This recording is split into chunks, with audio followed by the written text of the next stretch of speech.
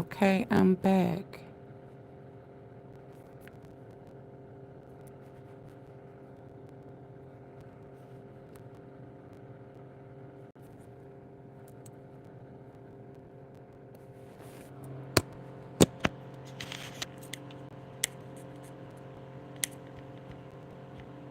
In the chat, and we'll get to as many of them as we can. So we always love taking your questions. Our first question, Bradford Cohen, is from Smarty Pants 1225. Why did AUSA go for 8 hours yesterday? I thought she was only supposed to do 4 hours worth of closing arguments. So that is kind of up to the court. Generally speaking, in federal court, they keep very, very tight schedules, very Hey, tight Cynthia. guidelines. The judge says, hey, you can go for this amount of time, 4 hours, 3 hours, 2 hours, and they try to keep to that guideline. It's not set in stone, though. So if she is going over new items, if she's not just beating a dead horse, which I don't even understand how you can go 8 hours in this case with the evidence that I've seen without beating a dead horse. And then don't forget, they still have the other side of the sandwich. So that means they go my do the sandwich. closing now, defense goes, and then they have a rebuttal. I think that 8 hours is That rebuttal obnoxious. gonna eat them up. I don't think that helps a jury at all. I think a jury, especially in today's day and age, with individuals that are used to looking on their phone, looking on the computer, getting cliff notes to things, my belief is if you can't close a case in 3 to 4 hours, anything after that, I don't even think it should take 3 to 4 hours, but anything after that is just white noise. So an 8 hour closing to me is obnoxious. I don't think it's needed, especially where you have a rebuttal on the other side. The jury may be exhausted from hearing from that prosecutor unless they put a new prosecutor on for the other side of the sandwich, which oftentimes they do. Yeah. I don't see the benefit in it. The judge obviously can say, hey, listen, she's still going into new areas of, of items, of issues, of evidence, so I'm going to allow it. Then the defense goes, he can't say to the defense, hey, listen, I'm only limiting you to 4 hours. Again, if the defense is coming up with new theories and new items, he's going to let them go too. I just don't see how you get to 8 hours worth of closing with the evidence that's presented and the witnesses, even if you go through every single witness, which I don't think you need to. I think that speaks a lot for the prosecution. I think it speaks a lot for the government's case. Lose, even if they lose the RICO count or their sex trafficking count, and he's convicted on 2 of the 3 or 1 of the 3, I think they lose a lot of face. To me, this was a state case that got injected with steroids, and the feds decided to pick it up, which often the Southern District of New York does when it's a high-profile case. And I want to clarify, I don't think it went 8 hours. I think it started around 10. Thank you, Mysterious Eyes. Thank you for the floating hearts. Before 5 p.m. So I think all in all, it was less than that. So I think we need to take that into account. It may have felt like 8 hours because we can't watch it. And the court day really started at 9 or so because the attorneys met with the judge beforehand. So I think we need to clarify that they weren't up there, talking the jury to death for 8 hours straight. So I do want to be clear on that point. I want to give you another update, everybody, from court. We have another court update. Here we go. Mark Agnifilo told the jury, didn't go work for Madonna? And she did. After she left Sean Combs, she testified that she did work for Madonna for a time. And he said, that's how people use personal assistants. I don't expect we're going to see Beyonce and CVS. The assistants buy the Astroglide.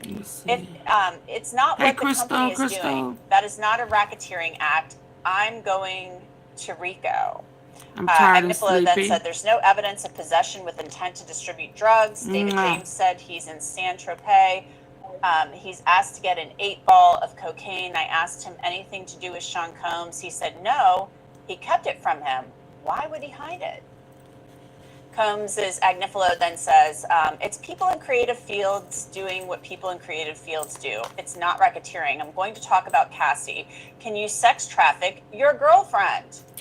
He said, maybe if you push them into prostitution, but he's not making money from it. Agnifilo then goes on to say, Jane has some texts that are very anti-hotel night. Cassie, she doesn't. People are in love. People are having sex. Let's say your partner wants to do something and you don't. Where does that land? Cassie wanted this, including to be close. Agnifilo continues, it's like my wife is from Los Angeles. I hated LA. Now I love Los Angeles. Sorry, that's how it happens. Cassie, she is a beautiful, sexy person. She was with Michael B. Jordan, like the most handsome man in the world. She is not messing around. Agnifilo continued, Cassie is not clutching her pearls. Pardon me. That was a quote. This is how I am intimate with the man I love. You could come to love that. You want to be close. Yesterday they said some she might have wanted. Oh, they said can, Daniel Phillips, and Intercontinental. Agnifilo then said, if she liked 75, can number 76 be sex trafficking? Talk about going 0 to 60. Nothing said to him. She doesn't want to even do these again. Mr. Donaldson cross-examined Daniel Phillip. Let's look at the text. Sean asks, are you horny? Okay, so Mauricio, from what you hear there, he's saying, he crossed the line to me. Sean Combs is not going to go, tell me, like Beyonce would not go to CVS or wherever and buy his own freak-off supplies. That's just not how this works. Do you find what he is telling the jury compelling? He is saying it's offensive. Cassie was into this. We have text messages that show that. I think he's doing his job. I think it's important to, explain to a jury that there's nothing wrong with an assistant going to buy, Astroglide and baby oil. But that's just part of it. That's just part of the allegations here. And whether he's saying whether you can sex traffic your girlfriend, you can. You totally can sex traffic your girlfriend. And I don't think that the law requires you to directly profit. You got to get some kind of gain from it. It doesn't have to necessarily be money. And in this particular instance, it was because P. Diddy is a deranged pervert that wants, three different men to have sex with his girlfriend. And there was evidence that at some point she was a willing participant, but then there's also evidence that at some point she wasn't. She Absolutely. was asking him to stop. And then there's the famous 2016 video of him beating her down in that Hollywood hotel. So, people are looking at that. Jurors are going to look at that and say, we don't need to figure out whether or not she didn't want to be a participant, at least back in 2016 when he did that. That's why, the moment that video came out, it ruined him in the court of public opinions, and it's going to continue to ruin him at this trial. At the end of the day, if juries hate you, a jury will convict you. And people that look at that video and his behavior and the text messages back and forth, even from Jane, where Jane didn't really check off all the boxes when it came to fraud, force, or coercion, she did give a lot of testimony about how, and text messages came in about how she was worried about losing her home. And she texted him, about that. I'm scared of losing my home. And his response was, girl, please, dismiss it.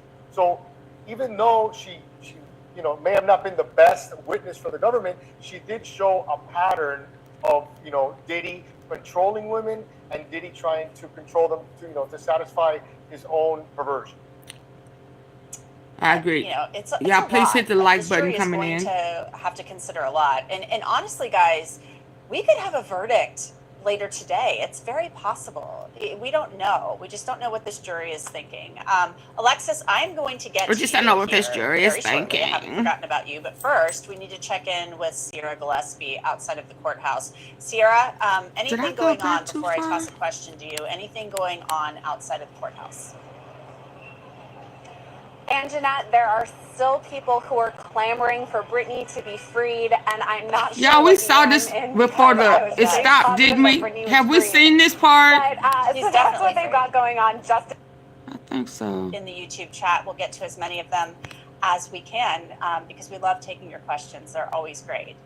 We have a question now for you, Alexis. My question is, what, if any, appellate issues are likely to arise if there is a conviction? So I know that's kind of a tricky question, Alexis, because you have to look at it like, okay, well, what charges, you know, if the government, let's say if the government does a clean sweep, and they get guilty on everything, what appellate issues do you see arising? And this is from RitaConnors.w. So it's difficult because we don't really answer that with specifics, because the issue is that we don't really have the live stream of the trial. So what we're getting is different things that were brought up. So it's difficult. But if he is convicted, they are going to appeal. There's no doubt about it. There is going to be an appeal. So, you know, it could be like you brought up that the closing went very long, and there may be something that was, they crossed the line, prosecutory, or that they didn't want, generally with the appeals about something that the defense thought shouldn't have come in, so that came in. So those are the various bases, but it's really difficult because not seeing a live stream, we didn't really, you know, we can't really say exactly what happened specifically. But I did want to comment to the Free Britney. Do you think those people are being paid $20 an hour too? Or I don't know. Recycle the shirts? I don't know. I mean, maybe they just like the shirts. I think maybe we need to have Sierra go say like, hey, what's going on? Because I don't know. The $20 an hour thing is interesting to me. But yeah, Britney has been free for a while, and that was LA. So I'm confused. So I think we need to get to the bottom. Is your child struggling with a gaming addiction? Another diversion. Major companies behind games like Minecraft, Fortnite, and Back to you. I know she's probably listening. But yeah, it's weird. I don't get it. I really don't get it. I don't get it. You know, Alexis, one thing that I think is interesting is that Alexandra Shapiro, the attorney who has been with them with the defense team, I think that's what she specializes in, is appellate work. So she's there, obviously, taking notes the whole time and advising and making arguments. That's not something you often see, right? In high-profile cases, if you have the money to actually, as he does, to have that, yes, then you would want an appellate attorney there taking notes in preparation. Oh yeah, we for saw that this. appeal. So that does not surprise me at all. It's just most people don't. I mean, everybody saw the video, and it, you know, initially, although it seems like the defense is trying to desensitize the jury to it, I mean, it's horrible. It's horrible. You know, he's obviously beating her. I mean, the bottom line is he dragged her across the floor out of an alleged street off. That's the allegation. I'm not sure that particular item is going to resonate with them. I think that there's other things that they've had testimony that they had this toxic relationship, and it was a relationship. And He can be convicted. Let's just be clear. He can be convicted without. Video, I think that argument may not have been so great. I would Off of the Mann Act. It was a domestic dispute, and yes, the throwing in the phone I think was a good idea. I don't think the jury's going to apply that. Yeah, it's a lot. I mean, when you see that video, and then obviously Cassie testified about this, but then you do have the text messages. So And he lied the jury's about it going to have initially. a He lot said to he talk didn't do about. it. I don't, you know, the jury is always told to rely on their life experiences and their common sense. And I wonder how many jurors can really have that life experience of being in this swanky hotel and being chased or chasing somebody down a hallway and throwing them to the ground like that. Not many, I don't think. I don't ever want to be that in love. It's a lot. It's a lot. So let's, we're going to take a break. I think we need to take a quick break. That's that We Beyonce will stuff. be That checking dangerously in in with Leslie love, here I very guess. soon outside of the courthouse. See if she got to the bottom of the whole Free Britney T-shirt issue, and maybe whether or not she saw 50 Cent. We'll keep an eye out for that. They said somebody and then, failed. We'll Listen, also see something. whether or not Elizabeth Milner is going to be coming out of the courtroom anytime soon. We're hoping to check in with her when court goes on lunch. So we can take a quick break, and we will be right back and check in with you soon. So stay with us. We'll be back in just a couple of minutes. I'm Anjanette Levy, and you are Hold on, watching y'all. Hold YouTube, on. Law and Crime here on Hold YouTube. on. I'll come back. Replicate itself. Specific for the defendant. I think it was specific for these facts. of the closing arguments, it's a little bit different than how it was. Have the jurors been doing at all? We have now Elizabeth Milner outside of the federal courthouse. We are going to check in with her. She has been inside court the whole time throughout this trial and all morning long. So good afternoon, Elizabeth. Can you tell me what is going on, or what has been going on, I should say, outside or inside court this morning? What have the jurors been doing? What's the reaction been? Yeah, well, obviously today's a big day. It's the defense's closing argument. And I will say this, Antoinette. First of all, a lot's kind of going on. I got stuck in an elevator. I don't have my phone. So, Mom, I apologize if you're trying to text me right now. I don't have my phone with me. It's still locked up inside. But as far as just the tone of the closing arguments, it's a little bit different than how it was yesterday. And I'm going to just speak kind of frankly here, where Mark Agnifilo is super animated. And this is something that I kind of wanted from the prosecution in terms of just personalizing it for the jury, in terms of starting the closings off and thanking them for their time, thanking them for paying attention to everything. And then, of course, like, you know, as I'm talking to you right now, Antoinette, I'm moving with my hands, I'm talking with my hands. It's something I normally do, and that's kind of the way and the tone that Mark Agnifilo is doing the closing arguments in the same fashion. He even isn't standing kind of right at the podium when he's giving his closing argument. He's really kind of going back and forth and back and forth. He's showing demonstratives, he's showing posters, he's showing text messages in the forms of paper, but obviously the jury is able to see it on their jury screens. But in terms of just the tone, from what I could see at the start of closing arguments today, was that the jury was paying close attention. I think when you personalize a summation for the jury, where you speak to them directly, you thank them for their time, you thank them for their civic service, that I think it really kind of resonates with them. So all eyes obviously were on Mark Agnifilo today. Now, there were points during Mark Agnifilo's summation that I think maybe he might have been losing the jury in terms of just how long it was going. But again, like I had said yesterday, you know, if people can binge watch television shows for hours on end, I don't think a 4-hour closing argument is really just, you know, the longest thing ever. But I think maybe as we were getting kind of towards the lunch break, I think a lot of people might have been a little hungry.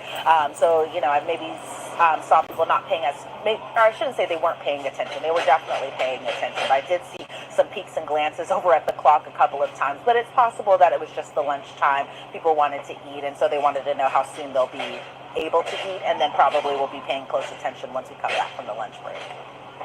So the jurors, you said, were looking at the clock, but it could have been the lunch break, but maybe boredom, or just not sure, or...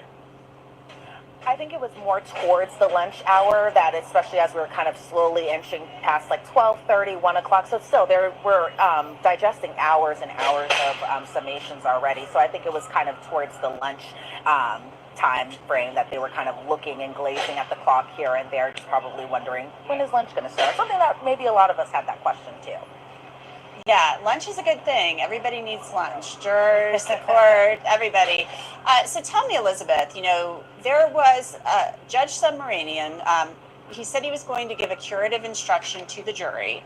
Maureen Comey asked for that. And she said it was because Mark Agnifilo made some improper comments. So talk to me a little bit about that. And what was it? Was there tension in the courtroom when this was going on? It didn't seem like there was necessarily tension in the courtroom when this was going on, because mind you, Antoinette, the jury wasn't present when Maureen Comey stood up and told this to the judge. And let me just, for those who are unfamiliar with kind of what happened, this came after kind of a morning break. Maureen Comey mentioned that she didn't want to be interrupting Mark Agnifilo's summation, so she waited until the jury was dismissed for a morning break to kind of bring up these issues. And so the government was pretty much upset that Mark Agnifilo was telling the jury that they should consider the reason why the government brought charges against Sean Combs. They were saying that it's not the jury's job to be speculating on why the government is bringing about these charges against the defendant, and obviously the defendant being Sean Combs. The government said that Mark Agnifilo told the jury that the Intercontinental Hotel incident, that being the domestic violence aspect that the jury has seen kind of playing out in that surveillance video, they claim getting everyone mixed up. the defense was saying that was a misdemeanor charge, and then the government said that that's mischaracterizing everything. There's a lot of ambulances going on, so I'm hoping that everyone can kind of still hear me. It seems like there was a little commotion going on when I was exiting court today, but I just wanted to make sure the sirens weren't too distracting. But even in terms of just what Mark Agnifilo was saying to the jurors in respects to arson and kidnapping, I think the government wanted to make clear that Sean Combs isn't charged with arson and kidnapping, that instead it falls under the predicate acts under RICO, which a lot of people seem to be kind of confused about in general, even outside of the courtroom, where I think people think Diddy is charged with kidnapping and arson and forced labor, all of that stuff. But again, that is a predicate act that's laid out under the RICO charge. And of course, count one is racketeering conspiracy, aka RICO. And so Agnifilo kind of was, I think, a little disappointed by the government saying this, and then the judge kind of taking into consideration giving the jury this particular instruction, mainly because he says that he thinks that he's allowed to be sarcastic. He says that his commentary while he's giving his summations is pretty fair, because if you think about it in contrast to the prosecution's closing argument, they for the most part were just kind of very monotone, methodical, really just kind of, it was the presentation here. They were kind of, standing at the podium, reading off the notes. And again, this was Christy Slavic giving the closings for the government, whereas Mark Agnifilo, he has a different style. He was saying that his commentary was pretty much fair. And so after the morning break, the judge told Mark Agnifilo to not do it again, pretty much. He said that he called it improper and said that the jury shouldn't speculate why the charges were brought. And then Alexandra Shapiro also kind of chimed in terms of these arguments when we were brought back from the morning break, where she said what was done wasn't improper. She said that the judge called out Mark Agnifilo, but the judge kind of chimed in. He was like, I didn't call anybody out. AUSA Maureen Comey brought this to my attention, and so I'm just kind of trying to do what I need to do. But he read back the transcript to Mark Agnifilo too, where he said, look, you cannot be saying this. You cannot be having the jury kind of speculate on these types of things. And so Shapiro kind of, she clapped back a little bit, where she said Christy Slavic said that there were guns at freak-offs, and implied that the government got the law wrong when it comes to drug distribution and all of that stuff. But in the end of the day, the judge ended up giving those special instructions once the jury was brought back after the morning break. And just so the viewers know, and kudos to you, Elizabeth, for making it through the sirens. I've been there. It's tough. It's tough. The government, wanted to get rid of the attempted arson, attempted kidnapping, just to streamline things. That's what they said they did. So I think there was just so much confusion about all of that when that letter came out. So let's just really quickly, and then we'll check in with Sierra. I wanted to ask you, what's Sean Combs doing during all of this, as his attorney is kind of making his final pitch to the jury? Yeah, because these closing arguments are a big deal. It is the final message that both sides will be able to deliver to the jury before they get the jury instructions, before they eventually go back to that room and deliberate. And so from what I could see of Sean Combs, because Antoinette, it was a packed courtroom in there, just kind of like it was yesterday, and it was the same kind of thing today. A lot of eyes are on kind of both sides to see what do they have to say in their final message to the jury. So from what I could see of Sean Combs, he really had all eyes focused on Mark Agnifilo. I think, and that was the same for everybody who was sitting at the defense tables, is that they had all their eyes on Mark Agnifilo as he's giving these final summations. It wasn't like when the government was doing their closing argument yesterday, where you could see Sean Combs passing off notes to his attorneys. From what I could see of him today, he wasn't really jotting much down, if he was even jotting anything down. He really was just focused on what his defense attorney, and high-profile defense attorney at that, really had to say in his final message to the jury. So all eyes definitely on Mark Agnifilo today. Yeah, definitely. Well, we will let you get back into court. Elizabeth, thank you so much, and go find that phone. Hopefully it's still where you left it. We need to now check in with Sierra Gillespie. So Sierra, we will see what she has going on outside of the courthouse. Sierra, did you find out who fell outside of the courthouse? Yes, Antoinette. So it was kind of a lot happening at once. Actually, sorry, I'm getting feedback, so I'm just going to pull this out real quick. so that I don't hear myself and only you guys hear me. So here's what happened. It's the lunch hour. Everybody is coming out of these doors behind me. So it's kind of a rush. I mean, you have people like Elizabeth, you have P. Diddy's families. I was talking about those Sprinter vans that were right over here coming to pick up his families. And then all of a sudden this person had what appears to be some sort of medical incident. Now, I don't exactly know the identity of this person, but he seems to have, and I mean, I can't confirm this, I'm not a doctor, but what appears to be a seizure. I mean, looking like he is, you know, seizing on the ground. So that's what happened. Meanwhile, there are all of these barracks here, I guess you could say, if we can just pan over here on our camera and show. We have all of these right here kind of to keep people back. So when this man came out and he's having this medical episode, everyone rushes over to try to help him. But the police officers, who's their job to make sure that everything is, you know, safe and okay, they kind of push the people back. Meanwhile, P. Diddy's family is coming out at the same time. So they start looking and they're like, wait, what's going on? And there are still over here, we can pan over here too and look, there are still a couple of ambulances that were here to help this man, just to make sure that he was okay. So we did watch just a few minutes ago, he was loaded onto a stretcher. So hopefully he's going to be okay. It doesn't seem to have anything to do with the trial. However, P. Diddy's family was here and they did witness it as they were getting into their vans. So Sierra, I think I saw you put your earpiece back in. Hopefully you're still not getting that feedback, but hopefully that gentleman is okay. Anything else happening outside of court? You know, we were talking earlier with the panel about how, you know, some people love Sean Combs, other people do not. So I know we haven't seen the big crowds of people gathering in anticipation of the verdict, but anything else that you're seeing that you think we should know about? Yeah, we haven't seen the crowds as of yet, but I think we're both kind of guessing that in the future we will. We did have just minutes ago, it was really busy over here, and I know we have the footage. I can't see what was played on the live stream, but I'm pretty confident we have a great team back in the control room that was playing all the stuff we had. So we had a bit of a crowd, but again, nobody chanting, you know, free Puffy, nobody chanting justice for Cassie and Jane, nothing like that as of yet, but there's still time, as I've been saying. Yeah, still time for that, for sure. So Sierra, thank you so much. We appreciate it. We are going to take a quick break, and after this break, Sierra will be taking over. I'm going to be signing off. I thank you to the panel. They will be sticking around and hanging out with Sierra. Thank you to Bradford. Thank you to Alexis and Mauricio. Stay with us. This will just be a short break. I'm Antoinette Levy. You are watching Law and Crime on YouTube. Keep those great questions coming. Drop them in the chat. We'll see you back here in just a minute.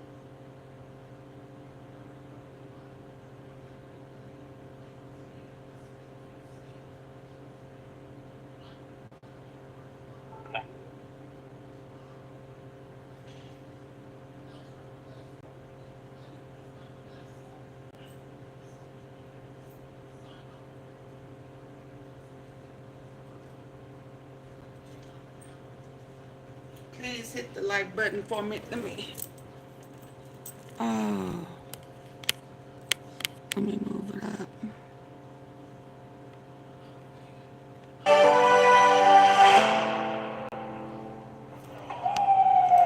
Hi everyone, welcome back to the Law and Crime live stream, live coverage of the United States versus Sean Combs, P. Diddy. I'm your host, Sierra Gillespie. I have 175 people in here. I need y'all to hit the like button, like, share, subscribe, right now. join the membership, support the platform. With us from the Please. start of the day. You've seen a lot of back and forth. I was just across the street, and so we've got a lot of updates for you happening. And I think the most important, we got to start with Jesse Weber. Where's he at? Well, he will be here. I promise. We've had a lot of questions. Benoit 4904, and then Nancy Nicole D. You guys are like, where's Jesse Weber? And I agree. Jesse Weber is the king, and he will be here, I promise, 3 to 5 today, so make sure to tune in then. And stay tuned with us now. We have an all-star panel of guests, and you guys have been so patiently waiting. So let's bring those guys up right away. We have trial attorney Alexis Rosenberg, who I love, by the way. Then we also have Bradford Cohen, criminal defense attorney. I like to call him Bradford the Party Cohen. And then another party, too. We've got Mauricio Padilla, criminal defense attorney. Thank you guys for coming on with us. And I'm going to start ladies first. Alexis, tell me what you're thinking about the defense's closings. I think they're doing the job that they need to do. And I mean, Mark is just animated anyways, but I think having animation, especially at the end after they listen to a very long, closing of prosecution, you got to wake that jury up. So being animated, fluctuating your voice, really will keep them awake, attentive to what you're saying, and help to hammer home those points. Now, all of these guests that we have here on the live stream today are some of my favorite. Trump is now in his first month in office, and we want to know how you think he's doing as president. You guys know how I think he's doing, but Democrats and other critics say that he's going too far too fast, and they are criticizing him, they're criticizing Elon Musk and others. Now we want to know what the American people think, so we can throw it right back in their face. So vote in the Newsmax poll about President Trump's job performance and whether you approve or not. I think I know the answer if you're watching this show, but it takes a minute to let your voice be heard. So we want to share the results on Newsmax. So register your vote today, folks, right there on the side, that little the QR code thing. Put your phone up to it with the camera and it'll give you a link. It's important for anyone. Doesn't matter if you're a celebrity or not. It's like, if you get convicted of these crimes, it's basically the end of your life. You're spending, tens of 20s, 30 years in prison. And for someone who's in their 50s, that is the rest of your life. So it doesn't matter if you're famous or not famous or anywhere in between, you don't want to get convicted on any of these crimes. I've said this before, I think celebrity, that cachet of celebrity, a lot of people think you get treated better because you're a celebrity. My opinion has always been that you get treated worse when you're a celebrity. Most of the time, things are going against you, the press is against you, the individuals are against you. The judges usually are scared to rule in your favor because it's a high-profile case. They don't want to be seen as light on crime. It is a very difficult situation to be in. It's not for the weak. I've said this many times. Brian Steele being in trial for 5 or 6 months and then going into this case right afterwards. I mean, the name Brian Steele is appropriate for him because the man is made of steel to get back-to-back cases like this where you are in trial every day for a month, 2 months. In the last trial, he was in 6 months. A lot of people don't realize the sacrifice that you need to make in terms of your family, in terms of your life, in terms of things that are going on. That's really what is the core here, is this group of lawyers has really gone to extraordinary lengths to represent Sean Combs and represent him in a very, very, in my opinion, effective way. I don't see any missteps, mistakes, motions that didn't, I would have filed that weren't filed. I think they're doing a very nice job and they're working with the facts that they have. And the facts aren't the best. And the defendant is not the best, but this is what we do. This is what we sign up for. It is one of those things that we're responsible for. When Spider-Man got his powers, it's like, what, are you not going to use them for good? So everyone here has been doing a nice job on the defense. I think the prosecution also, I'm not a fan. I have never been a fan of prosecutors. And I have some that are friends, and even the ones that are friends I'm not fans of. But that being said, everybody's trying to do their very best here. The stakes are very high. I think even for the government, the stakes are very high. I think if they lose this case, I don't see where there's a career path for them at SDNY if this case is lost. Even if they lose 2 out of the 3, I think they're in some trouble. But my guess is that the majority of these prosecutors that are on the case will be retiring and going to big law firms right after this case is over. It's interesting to hear your take on all of this because I'll agree, these are really, really big stakes. And there were a lot of question marks about P. Diddy's defense because he did something maybe untraditional and that his team didn't call any witnesses. But you talked about the long list of people. I mean, Mark Agnifilo, who's giving the closing, or Brian Steele, Man of Steel, he has a pretty, hardcore team there. And also something I'm getting, by the way, is a lot of viewer questions. I have one coming up for you, Mauricio, and I just wanted to remind anyone who's watching the chat, write your questions, drop them down there, and we'll try to get to as many as we can because we have so many, and your questions are really good. So the one I have for you, Mauricio, this is from May E. Link P1. Do you think Diddy will change his name after the trial? And I guess maybe this is asking about his reputation. Let's say he's acquitted. Is he going to go by something else? He's already been, Diddy, Puffy, Puff Daddy. What do you think, Mauricio? The question is, if he gets acquitted, or is he just going to change it no matter what? I don't see him changing it, because I don't think that it matters anymore. I think whatever name he goes by has been dragged through the mud so badly. I can't remember the last time that a celebrity fell from grace in this astonishing fashion, and then we had to listen to the amount of perversion. And listen, I don't know anybody that has looked at this trial and been like, oh, okay, that's cool. Oh, okay, I can see it. Okay. It's just not acceptable fetishes that he's been involved in. He's not been involved in anything acceptable. So I don't know whether changing his name or not is going to make a lick of difference. At the end of the day, he's still going to be P. Diddy, P for pervert. Oh, throwing punches here, Mauricio. I like it, though. And when you said fall from grace, I think that really kind of goes hand in hand with Diddy. And I hear just in my head Jesse Weber when he says the fall of P. Diddy on one crime. Like, I mean, yeah, I do kind of tend to agree with all of that. And by the way, we do have a poll that was up. The question is, do you think the court's final verdict will reflect public opinion? Yes, 43%. 29% say maybe, and 26% say no. We had 1.4 thousand people who were completed that poll, for the love of God. So I think that this kind of could lead into another question that I have, and maybe for you, Alexis, is what is the difference here between the court of public opinion and the court, of the criminal justice system? Do they ever intersect? Well, of course they're going to intercept, but we have to remember the court of public opinion, we're hearing a lot of stuff that the jury's not hearing. So we have that. Also, the jury, opposed to just going public opinion with our gut, they have to really go through the charges and the elements that are required for that person to be convicted. So if the evidence has not been presented to them, then, they most likely, and they're supposed to acquit him. Whereas with public opinion, we could just go and, go with all these other things that we're hearing in our gut and are, shocked to the conscience. But remember, a very good point has been brought up by other panel. If a jury does not like a defendant, then there is a high probability, not that they're supposed to convict people because they just don't like them, but they're human, that they will convict him. And I think across the board, I think people do not like Diddy. But, on Scandal, I said to you the last time, I think if he gets acquitted, he still could make a possible comeback. I think it'll take a couple years, but I think he could still possibly make a comeback. But he's going to take a major, major financial hit. Alexis, I noticed your plug for Scandal, which I love. Again, if you guys are interested, make sure to subscribe to that. We cover stuff like this all the time. And we interact with our fans, too, which is, by the way, I wanted to bring up our chat again.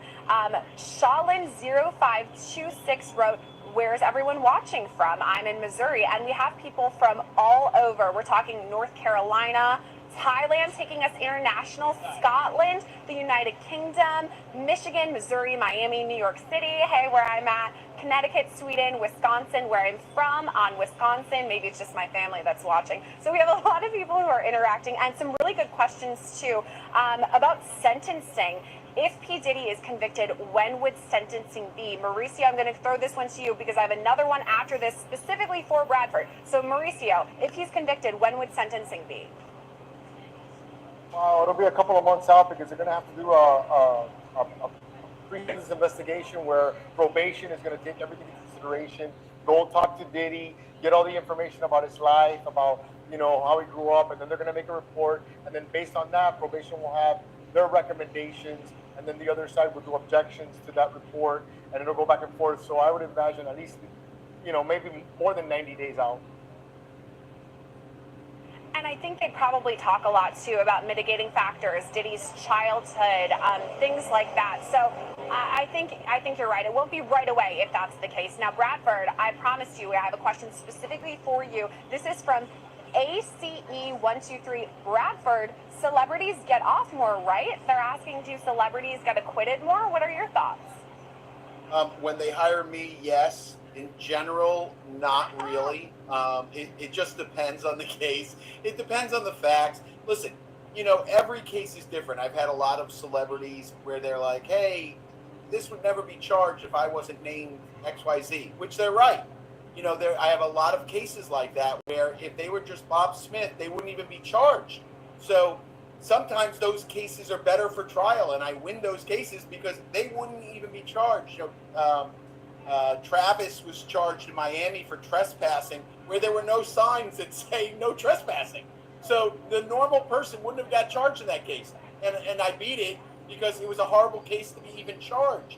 So those type of cases, sometimes you see a lot of celebrities getting off of those type of cases, not because they're celebrities, but because they were charged incorrectly. Or, here's the flip side to that, they can afford better experts, they can afford better witnesses in terms of what they're going to be testifying to, how fly them in from California or wherever they are, all those different things. Again, this type of things that Sean Combs has. You have an appellate lawyer that's sitting there watching what's going on, reviewing the motions, seeing if there's any appellate issues. You know, O.J. Simpson had, I think, Professor Dershowitz, who was watching the trial, taking notes, figuring out what the appellate issues would be if there were appellate issues. The normal person can't afford that every day. Experts, fantastic experts. I've had some experts that are off the chain. I mean, the best of the best. And sometimes just regular Joes can't afford those experts.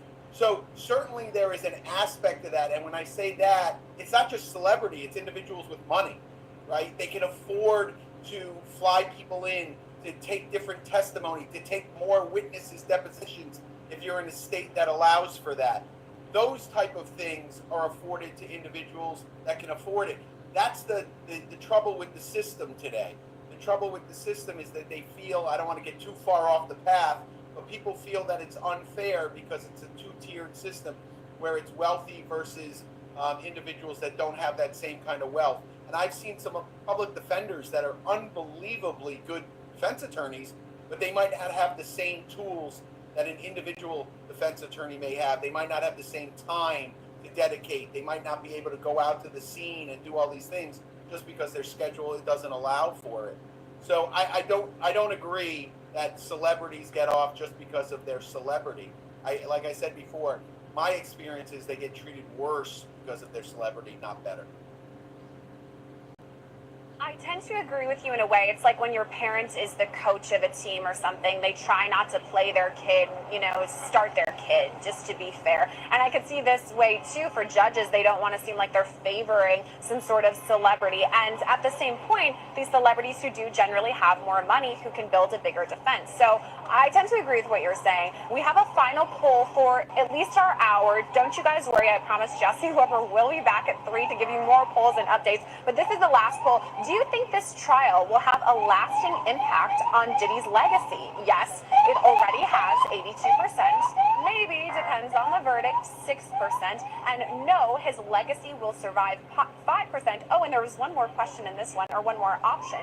Too early to tell, 4%. 1,000 people took in that poll. So thank you so much for doing that, all of you. So what do you think, Alexis? I know we talked about this briefly a bit before and on Scandal, of course. What do you think? Is it too early to tell or what? I think his legacy will be tarnished. I mean, you look at Pee Wee Herman and they just did that documentary. And the bottom line is, as soon as that happened, that was always, you know, came up. It didn't matter what he did after that. So I do think from the legacy standpoint, his legacy will be tarnished. I think people are definitely going to think about this for the rest of time with Diddy. Even if he's fully acquitted and there's a complete sweep that's positive for him, I do think that, yeah, people are at least going to think about this, right? When I think of Kevin Spacey, he hasn't been, you know, convicted of anything, but I still think about those allegations. Okay, one of our last questions that we have from one of our viewers, actually someone said, Splunk's mama says, if Sierra gets an interview with a bag lady, I'll subscribe to Scandal. So I like the challenge, and I will try to do that. That has been outside the courtroom here. But here's one of our last that we have questions from one of our guests, or our viewers, rather. This is Sophia Zaralazola. I believe I pronounced that correctly. Mauricio, I'm going to give this to you. Do you believe that Diddy would try to defend himself before the court can reach a final verdict? I guess I'm trying to understand what that means, that Diddy would speak out in court. What do you think?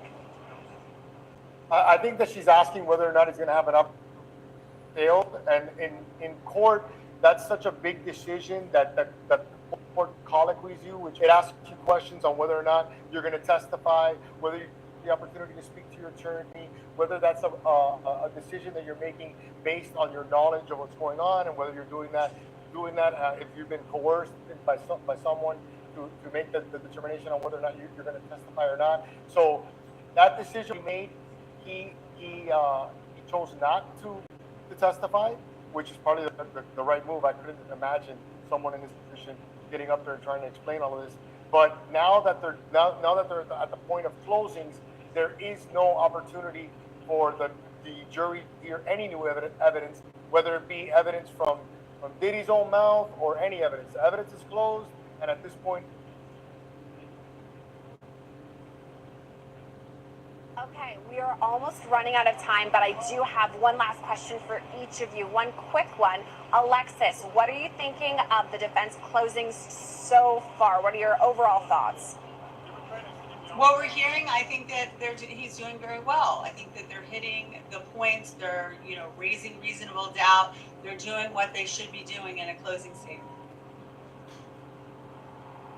All right, Bradford, on to you. What do you expect from a rebuttal with the government? Not much. I think that, usually they just reiterate, beat a dead horse. They will keep saying that these things were not, allowed, and things that they were doing were against their will. That's what they have to do, is beat that drum and beat that dead horse. They're not going to come up with anything new. They're going to address a couple things here and there, but I don't see it being a smash hit of a rebuttal. I think if they take more than 30 or 45 minutes, I think they're doing a disservice to themselves. All they have to do is get in and get out, say a couple issues and leave. But the thing is like I said, these type of things, the defense is doing the right thing by saying different strokes for different folks, no pun intended. But, everybody has their own thing that they like or don't like, and that's really what they have to go with in terms of the sexual stuff, in terms of, it's weird, but who are we to judge? Everyone's got their own thing. If it's not illegal, then they should be allowed. That's really kind of what they're going with, is like, it's weird, he's not a good guy, he's no angel, but neither are any of these other people, and this was all consensual. Great final thoughts to end on. I mean, we still have rebuttal, jury instructions, and then, of course, deliberations. And we'll be here, you guys, live streaming it all to give you the updates. Our all-star panel, thank you so much, Alexis Rosenberg, Bradford Cohen, Mauricio Padilla, some of our all-time favorite guests. Thank you guys for coming on. And I want to remind you that we do have Jesse Weber coming up at 3 p.m. We will be here to talk more. I'll be here. Elizabeth Milner, hopefully, fingers crossed, will be, and even more guests to answer your questions. So keep them coming. I'm your host, Sierra Gillespie, and before I completely sign off, I've got to tease to that podcast I was talking about earlier. Now, the second season of Law & Crime's hit podcast, The Rise and Fall of Diddy, hosted by Jesse Weber, is back, and the third episode drops in just a few days. But in the meantime, you guys... Dan Chevrolet is your Tracks and Trailblazer headquarters in Kansas City. Our lot is stocked with an impressive selection of new 2025 Chevys. Whether you need a powerful pickup or a family-friendly SUV, we have a Chevrolet ready for your adventures. And our team is ready to provide an unparalleled car buying experience. Our state-of-the-art showroom is easy to get to, conveniently located in the Northland. All roads lead to Van. Together, let's drive. Start shopping now at vanchevroletkc.com. No, it is over. I'm Jesse Weber, host of Law & Crime's The Rise and Fall of Diddy, the federal trial, a front row seat to the biggest trial in entertainment history. Sex trafficking, racketeering, prostitution, allegations by federal prosecutors that span decades, and witnesses who are finally speaking out. This is at least the 10th lawsuit filed against Combs. Each week we break down the courtroom drama as it happens. How far will he fall, or will he walk free, but with a reputation in ruins? You can listen to The Rise and Fall of Diddy, the federal trial, exclusively on Wondery Plus.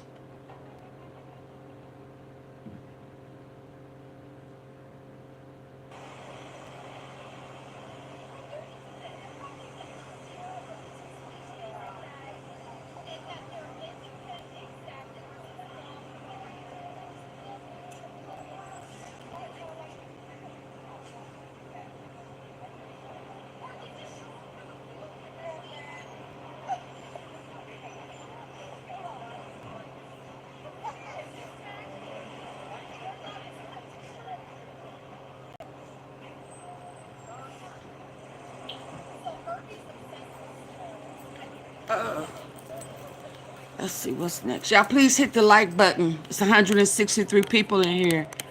And it's only 28 likes. Now, come on now.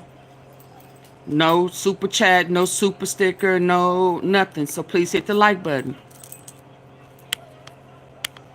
Thank you.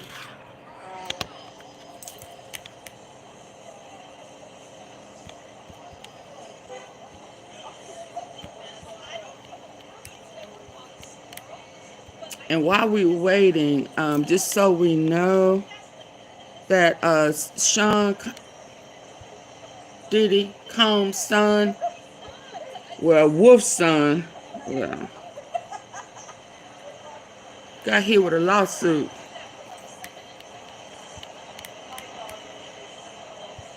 He been like that though. He been a, what they call it, a scout for his daddy in the freak off. So they did that gang banging stuff on a college student. Diddy is in the news with his son this time. It's a family affair. Can y'all hear that? Accused of doing some brutal things. P. Diddy and son Justin accused of brutal gang scraping and new lawsuit. So, and this is a new one. Hold on. This is a new one with Justin. The King Christian Combs. He already has one pending. So now this son. What do you mean keep the kids out of it?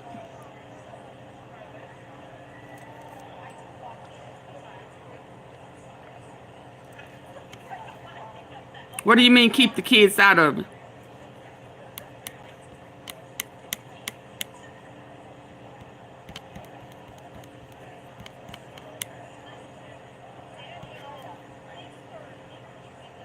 Oh, okay. Okay. Yeah.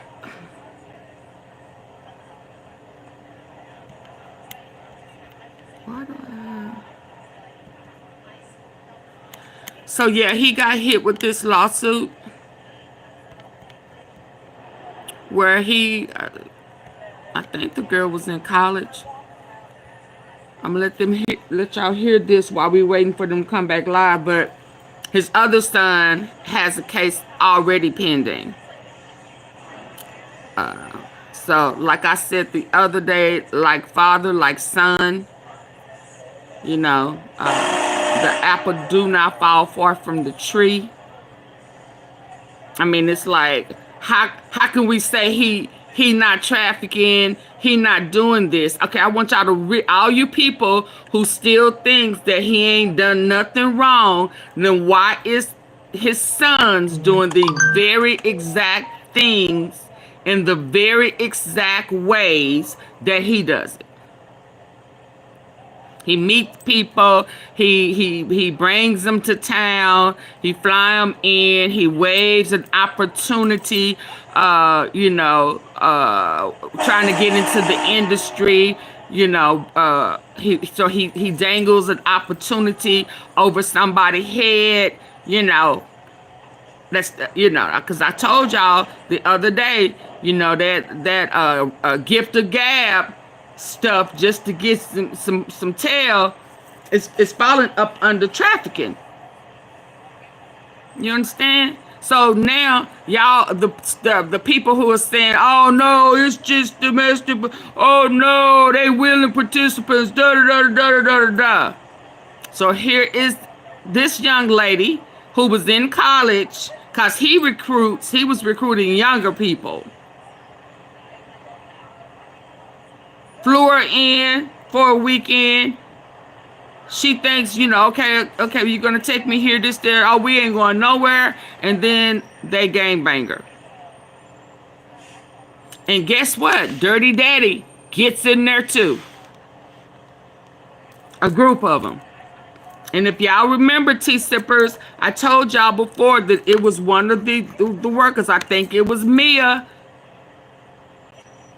So some of the same stuff that I'm hearing now about Justin, I've heard it before with the daddy, with some of his assistants.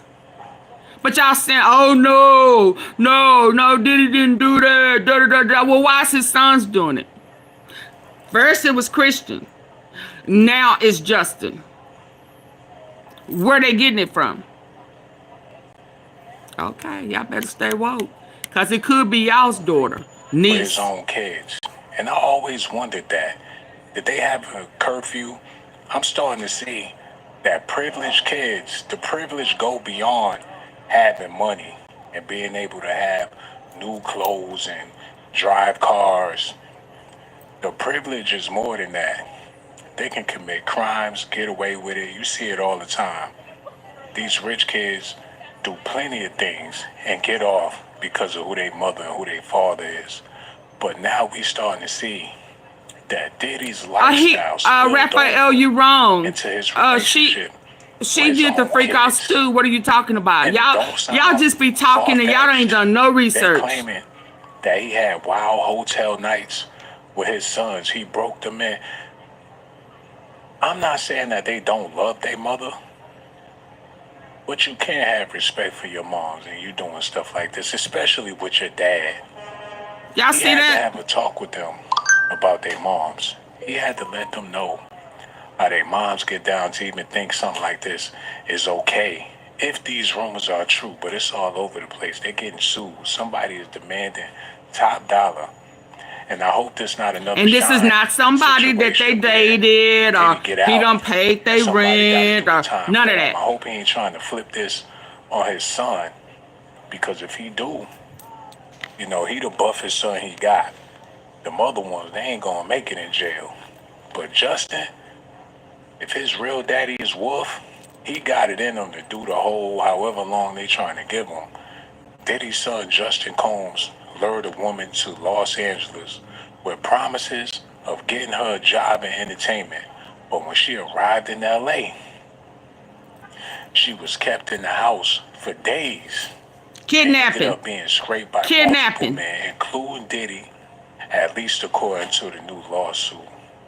In the lawsuit obtained by TMZ, the woman claims Justin initially contacted her through Snapchat in 2017, and they messaged back and forth, with the woman eventually sending Justin some nasty ass photos at his request.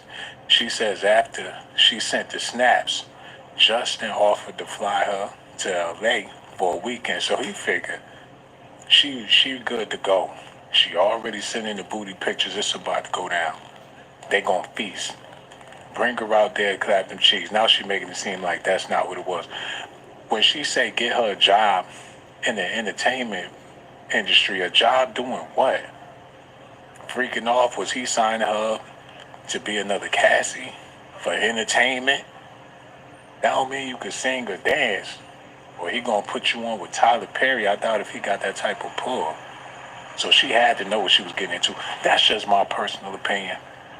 But according to the court of public opinion, you know, it might not be the case. The woman said she was interested in working in the entertainment, and Justin, and told Justin as much in their conversation, and she claims Justin told her a trip to LA will help her potential career, telling her if she came, he would get her a job using his famous father's connections. Yeah, a job on her knees, man. In her suit, the woman said she flew to LA in April 2017, and the driver picked her up in a black SUV, drove her to a house in Beverly Hills. She said she stayed in the house with Justin the first night, talking and relaxing. Okay, I'm over it. I ain't about to entertain this bullshit. They getting sued because he flew a chick out and they smashed. Whatever, however it went. They took advantage of her, according to her.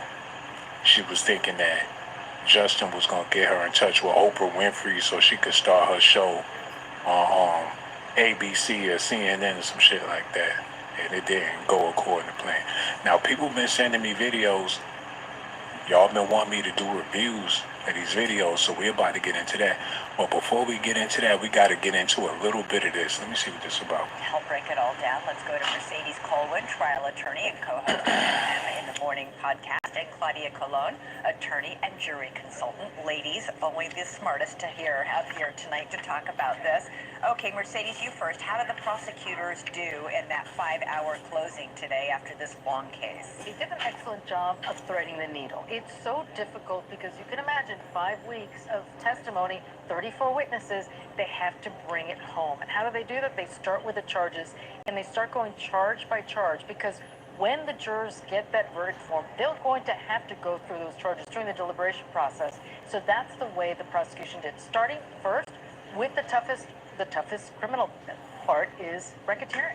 It had to show how this was a criminal enterprise. Who were the enablers? He had employees, he had security, he had assistants. And they said they knew, not only knew what was going on, they enabled it. They went out and bought drugs for him. They arranged, hotel rooms to be lined with blankets and sheets and stocked with cases of baby oil. And punished Cassie Ventura when she wasn't compliant, taking her devices, taking her passports. These were things that these enablers did, the security did, when they took some of her devices. So that punishment came in. But the other parts, I think they did a really good job. The other charges are easier. Obviously, sex trafficking is one of the easiest ones. Claudia, the defense gets its shot tomorrow. I don't like it, y'all. I don't like it. They make it seem like, damn, how could I say this without being an asshole or whatever? They make it seem like it wasn't consensual. People consent to some shit, and then they want to unconsent when it benefits them. You know, you was with it. You went along with it. That's like a rat going for the cheese. You get caught in the trap, and that's just how it goes, man. You out here chasing that cheese, you're going to find yourself in some sticky situations. And that's how they get them every time. It's the money that have these people doing what they be doing. They wouldn't do it for free. If Diddy was broke, they wouldn't find themselves in them scenarios. So if people willing for money, then, you know, if you want to blame the money, like he said, more money, more problems.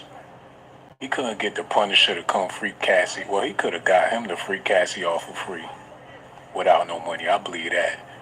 Men will bang anything. I don't even understand why he paid them niggas. He could have got a whole bunch of willing dudes. All he had to do was pull up to the block. And they was finding dudes off of Craigslist and all that dumb shit. Send her ass walking down the street with some booty shorts on. It's going to be a line of niggas waiting. He could have freaked her up way better than he did for free. But he's a gentleman about it. They need to at least consider the fact that he was generous with all this shit he had going on. It's not like these people that getting paid. They made the best money they ever made in their life being in Diddy's company. And the stuff he had them doing, he could have had his sons or people around. He could have had people do that shit for free just to be in his company. You know what I'm saying? Hold on, look at this. But they didn't even present a case. I mean, they did nothing. They didn't call a single witness to the stand. Why? What is that? Is that supreme confidence? Or can you explain what the tactic here is? I think it is that the defense position tomorrow, when they do their closing argument, is going to be the government has this high bar they need to meet beyond a reasonable doubt. And I think the reason that they didn't bring a witness and they didn't bring, for example, somebody to counter their expert on the psychology of abuse is because they're confident that their cross-examinations revealed what they were looking to reveal, which is basically to impeach the witnesses, catch inconsistencies. I don't know if you recall the testimony about the balcony that didn't quite line up for that No, there was one witness that was definitely problematic. Right. A lot of So they're going to target that in their closing statement, and I think the theme of not having their own witnesses is kind of supporting that argument of there's no case here. They have not met their burden. Okay, they back. Do you agree with that, Mercedes? What do you think the defense needs? Man, shut up. I bet all three of them right there going This through all some shit about at the their Benjamins, job baby. with some horny bastard Oh my in God. their corporate offices, wherever they work at. I'm pretty sure they dealing with it right now. I'm Some beginning not to asshole like you, Pressure. sniffing around the I'm women's really bathroom. beginning not to They like you. experienced it too while they talking Because about Diddy. everything is not about money Ain't no telling when how they somebody got has up been in the damn chair banged. or who they got introduced to in order to get the job. What is wrong with Natalie, you? You look so nice in that dress. Y'all kill me. What old geezer put them in position? Why would you teach your kids to be like that? Y'all don't find nothing wrong with women and men being molested and raped. Heard stories, they ain't got co-workers, they ain't heard through the grapevine. Y'all say let them stay out there and keep doing it, as long as they don't fuck with mine. Like Stephen Oh man, y'all are disgusting for real. I believe y'all like that in real life. She got her breast. So anybody that think everything is about fucking money. The whole interview, man. Yeah, because you got a perverted mind. She like, yeah. Like you funky. Everything is about, everybody do everything is about money. To be that long. Hell, it sound like you getting paid to say that shit. This don't have nothing. First it was Diddy and Cassie. She a hoe. Now you got his kids doing the same shit. She look like, bitch, take a bath. He is a fucking pimp. And he's teaching them to be like that. And he's still, and he's taking it. They are rapists. The casting trailer. You bring your ass up there, you want to get on the news, go see Bob. They are apists. And see if you can get a shot. Period. There's no excuses for that. In that 5-hour closing today after this long case. We gotta stop that mess, man. This is crazy. Damn, you're making excuses for people being predators. So that makes me think you won. But hey, people been asking me to review these videos. So I'm about to we about to get into that. And that's my opinion. People don't know. You're one. If you're okay with it, you're one. So they freaking off together. They might not be related. And Diddy be looking at Quincy like he a piece of meat. So you never know. He probably wanted to see Justin naked in the hotel and banging him. I'm pretty sure he let him bang out Cassie. We got to get into this, man. Y'all listening? Yo, make sure y'all do me a favor. Hit that like button. Subscribe to the video. Share the video too. And let me know what y'all think about this in the comment section below. Let's get into this real quick. Like, damn. How your son look like your best friend? If he like it, I love it. Girl, I knew a lot was going to get exposed about Diddy, but I never thought it would go to the extent of tabling receipts about Misa Hilton's son Justin not being his biological child. The savagery, OMG. And with the lawsuits, people are now asking questions like, was Justin a product of one of Diddy's freak-off sessions? Did he allow the alleged biological father, Anthony Wolf Jones, to sleep with Misa Hilton in front of him? Whew, so word on the street is that Yes, the fuck he did, man. I could see it all in his face. He don't look nothing like Diddy. Oh, he look just like Wolf. Ain't no lie about it. Feel like a he look like his mama, but he ain't sure look like Wolf. Like the memories come like he was conceived that way. He don't look. Yeah. He probably in his element during them freak offs. Like this is my essence. If it wasn't for a freak off, please double tap your phone. Hold on. Was Justin a product of one of Diddy's freak off sessions? Did he? Please get the likes up. Double tap the phone. Do your phone like this. Double tap the face of the phone, or hit the thumbs up, or go to the top of your phone, hit those 3 little buttons, and hit the like button. Queen, bye. Before I cuss you out. Bye. Don't ever come back. Don't ever come back. Fuck you mean. If you don't like it, leave. Because that's how I do it here. I'm passionate about people being PDF files. And if you don't like it, Queen Elexor, beat your feet. Okay?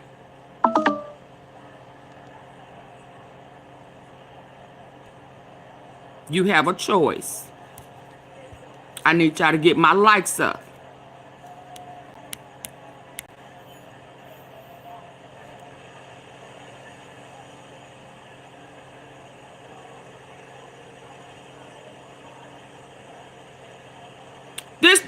This girl we talking about with Justin, she left and she didn't come back. Did they say she came back?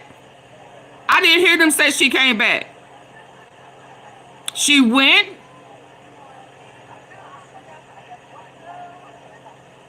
She thought she was going for one thing.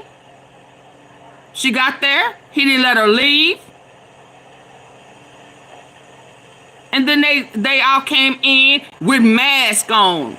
Like they're going to a masquerade party. And then, yeah, no. I'm talking, we talking about what I'm playing right now. Justin being sued for the same thing that his daddy is on trial for right now. The other son already has a lawsuit pending. So now they both are under federal investigation. His sons. And y'all thinking he gonna walk free. They already got his ass already hemmed up and lined up. And everybody that falls afterwards is coming behind it. I told y'all that Abusi said they're gonna get us on the back end. Back end is coming. Allowed the alleged biological father, Anthony Wolf. And y'all asses who, these men who okay with it, gonna come back and make up excuses as of why it will, when that's gonna be somebody else's fault. Y'all gonna always move the goalposts to justify these men being predators. So now his sons are gonna probably be right up in there with him in federal prison. Did he allow the... Like, boy, come on in here. Let me tell you a story about your mama. You think it's all peaches and cream? You see these Grammys and shit? If I wasn't a grimy motherfucker, like your mama sat right there and busted open. I ain't your daddy, goddammit. He probably sat and broke it down to Justin. How the world work and how women work and how you gotta hit that thing and grab him by the you-know-what. He probably broke it down to him. Oh, he sure did, just like So Trump. he wouldn't be a lame out here in these streets.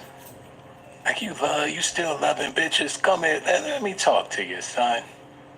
You pull out a wad of money. As long as you got this motherfucker, you ain't never gotta love a bitch. And your mother, he probably explained to him how all this shit worked. Got him out here doing this freaky shit. Hold on, man. She went out there to Diddy's house or whatever, and she was in for a surprise. Now it got me wondering. Hold on, the woman claims Justin offered her liquor and marijuana, some weed and some Hennessy on Saturday, and she believed the weed was laced due to the effect it had on the bitch's weed. In California, she says Justin then offered and made her take various pills or poppers. He laced her ass up good for the freaking. That's how it go, man. This shit ain't new. He did you like them niggas been doing you in the hood. She was with it. That's the type of girl that'll get flown out. They gonna test you out to see if you with it. She sent him them pictures, busting it open. She was good to go. Now she trying to get some money out. I'm gonna shut up. Let's get back into this. I do apologize, y'all. Here we go. The alleged biological father, Anthony Wolf Jones, to sleep with Misa Hilton in front of him? Whew. So word on the street is that Justin's biological father is Wolf, who was Diddy's former bodyguard. Wolf worked for Diddy during the infamous December 1999 incident where Diddy and rapper Shine allegedly shot up a Manhattan nightclub. And Wolf was charged with the criminal possession of a weapon in the second and third degree in the Manhattan nightclub trial. Just a few years later, in 2003, Wolf was reportedly down outside a Buckhead, Atlanta nightclub after... That's when they said he shot Big Meech in the ass. Like, goddamn, you shot me in the ass. They was coming out them clubs in Atlanta. Ain't no telling what was going on. Because they got pictures of Wolf and Big Meech all on each other looking like super twins. Like some male strippers or whatever the case was. Look at this. Wolf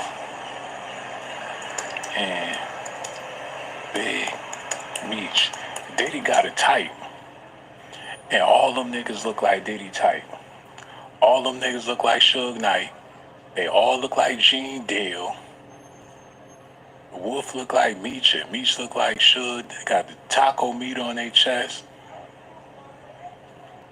So Diddy was in love with these niggas right here. And somebody wound up shooting somebody in the ass. Like, I dare you get my love in the way.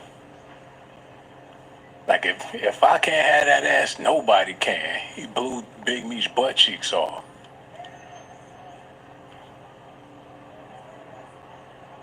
That looks slick. Let me holler at you for a minute. Do not holler at Meech, man. And do not don't go nowhere with that man. Because once he start talking that slick shit in your ear, ain't no telling what he gonna have you do. Like, you ever drove a Lamborghini before, slick? You riding in a Lamborghini, this nigga got his tongue in your ear. You could barely hear that Jeezy playing in the background.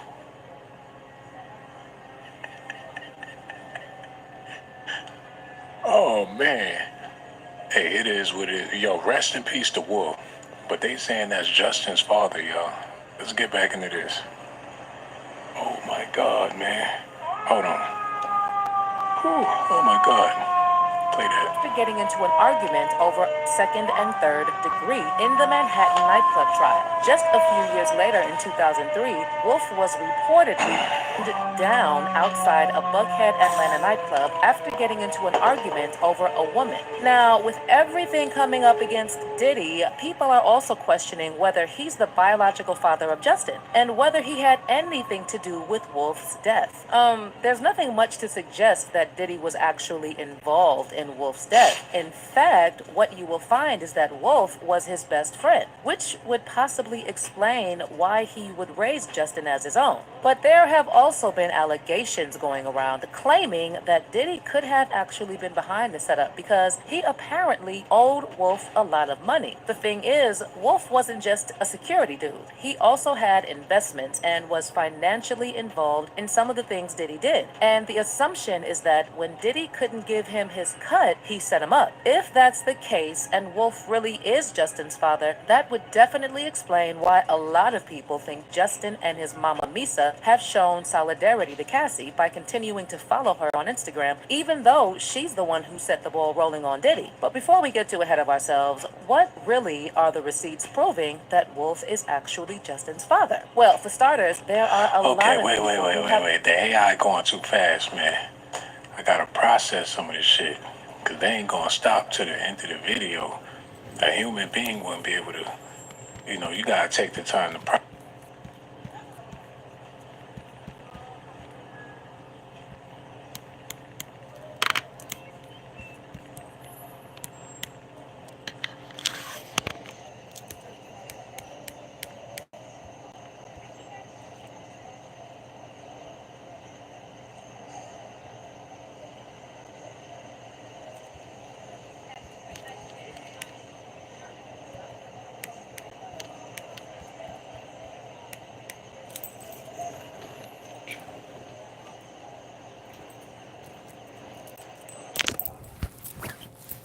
Now, when it shut off,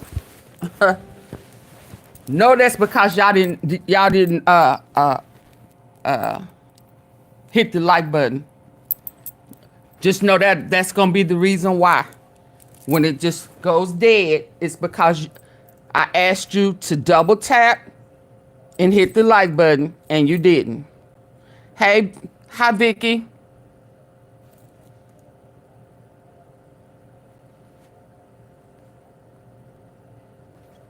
I totally agree.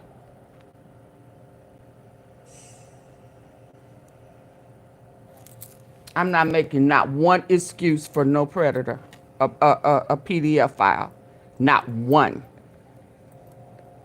I don't care. I do not care. I'm not making no excuses. And if they let him out, he's going to do it again. That's what y'all need to ask yourself. If he's not found guilty, do y'all think he will do it again or he has learned his lesson? What y'all think? if he is found not guilty, do you think that he will continue to do what he was doing, or do you think he has learned his lesson? He will continue.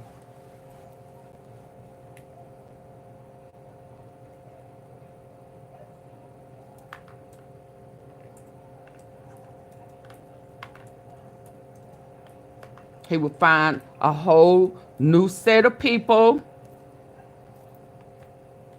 to do it for him. He'll bait him in. Make him love him. You know, love. Yeah, no. Once a predator, always a predator.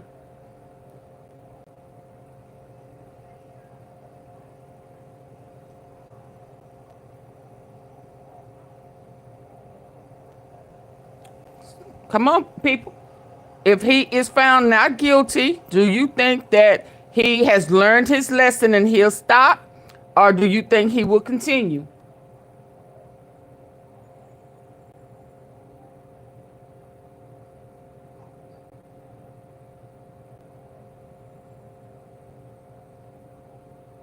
Hell, sound like he giving master classes. Kanye say he taught him everything he needs to know. Big Joe, he got a wife and whole family and had a teenage chick girlfriend living down everywhere he moved. She moved down the street.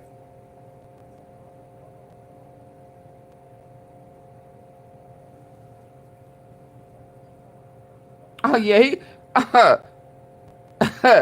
I said master classes. Yeah, he is a professor.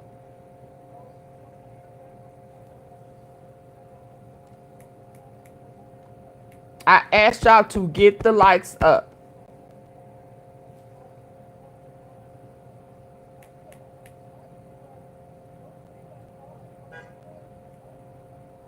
Process this shit. So that's not his son. So that's one of his that's his homie's son. His homie's son.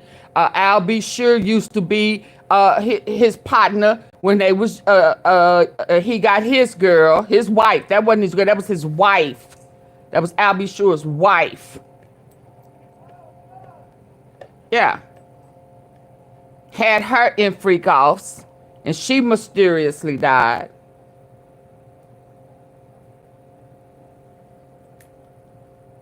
And y'all act like y'all don't see a pattern. That he claiming the same way he claiming Al B. Sure's son. He's claiming this one is his son. So now that he's grown. Okay, hold on. Let's pause this. I'm pretty sure he gonna freak off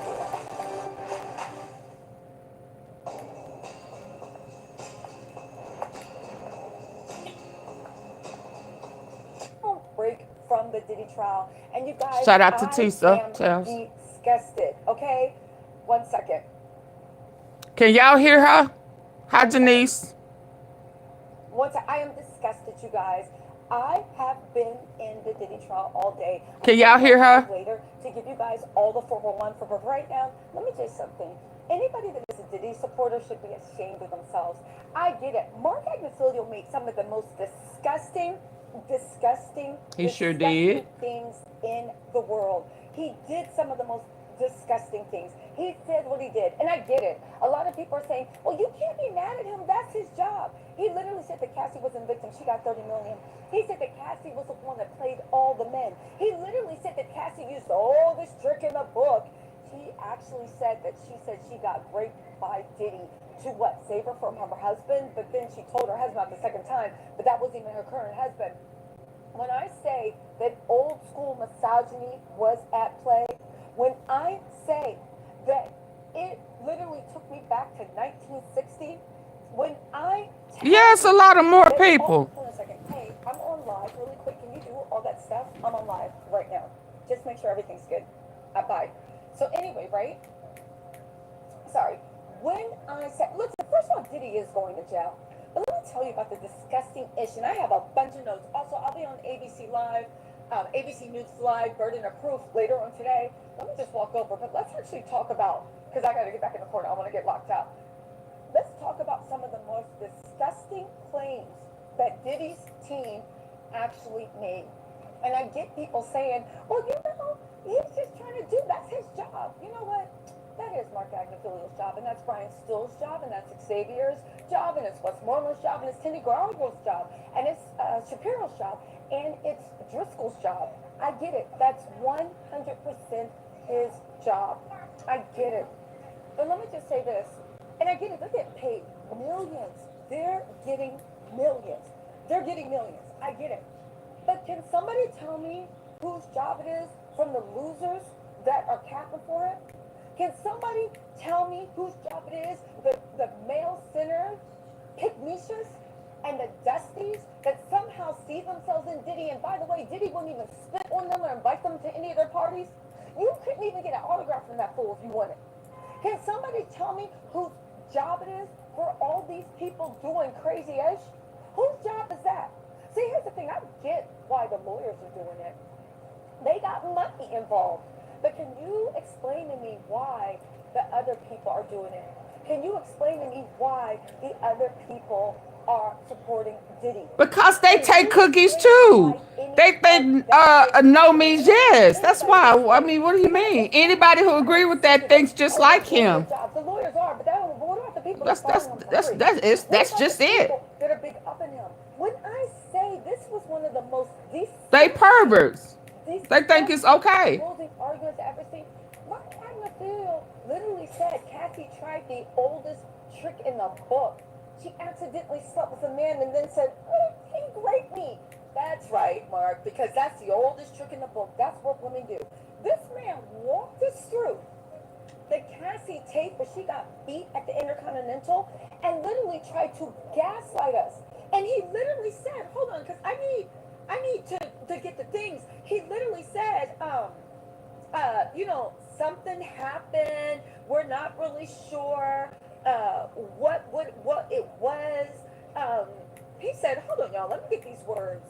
Oh, he said, now let's talk. Sir, we speak English over here. You gotta write in the comment. I need to know what you're saying. Mark W. Put it in English. But get this. I don't know what the hell you saying. Now, it's not crystal clear. Hi, everybody. Whose fault it was? He literally went like this. Hold on, y'all. I forgot my stand today, so I'm going to have to let me rock. He went like this. Oh, hit the like button.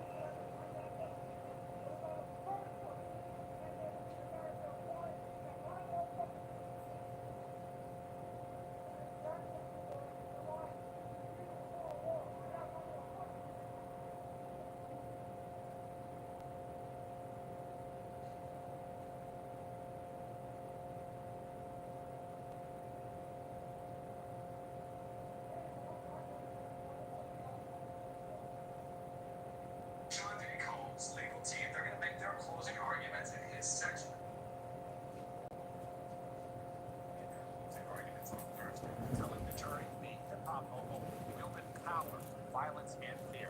Also, that he thought his fame and fortune put him above the law. News Nation's Hi, Taiwan, Belford. Hi. courthouse. Alicia, it's not a usual practice for closing arguments to be split like this, right? Yeah, good morning, Alex. It's unusual for this case, especially at the end of it. First and foremost, the defense not calling any witnesses on their behalf. And so today, leading to their closing arguments, it's really going to be the first time we hear the defense for this case for Sean Diddy Combs. And second, even with the defense issuing their special request asking them to take for their closing arguments, this is some arresting hearing that approach the I know Young Miami not there.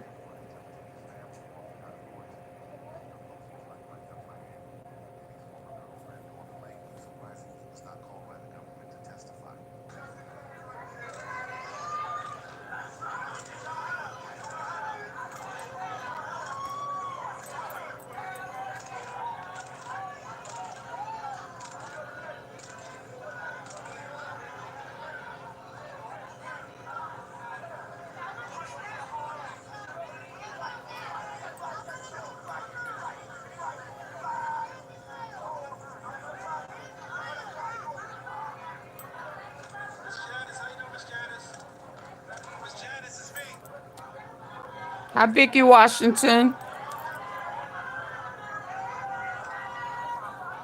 Hi, Ashley.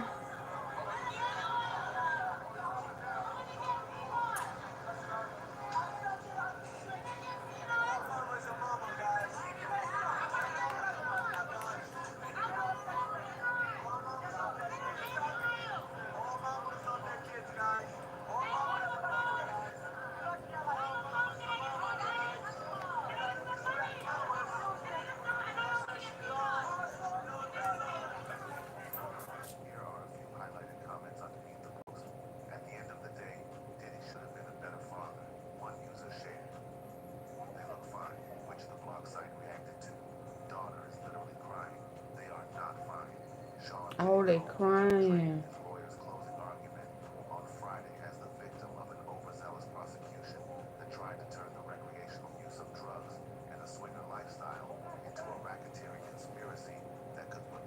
Hi, I'm doing okay.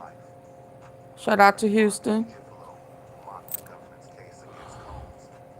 He is in the mess.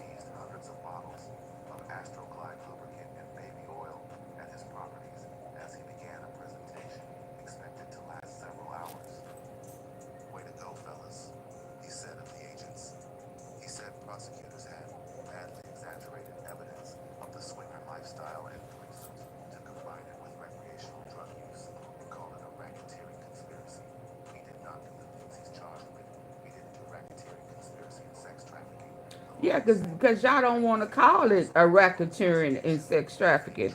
He did it. Y'all just don't want to name it that. Yeah, he did it. Y'all just want to name it something else. Y'all don't like the name they put attached to it.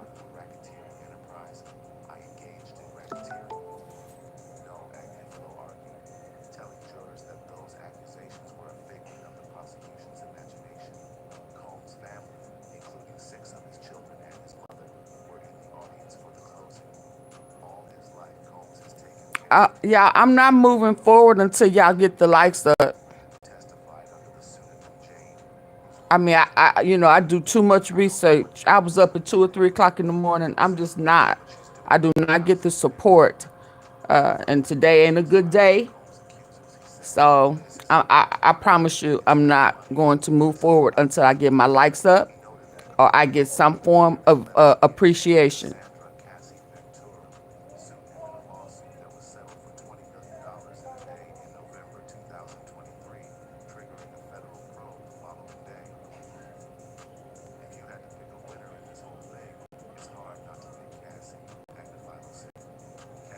And these people kill me because they act like this case is between Diddy and Cassie. It's not. This case is between Diddy and the feds. She is a co-conspirator who was offered a deal and became a cooperating witness.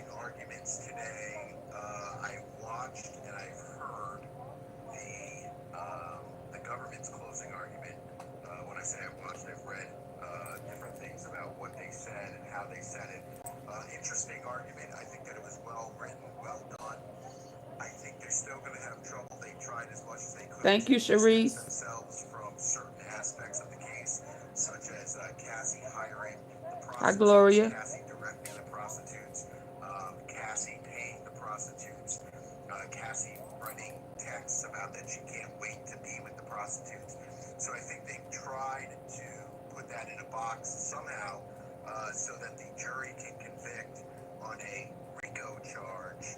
I think it's still difficult. The RICO and the trafficking are still difficult charges to prove. I think that they can get them on the crossing state lines of prostitution.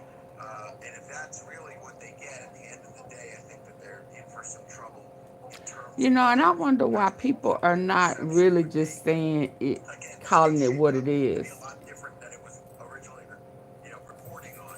I don't think that what they originally said really came to light in the trial itself. This case is not about Diddy and Cassie.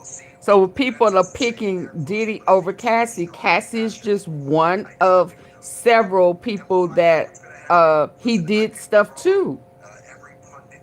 But this case is not about Diddy and Cassie. Cassie's not suing him.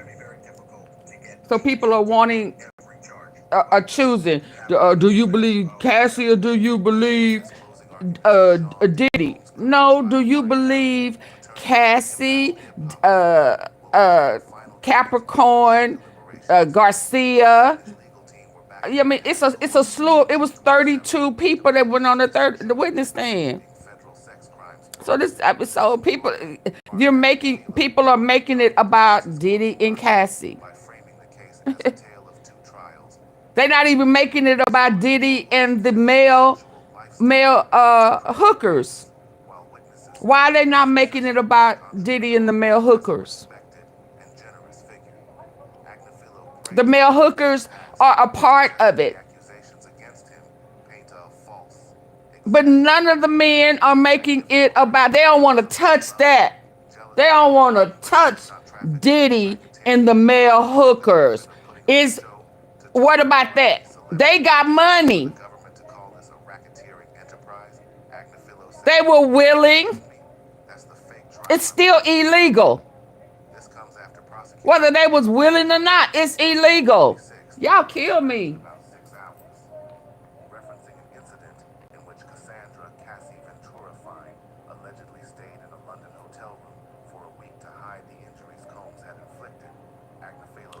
Sean Davis, the kids are not a part of this lawsuit. He got other lawsuits coming. So we're only talking about what's presented in front of us right now.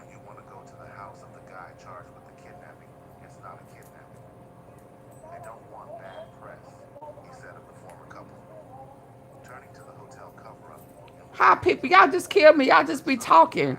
How y'all think he gonna walk and he got male hookers?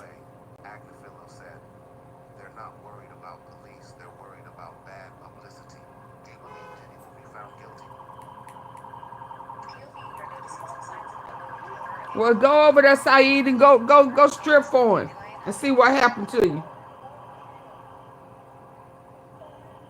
The prosecution delivered their fiery closing argument in the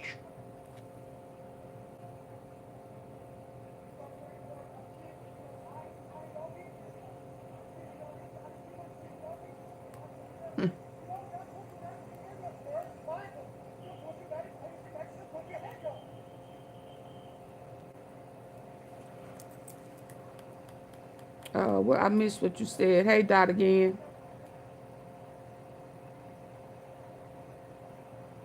He's definitely guilty of what he's being accused. Absolutely, there's no way around it. It just fascinates me. People are making excuses for it just to go along to get along until it affects their family.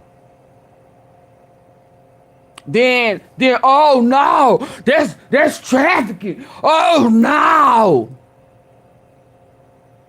And then you say, well, it wasn't before. Well, that ain't the same.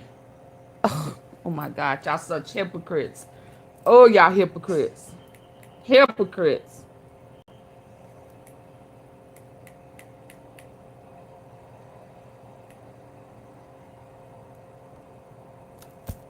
I need 10 likes.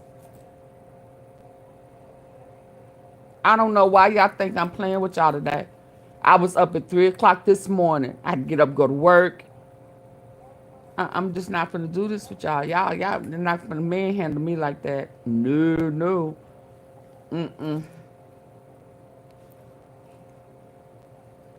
Oh, he getting locked up. It's just, I don't know. It's just, ooh wee. I can't believe people are still riding for this mess. Still riding for it. I mean, you know, he should have been shut down. All of them. Jay-Z too. All of them. Don't say Jay-Z. Jay-Z too. Jay-Z too.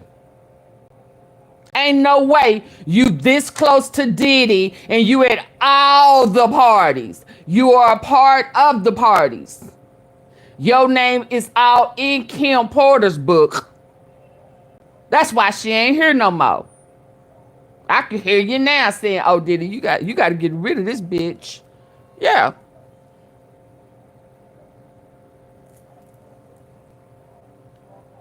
Thank y'all for trying to get the likes up. I greatly appreciate it. Let's go. Now, God, I wish I had my stand. He went like this. Now it's not really crystal clear what? Who was at fault? It's not crystal clear who was at fault. It's not crystal clear. It's not crystal clear. Mark said it's not crystal clear. What would you even do with that much speed? Then our customers did a whole lot. What? Have you lost your minds? He said it's not crystal clear who was at fault. It kind of, I'm telling you the exact thing here. It kind of maybe was Combs, but it's unclear. He tried to put that reasonable doubt in there. Literally had the nerve to say that. I get why Mark Agnifilio's saying this. He said, "Is it crystal clear?" Wow. I always said, I get why the devil is the devil. I get why the devil's doing everything the devil does. I always flip out when I say, but then why isn't? Now you know, I always flip out when I say, but why are y'all following the devil? That's all I'm saying. I get why the devil's doing it, but why are you the devil's flunky? Why are you doing this? Okay? Cozy Joe, welcome back to the family. Welcome back. Hey, what's up? How you doing? Welcome back to the family, right? So, but here's my whole thing. He then said, right? He said he went to the first flame when Cassie was running barefoot away from a freak off after she just got brutally assaulted, and he literally expected her to finish until he could go diddle with himself because he was jealous that she was getting a movie, and as much as he tried to kill her career and couldn't put out any music, he couldn't stop her from getting movie roles. So what do you do on the night of the premiere, the day before the premiere? Make sure she got a black eye. That's how you do it. That's abuser 101, right? So Mark Agnifilio said, now zoom in. There's something in Cassie's hand, right? You know, he's like, but we're not sure what it is, but there's something in their hand. Then they showed Diddy running around crazy and cracked out with a towel saying, they said there is no plea bargain available. In Diddy's hand. Me and the jury was like, right? He can plead guilty, Now look, but there's no plea. Plea is off the table. her phone. You mean when she was holding her hands up, being like, get away from me? And the fact that everybody was trying to act like Sean Diddy Combs had complete control over heaven, hell, and this earth, and he could just do whatever he wanted to do, right? Oh, hold on. He said, no, you see Hold on. It may be back. Hold on.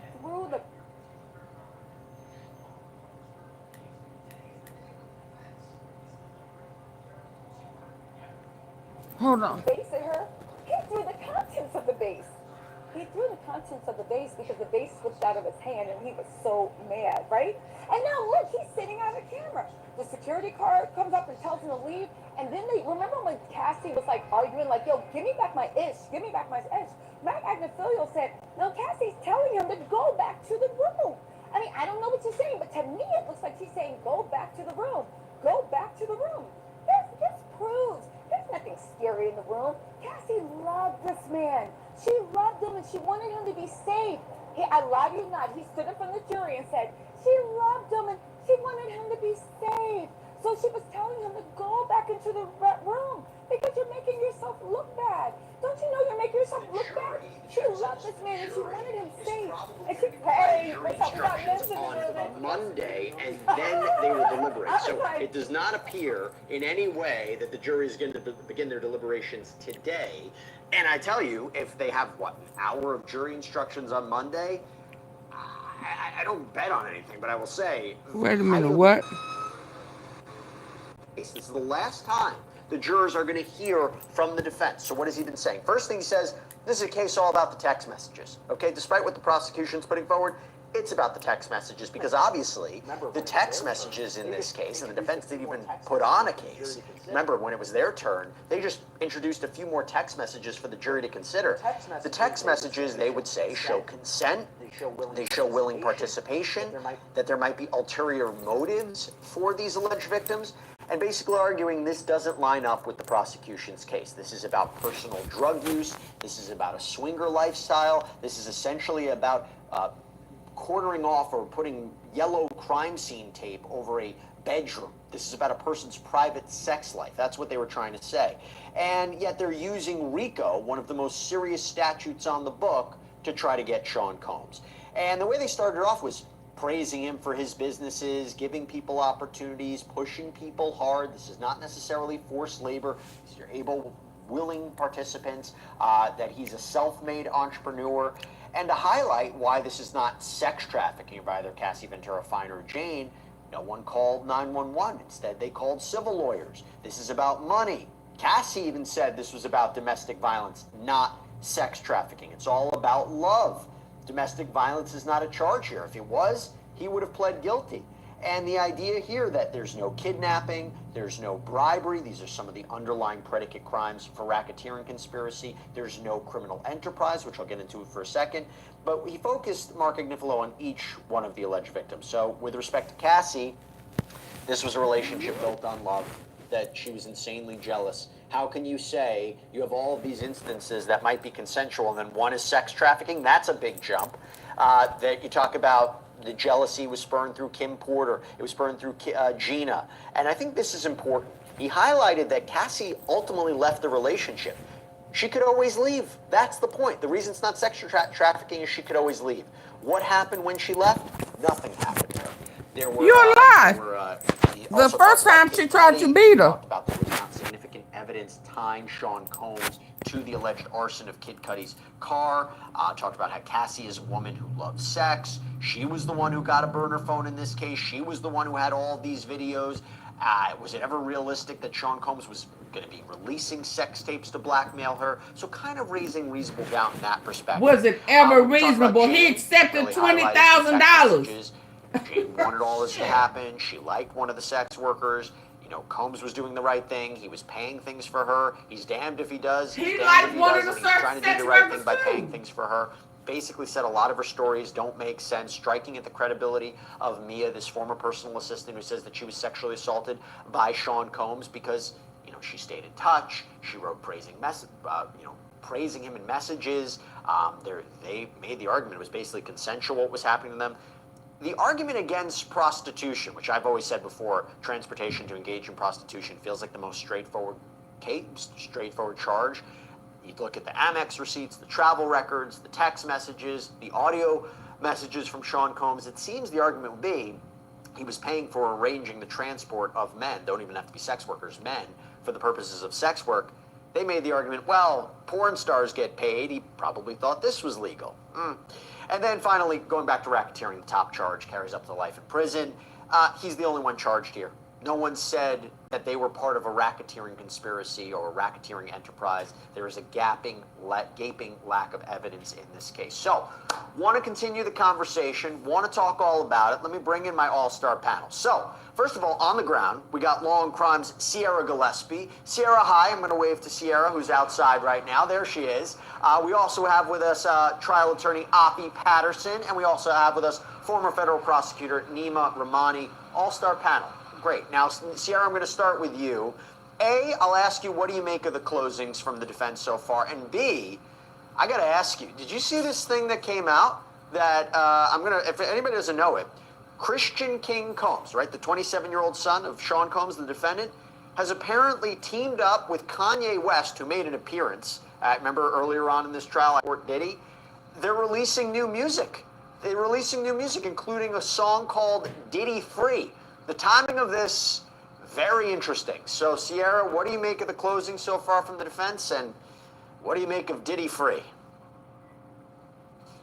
Well, Jesse, I love a two-part question, and you got it there. Two really important things from today. So I'll start with the former, which is closings from Mark Agnifilo. And honestly, I think that they're memorable, to say the very least. I mean, especially if we're comparing it to yesterday when we had AUSA Christy Slavic coming, and by all accounts was very, methodical. She had her notes, and again, I'm not knocking her in any way. There's a lot of dates to remember, and she's giving basically a 4-hour speech to the jurors. But you've got that the jury goes home last night and maybe thinks about. And this morning, you've got Mark Agnifilo, Mark the Shark, who's coming in strong with the theatrics, fireworks, I dare say. And, he's saying things like jokingly, where he's saying things like, oh, he likes some lube, lock him up, things like that. Or he's kind of maybe even crossing the line in a way, talking about the relationship between Cassie and Diddy, calling it a modern love story, when in opening statements we heard from Tenny Garagos calling this domestic violence in relation to the Intercontinental Hotel situation. I mean, so there's memorable things, I think, from this closing argument as far as the defense is going, and they're pulling out all the stops, right, because it's their last chance to talk. So I think they're doing what they can, right? They're memorable. And then for the second part of this question, wow, okay, so we know that Kanye likes to make a name for himself, or likes to kind of ruffle feathers in a way, and we did report on it. I believe you talked about it on Sidebar, Jesse, and we reported on it on my show Scandal and here on Law and Crime, that a while ago Kanye had released this song called Lonely Roads, and not only did it feature his young daughter Northwest, but a jailhouse recording of him talking to P. Diddy. So people, of course, are starting to talk. Then today we have Christian King Combs, that's his kind of name that he uses when he's doing music, King Combs, releases this song the day the defense is coming forward with their closing arguments called Free Diddy. And I actually listened to it. It is on Spotify, which, by the way, that Lonely Road song, really tricky to find on Spotify until today. I have to give a shout out to our technical director, Nick, who said it was on Spotify's homepage. So I took that and followed Spotify, and yeah, it's up, it's there. And I wrote down a couple of lyrics that I think are interesting. First of all, the name is Free Diddy. And then they say things like, N-words ain't gonna sleep till we see Diddy free, which I have to ask. He's going home to MDC tonight, and we're not gonna see him again until Monday, so is no one going to sleep over the weekend? I guess that's a question. And then, of course, they say things like, they try to play the victim. F the world, critics, and the witnesses. Face clean, they try to dirt the image. So, I mean, it makes sense to me that Christian Combs is coming out with this. Of course, he's supporting his dad. We've seen Diddy's entire family, which, by the way, all of his children are here, minus Love, the young toddler that he has. They've all been supportive of him really from the start, and so is Kanye. I mean, he's appeared here at this very courthouse behind me. So I'm not surprised that it came out, but, I mean, they're making waves, to say the very least. Oh, I think so. I think so, to say the least. By the way, was it a good song? Did it have a good beat? Hey, I'll plead the fifth. I'll plead the fifth on that. AunTeaFee, have you heard it? No, but I did my own little ditty. I posted it on my my Twitter X. I don't know what we call it, and it's amazing. Well, there you go. Okay, well, let's talk about what's happening right now. So right now, and I think that this is actually smart on the part of the defense, they seem to be saving the very end of their closing argument to focus on why this is not racketeering conspiracy, the top charge in this case. Agnifilo says they didn't charge racketeering, they charged racketeering conspiracy. They need a co-conspirator, and they just don't have one. They claim KK, meaning Christina Courtroom. The evidence at this trial shows KK is a helpful person. Kerry Morgan called KK and D-Rock. They are not co-conspirators. If John Gotti were kicking in your door, would you call Sammy the Bull Gravano? No. He's a co-conspirator. There is only one trial. KK is not a co-conspirator. KK is a very nice person. There is no evidence that anyone is a co-conspirator. Firearms are not charged. Homeland Security cannot say where the guns were. The Suge Knight story, it's not charged. Dawn Richard, remember her? Miss Westmoreland did the cross. Not charged. Yesterday, the government said, in the videos, you don't see guns, but he probably shouldn't keep videos with guns in them. Is that fair? That's a little sinister. Why are they doing that? And it was Cassie who asked to be urinated on. A lot of different things here. Okay, so Nima, what do you think? Where is your percentages on the racketeering charge after you heard what was presented yesterday from Christy Slavic talking about why there is a criminal conspiracy, how all the assistants and bodyguards were on board, laying out the different underlying predicate crimes versus what you're hearing from Mark Agnifilo? Where do you stand on the racketeering conspiracy, Nima? Yeah, I'll give you my percentages. I'll even shoot my shot. So I think this case is going to come down entirely to racketeering because I think prostitution is in the bag. I don't buy the porn star argument. That's just a terrible argument. And I have concerns about sex trafficking. So racketeering is going to make or break this case because if it's just prostitution, Jesse, it's the most expensive prostitution trial in American history and a waste of time. So I would put my percentages as follows. Prostitution, 100%. I can't see any juror letting him walk on prostitution. You can't say 100%. You can't say, you got to give it 95, 90. Because a juror, there could be a juror who's like, no, I'm good. Okay. I'll give it 95%. 80% on racketeering, 20% on sex trafficking. Okay. Those are my confidence levels. So my prediction is prostitution, racketeering, guilty. Okay. Sex trafficking, not guilty or harm. Let me go back to some questions we have coming in. So first of all, we got a question from Nancy Nicole D. Will you be here next week for Verdict Watch? Yes, I will be here for Verdict Watch. We are all, the Law and Crime team, going to be here for Verdict Watch. We're going to be doing extended coverage before, during, after the verdict as well. We got a question from Denise Rose, 7335. Hi, Jesse. So I just want to say that you and Elizabeth have been doing such a great job during this trial that both of you should take a very long deserved vacation when this trial is over. That's a great idea. That's a fantastic idea, right before Coburger, nonetheless. Okay, I'm going to throw this one to you, Afi. This is from Northern Sunset 1. Which charge do you think is the best chance of conviction after closing arguments? I'm staying with Nima, 95%. There you go on the prostitution charges. There's no doubt. Of course, you have to think about the jury. You know, you can always have a holdout, but definitely the prostitution charges without question. I'll throw in one more question at you. This is from Random Things I3W. Was the prosecution more convincing on Diddy's guilt, or was the defense stronger in closing arguments so far? I think right now, how do I pronounce his name? Is it We've been saying Mark Agnifilo. Agnifilo, there we go. Okay, so I think Agnifilo's style is, you know, very avuncular, very down to earth, and I think that's what you need with jurors. But I also don't really like some of the things he's saying. So, for example, he said that Cassie made the adult choice to leave. Let's keep in mind, she made the adult choice when she was actually an adult. Was it not an 11-year relationship?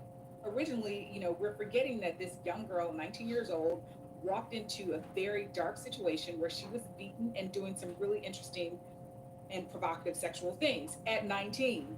Yes, and signing NDAs and very intimidated in a very grown-up world. But when she was an adult, yeah, she did make the very adult decision to leave. You know, he asked things like, "Hey, can somebody can you pimp your girlfriend?" I'm using the word pimp, but can you prostitute your girlfriend? Maybe, but he didn't receive anything of economic value. You don't have to receive money.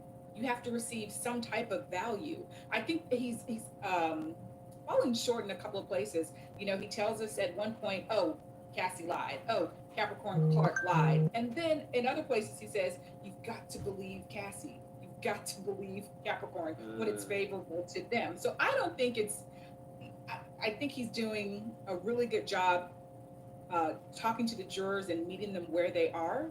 And he's not being very formal. He's not using a lot of legalese, which is good. But I don't think that he's making the best case. I think that he's doing what a defense attorney does when they have nothing. They stand That's exactly and they defend. right. That's what he's doing. He's standing. He's and being doing sarcastic. Fantastic nothing. Wow. Let me know what you really think about this. Afi. He's being sarcastic. I'm going to challenge a little bit on this because I'll make my point. By the way, great question. Great comment from Smarty Pants 1225. Super chat comment. Thank you. Sarcasm. So much. Jesse, please don't leave us again. I'm never leaving you. I'm never leaving you. But we got a great team. I can't be on 8 hours a day. We got Sierra, we got Chris, we got Anjanette, but thank you so much. I appreciate it. Okay, Nima, here's the thing. I think that the prosecution did something very smart yesterday. I think when they said, we're not saying every one of these episodes is sex trafficking. Nope. Nope. Some of them is just rape. They can consent 2 times, 3 times. Doesn't mean they consented all the time, right? And you only need one instance to say it's sex trafficking, whether it's Cassie 2016, the hotel tape, right? Whether it's the plane incident being shown freak-offs, whether it's Jane, the violent incident, I think from June of 2024, take this pill, the text messages where she's showing reluctance. But at the end of the day, isn't the defense doing something here by saying, this is a toxic domestic violence situation. This is a domestic violence crime. You would have pled guilty to it. But how do you transform this into racketeering? When Mark Agnifilo said, you're going to tell me that all of this was consensual, oh, but the one that wasn't, it jumps to sex trafficking? That felt to me like it stood out. No, Nima? It did, and that's why the prosecution recognizes the challenges that they have, and that's why they sent the court the letter saying the following. Right. You can revoke your consent. Paying the sex workers doesn't mean consent. You can look at the history and the totality of the control, right? The physical violence, the drugs, the financial control, the extortion of the sex tapes, to say something's coercive. The prosecution, these are the best prosecutors in the country in SDN. Blur Vision, hey, put your questions on the a super chat, super sticker. It's not what they said yesterday, it's when they said it, and that's why they led with racketeering. That's why they talked about the kidnapping, they talked about the arson, they talked about the drugs. Jesse, that's where they started. The drugs are the easiest argument, and they're trying to say it's personal use, it's not distribution, but look, all the drugs they found when they raided his home. So, you know, obviously, the government is trying to shore up the trafficking and the sex trafficking and try to prop up their witnesses, but it's an uphill battle. But I think with racketeering, they have a much stronger argument. So I think with racketeering, the stronger part of racketeering is the underlying crimes. If you say, you know, transportation to engage in prostitution, a form of a predicate crime for racketeering feels pretty strong. Bribery, Eddie Garcia, the hotel security guard, feels like a stronger one. Arson, Kid Cudi, who else would have blown up his car? I think that's what the prosecution has been trying to say. What about when James, the assistant, said that he went to go take her some stuff for her bruises and she couldn't leave?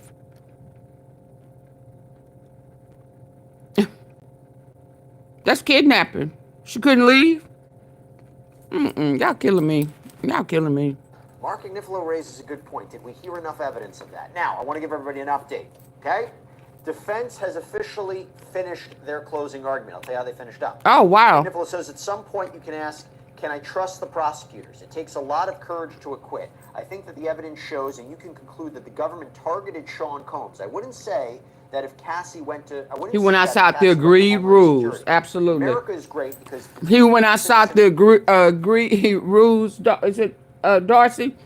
And if I was the prosecution, I would go outside of it too. And then my last go round, I would mention that his sons have been charged with the same things that he did to Cassie. It is a family. It's a generational curse. He has taught that to his kids. That's what and then they'll say, objection, Your Honor. Yeah, I would go outside of it too, and I would bring up his kids. Sure would. There is a jury. This is your house. I'm asking you to summon that courage to do the right thing and acquit Sean Combs on all counts. He is not a racketeer. He is innocent. Let him go home to his family. He should have thought about his family when he was doing it. He taught his family how to do this. Yes, 15 minutes. So they're taking a 15-minute break. Then they're going to do rebuttal. Sierra, before we take a break on our end, on the rebuttal, we were talking about. I would bring up his son. Lee Now 3147. You might have the answer to this. How much do we know about the jury?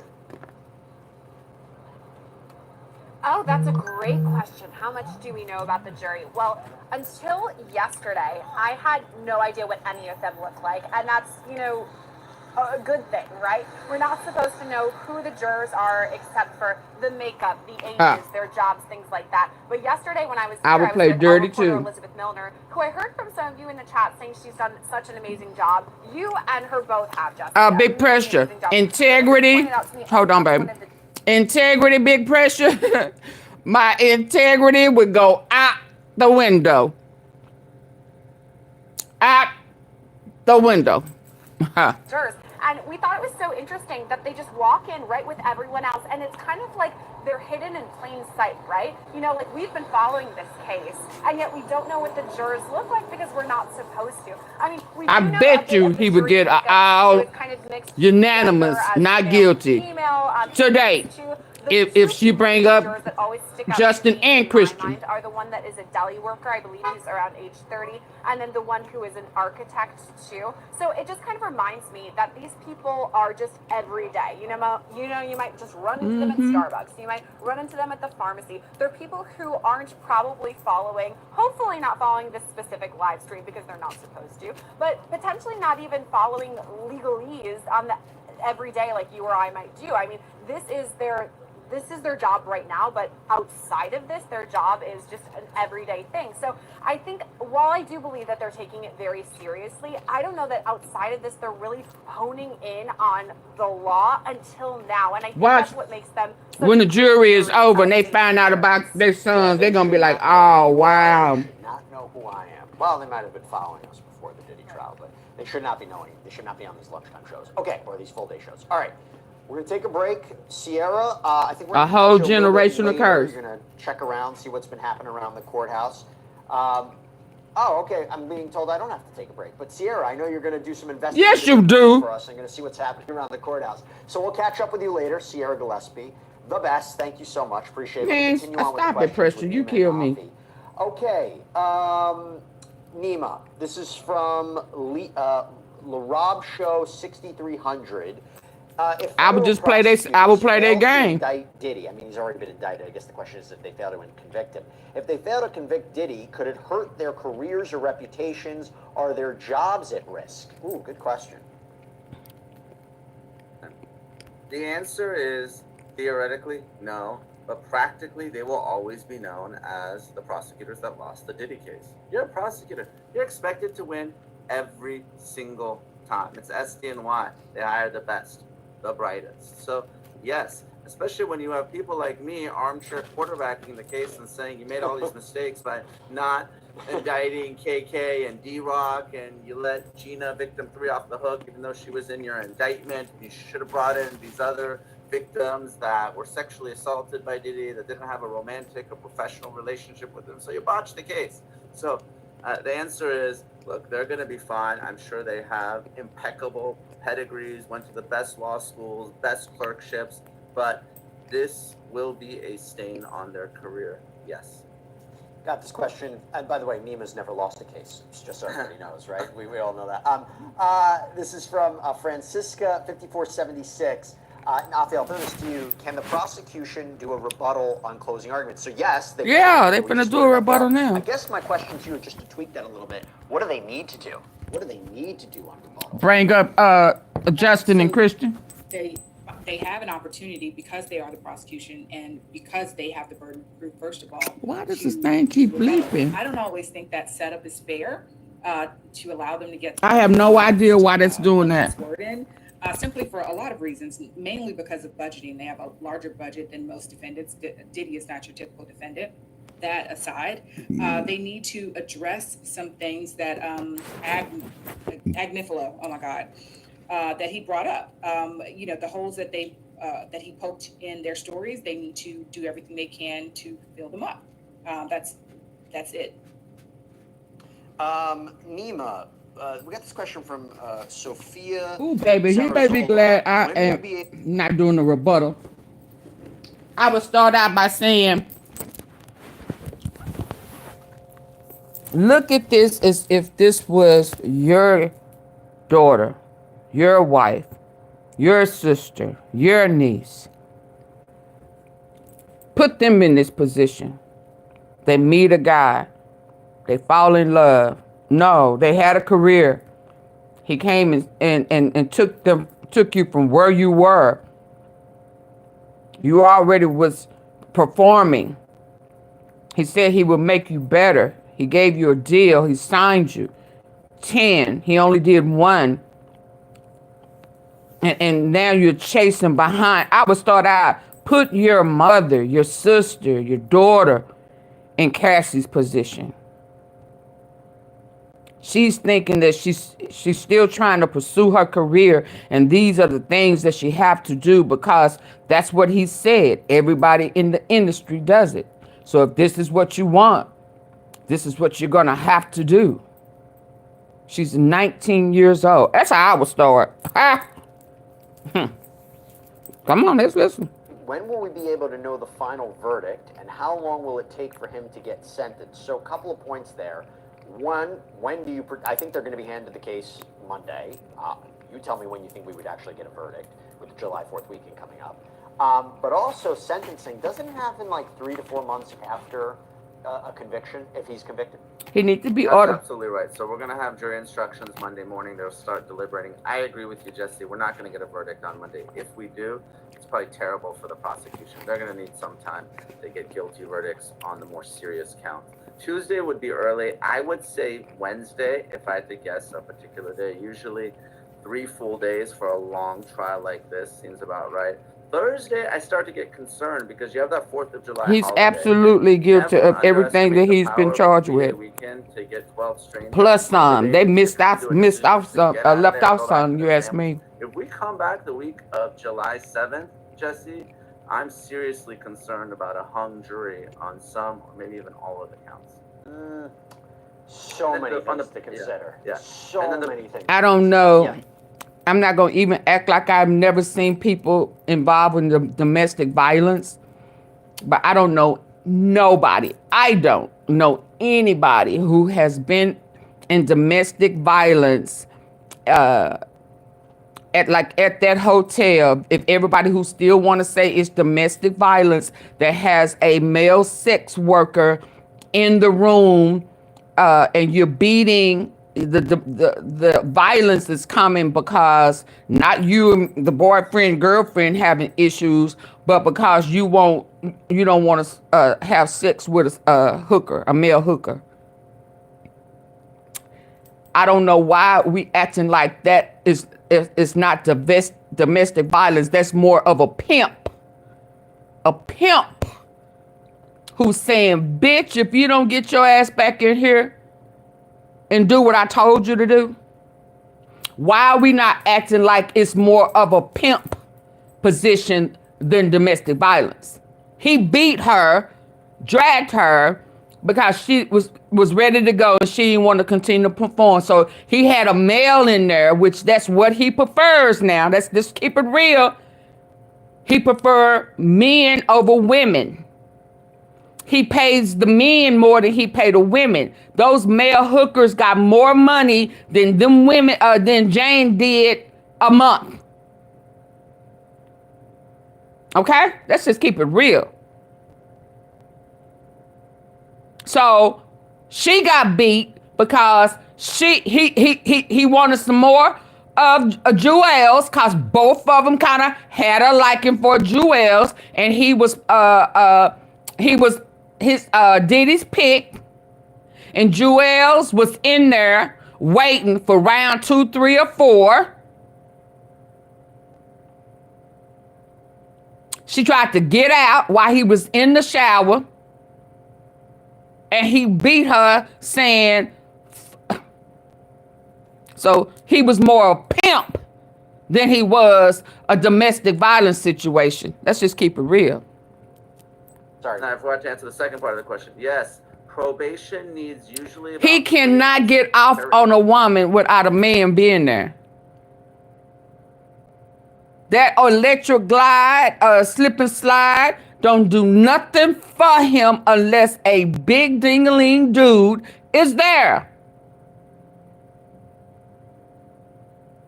Okay? Now, what I saw at that hotel was a pimp. When one of his O's is running away, trying to sneak out, trying to get out. And he go and get her and bring that ass back. Now, it's Friday, and we gonna keep it real. That's not domestic violence. Ain't no dude gonna beat his girl because a nigga in there waiting to uck. Are you crazy? That has never happened. Domestic violence don't go like that. If we gonna keep it real, he gon' tag that ass cause you got another man in there. Yeah, absolutely. That's domestic. That's DV. But because he wants you to get busy with a guy? Oh no. Hell no. That ain't how DV go. Pre-sentence report. But y'all continue to play dumb. There's actually 3 parties that make recommendations: the government. And tell me how many people you know in DV situations because another guy in there waiting his turn. Family history, and they come up with their own. And that's your boyfriend. That's your girlfriend. Time to prepare that pre-sentence report. So usually about 3 months is right. Y'all be lying to yourself. Y'all big hypocrites. GH1RG. Hi, Jesse. Is there any evidence that Cassie asked to be urinated on? Hell If no. not, can she sue Mr. Agnifilo for defamation, and can he be sanctioned for it? You know, so I don't know that there's any evidence about that. I was looking into that. He said that she asked to be urinated on, and I was confused because I had not heard that early on. I think that during trial, attorneys have protections and witnesses have protections, unless he said this with Thank you, Nancy. with an intent to embarrass her or harass her or to malign her intentionally. I don't think that she has any recourse. That's what men do. They victim shame. Hell, women that was too. brought out. So that was really interesting. Yeah, Nima, I look, the point is they might, I guess he's trying He to hit say, Shandy, he already apologized, you remember? He's already did that. He apologized, and guess what? He was doing it again. What are you talking about? He apologized. Did you forget? He said he was in a dark place. He said there's no excuse for the things that I did. It was disgusting. I was disgusted when I looked at it. What do you mean? Apologize. And he did. He's already done that. And turned right back around and started doing it again. Y'all got selective amnesia. might not have directly said urinate on me, but if she kept being with him and was encouraging. And guess what? The little girl that Justin lured to get gang bang, hell, they moved it. They went from pissing on them, yeah, to brown pudding them. Take that shit. Yeah, okay. And didn't leave when they're making the argument she could have left. It is implicitly saying she consented. What type of what is it? Manure? Type of manure shit is this? What is this? What, you got too many fetishes for me. Nigga, can you just like feet? Yeah, prosecutors, defense lawyers, they do make that objection. Usually the judge will say to the jurors, they'll overrule that objection and say, you're the only one. Why you just can't like feet in your mouth?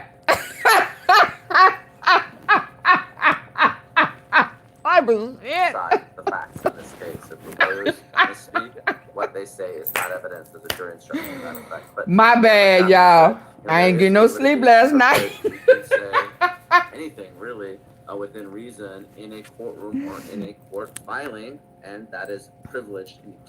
Monica say you silly. By the way, you're both getting some love from our commenters, so I'll start. My with you. bad. We got a question from Fabiola Delgado LeBron 1497. Did y'all remember I showed y'all her mouth the other day when she had all them damn sores from all that urine and do y'all need to see her mouth again? They should have asked her, do they have pictures of her mouth? That's what they need to show them. Who would want this type of shit in their mouth? He wouldn't even let her heal. He wouldn't even allow her body to heal from the UTIs. He wouldn't even allow you to get past the cleansing, the natural cleansing of your body as a female. Huh? So it's a whole bunch of things that he wouldn't allow. And here the punisher is with his dumb ass. With his dumb ass really thinking he was the chosen one.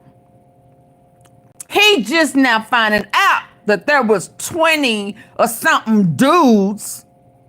He never used protection. Had a damn girlfriend. So now she found out on national damn TV that her boyfriend slept with these freakazoids and never used protection.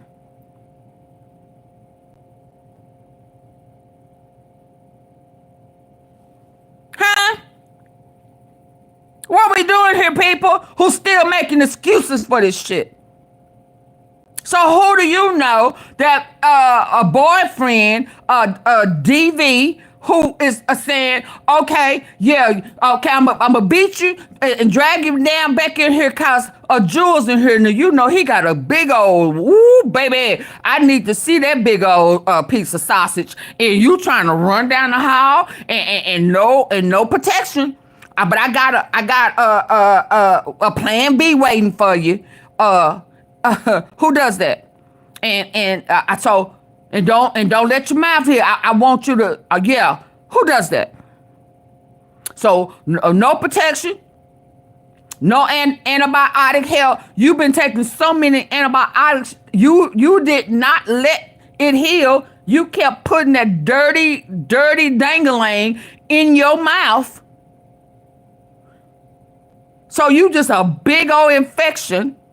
And the Punisher's dumbass done made his girlfriend a big old infection because you thought you was in love. You thought you was the only one. And you want me to believe that this is normal in DV? That's VD, not DV. That's VD.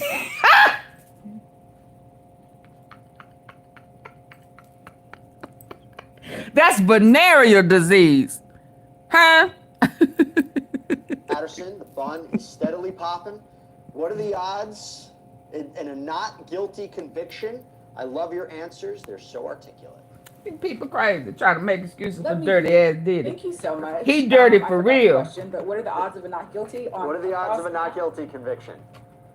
I don't play the odds. I don't know. I think he's going to be found guilty on counts, I think 3 and 5. What are those? The transportation to engage in prostitution. Yep. And for sure, the 2 transportation to engage in prostitution charges.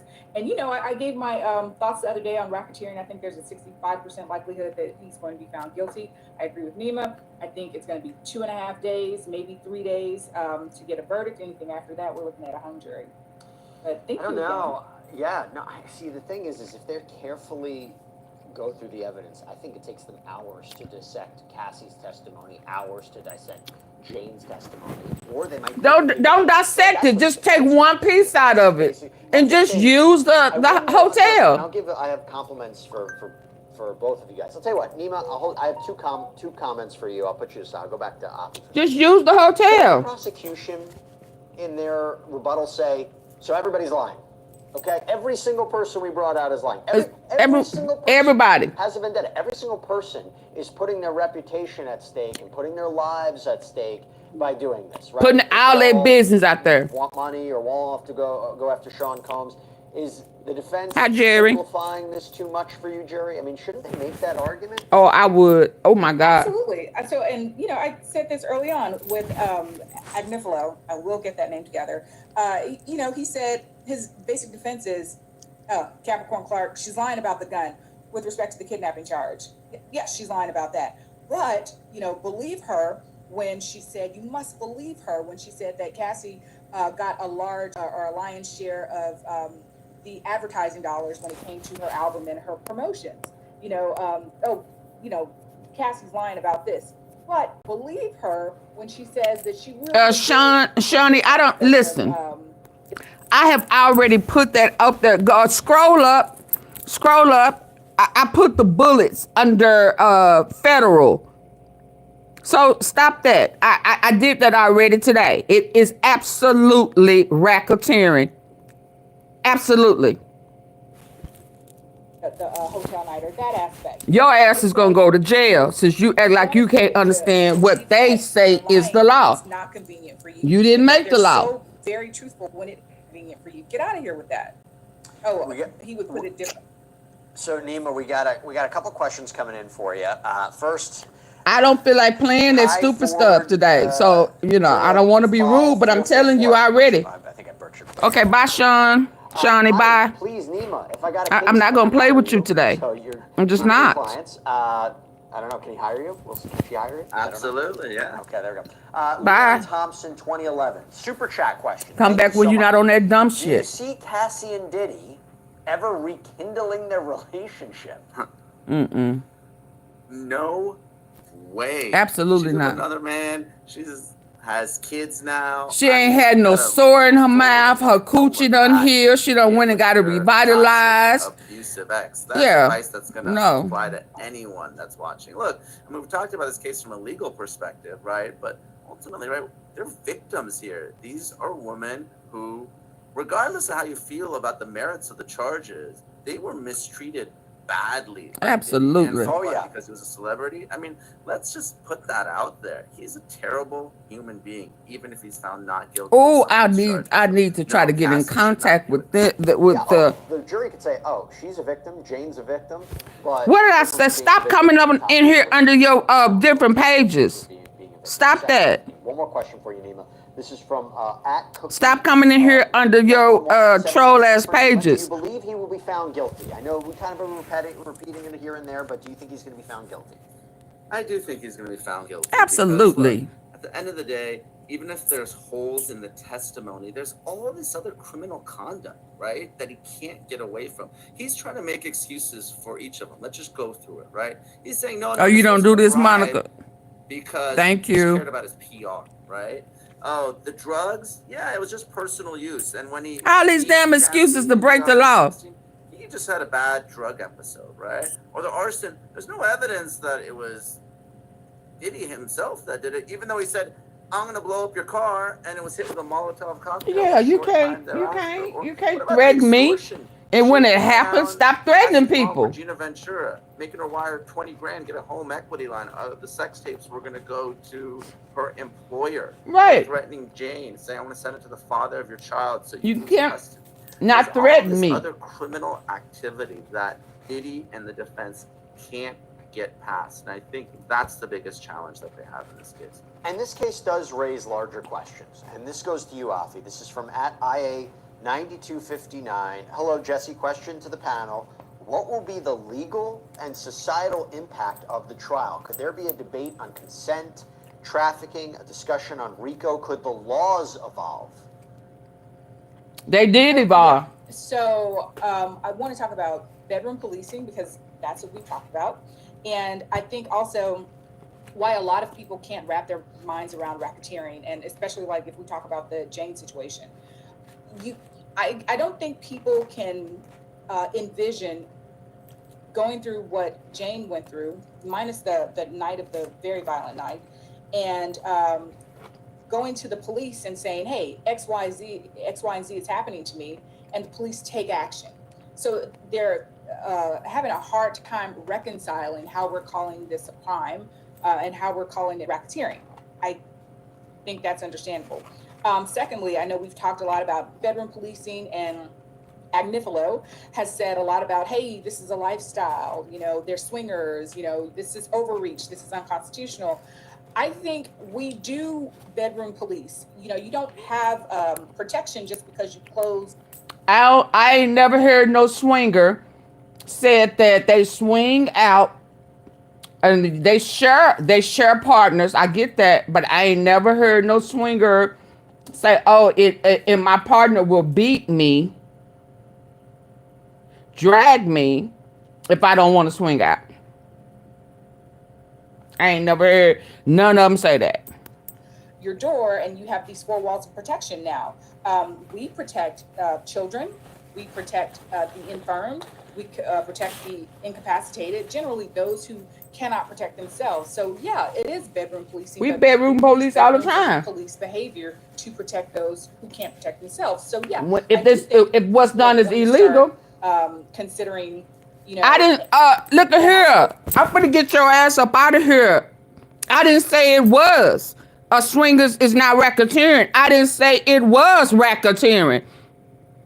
I said, that's what he said, that they are just swingers. But with swingers, they don't get beat. They don't get forced to have sex with a male hooker. You're forgetting to add that in what you're saying. There's a male hooker that he gives money to, dumbass. Bye. Now I'm just gonna get you out of here. You come back again, you harassing me. Forcing a person to do this? Everybody forgetting that he paid. You know, am I doing the right thing when I close these doors to my bedroom? Is this right? Is this moral? Is this ethical? Is this legal? If it's illegal, that's a good conversation to have, and those are good thoughts to have. Nima, we're talking about what the prosecution might just do on rebuttal, saying, we expect to believe that every one of these witnesses is a liar or has something to gain. You said it really well, the idea that he has an explanation for everything. Everything. This wasn't influencing a witness. This wasn't witness tampering. This wasn't bribery. He was, protecting his PR. It's not forced labor. They're able-bodied. They can walk away. She wanted to get urinated on.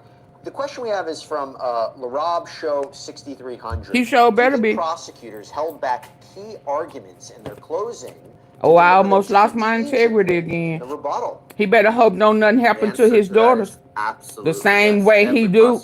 Well, he may done got them prepped for that. We, as prosecutors, have a huge advantage. We get to go last. Yeah, we have the burden. The last word before the jury goes into that deliberation room is the prosecution's. And it was more of a dry opening closing argument yesterday by Christy Slavic. I expect to see some emotion this afternoon because we know Mark Agnifilo was bringing it, the shark. So hopefully she is offended, she gets emotional, and she delivers to those jurors because the victims absolutely need it. I hope they don't. If they're not going into deliberation today, then they don't need to do the rebuttal today. They don't. Whatever they go into deliberation, that needs to be the same day the rebuttal. Please don't do the rebuttal today and then wait until Monday to start deliberating. No. Here, Jesse. By the way, that would be crazy. Sierra say call Mark the Shark. Is that a thing? Did I miss that somewhere, or is that just Sierra? Because that was a great phraseology. You just said it. I don't know. Does anybody know where that's coming from? All right. Well, we're using it now. Okay, Mark the Shark. Okay. By the way, there was a problem. Something just happened. So during the jury's break, okay, so between the end of the defense's closing and we're waiting for the prosecution's rebuttal, the judge called out defense attorney Mark Agnifilo, said he improperly suggested to the jury that the government targeted Sean Combs. Let me read it. Get him. Christy Slavic says, he brought up conduct that hasn't been charged and said Mr. Combs was being targeted. We request curative instructions. The judge says, Mr. Agnifilo, you should have phrased it differently, but you went on to focus on lack of a conspiracy. The judge says, what about the targeting charge? How is that not improper? Agnifilo says, no one went to law enforcement and complained. It's a fair comment. Slavic says, he said what he said, targeted. It's improper. A curative instruction is required, meaning instruction to the jury.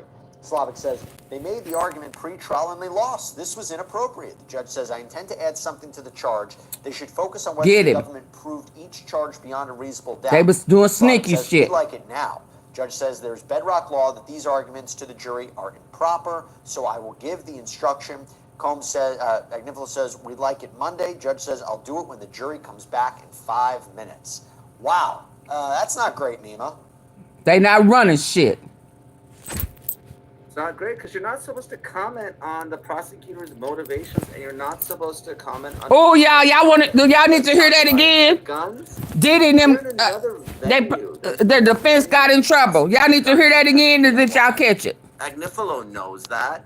can't make that argument. It's wholly improper. They tried to do that sneaky shit. Up and down He going down. Of Agnifilo's closing argument there.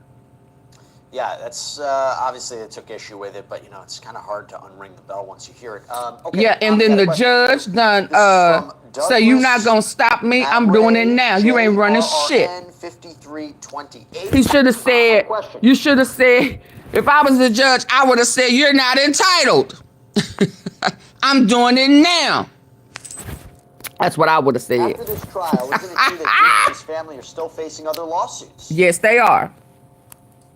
They are facing a ton of civil They lawsuits. trying to cheat. I told y'all. Either yesterday or this morning, there was a new lawsuit that was filed. What under what name, Belinda? I must have. What other name? I don't want to say the name. But what name did I block? So and what did you say? What name? Okay. Bye. Yeah, you know, you don't threaten me.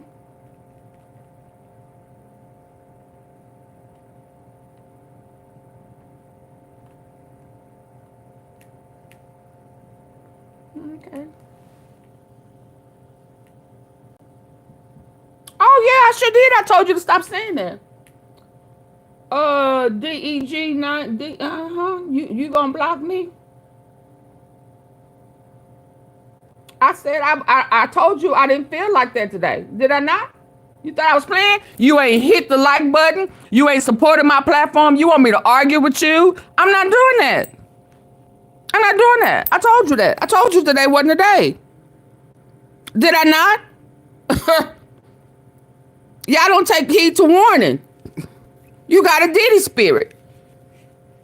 I ain't getting no, this whole time I ain't got no super chat, super sticker, none of that bullshit. Y'all be listening to everybody lying to y'all, giving y'all propaganda. Somebody try to give y'all facts and you want to manhandle me? No.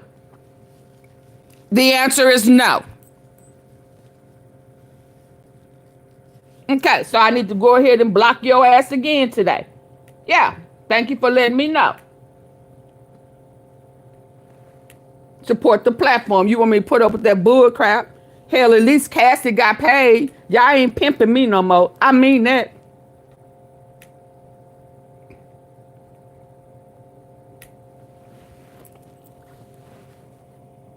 Who else? Who else? I will not be pimped. Okay? Your pimping days is over.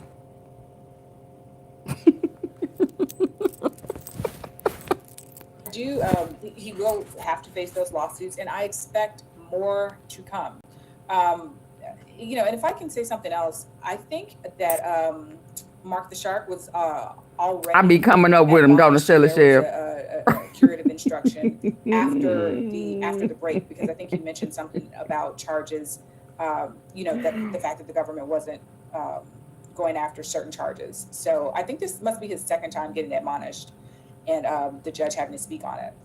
Yeah, you're right. So Sean Combs' son, Justin Combs, has been accused of facilitating a woman's alleged gang rape. Yes, I hope they bring it up. Yesterday. Okay. Follow-up question to you, Nima. This is. Ooh, I hope they bring it up. Could you explain more why the prosecution and judge finds the defense's closing improper? Would love more information. Love the show. Thank you so much. So just a little bit more clarity on that. Why it's so bad to do that. The Diddy spirit. That's the new word, y'all. Yeah, you walk around with that Diddy spirit. You're not supposed to talk about the prosecutors and the defense lawyers themselves, their motivations. There are many reasons why prosecutors choose to charge certain crimes and not others. So, for instance, right, they could have charged drugs, right? Maybe they thought that would distract from the case. He was found with drugs when he was arrested at his hotel room in New York. He could have been charged in other venues with the firearms, with the obliterated serial numbers. That's a pretty serious offense. Absolutely. Obviously, there were a lot of drugs seized from his Los Angeles and Miami homes, but those aren't New York cases. And look, you can't charge everyone and everything. You charge as a prosecutor what you think are the most serious, readily provable charges. That's what the Department of Justice manual teaches you. That's what you learn in law school. So you can't get into the motivations. Look, these political prosecution arguments, they come up a lot. Donald Trump raised it. Hunter Biden raised it. Diddy raised it. He said this is all racial. It's all politically motivated. Unless it's for a constitutionally prohibited reason, those arguments are not appropriate. So AunTeaFee was right. This was a part of a motion in limine before trial. The AUSA wanted to keep all this out. And of course, the defense, like good, sometimes sneaky defense lawyers do, they try to backdoor these into their closing arguments. Like you said, can't unring the bell or put the toothpaste back in the tube or whatever analogy you want to use, but it's wholly improper. So you got to stop it if you're the prosecution. And it's hard to know what the jury might be making of all this. I mean, here's a good question that we just got in from Denise Rose 7335. Yeah, and I'm up here holding the phone because I'm out of juice. Thank you so much. I ain't holding the my phone. question is if it's a hung jury, what happens from here? Does Diddy walk free? No, y'all, they don't even know that. Until they decide if they're going to retry him. They gonna retry? He'll stay in prison, but I definitely think that he'll have another Bond. application to get out. And I think this time, you know, just kind of like when Nima mentioned, you do a pre-sentencing report. You also the judge will receive a report from for probation. Excuse me, not probation, but like a. It's similar to a pre-sentencing report. The name is escaping me. I'm having a brain fart right now, but they will tell you whether or not he eligible for bond, be a good candidate to be out. No, while on bond, and he's not. We had that early on in the situation, and the report was no. You know, it went awry. It didn't look good for him. Well, let me follow that up with you, AunTeaFee. If he's acquitted of racketeering. And he's acquitted of sex trafficking. Let me phrase it. Oh, yeah. Let's say he's acquitted of racketeering, okay? And they're hung on sex trafficking. And he's I'm doing hypotheticals. If he's acquitted of the top charge, or he's acquitted of some of the top charges, and they're hung on the rest, that could be a change in circumstances regarding bond, I feel. But if they're hung on to everything, I still think he wouldn't get a successful bond argument. He's not going to get out.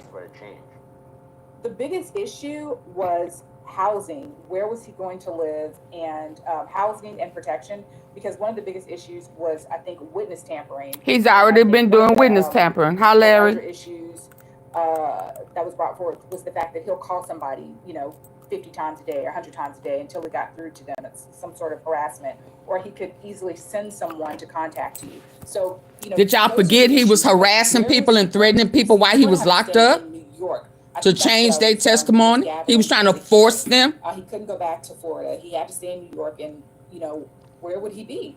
Who was going to guard him? It had to be some type of independent third party. And I thought his money was tied up. Company that would guard him. And, those were the major issues. And I think that, they can offer something now because I think they only have like 48 hours to come up with something. They can offer something now. They've had months. By the way, the jury is officially back. The judge has provided that curative instruction as we were talking about. The judge just said to the jury, excuse me, you heard that Mr. Combs was the target. This is not to be considered. That is not your concern. Ms. Comey. So now, Maureen Comey, prosecutor delivering the rebuttal. The defendant did not take no for an answer, certainly not from his girlfriends. He beat them, so we'll see where this rebuttal ultimately goes. I gotta say, we got a great question that came in, okay? And I'm gonna throw it to you, Nima. And they need to be sequestered. I'm curious your thoughts on this because we have all great questions, but this one really makes you think. This is from Hanratty Owen 8216. What are the odds if Diddy just settled in 2023? Meaning, I guess the question is if he settled before Cassie Ventura had filed her lawsuit, not settled after she filed it. Would he even be on trial right now? What a question. That is a great question. I answered it yesterday, and I'm going to answer it again today. First, I want to say, with respect to the last, it's pretrial services, which is similar to probation, that handles the bail. And I think if Diddy is convicted of just prostitution, he's getting time served. He's getting a walk. Now, this is a great question. If Diddy wasn't so cheap and he paid Cassie Ventura the $20 or $30 million that she wanted in November 2023, we would not be having this conversation. Yes, Shirley, because I'm having to hold this phone, boo. And I ain't going to keep doing this. There was a window for her to file her lawsuit. If she didn't file within that window, she would lose her claim. She's negotiating with Diddy's lawyers. He reportedly only wants to pay her $10 million.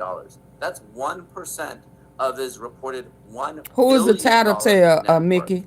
Okay, had he just got his checkbook out, not been so cheap, paid his girlfriend of more than a decade, who he admittedly beat, the money that she wanted, he would not be here today. So this just goes to show that Diddy is a narcissist. Yes. And he's cheap.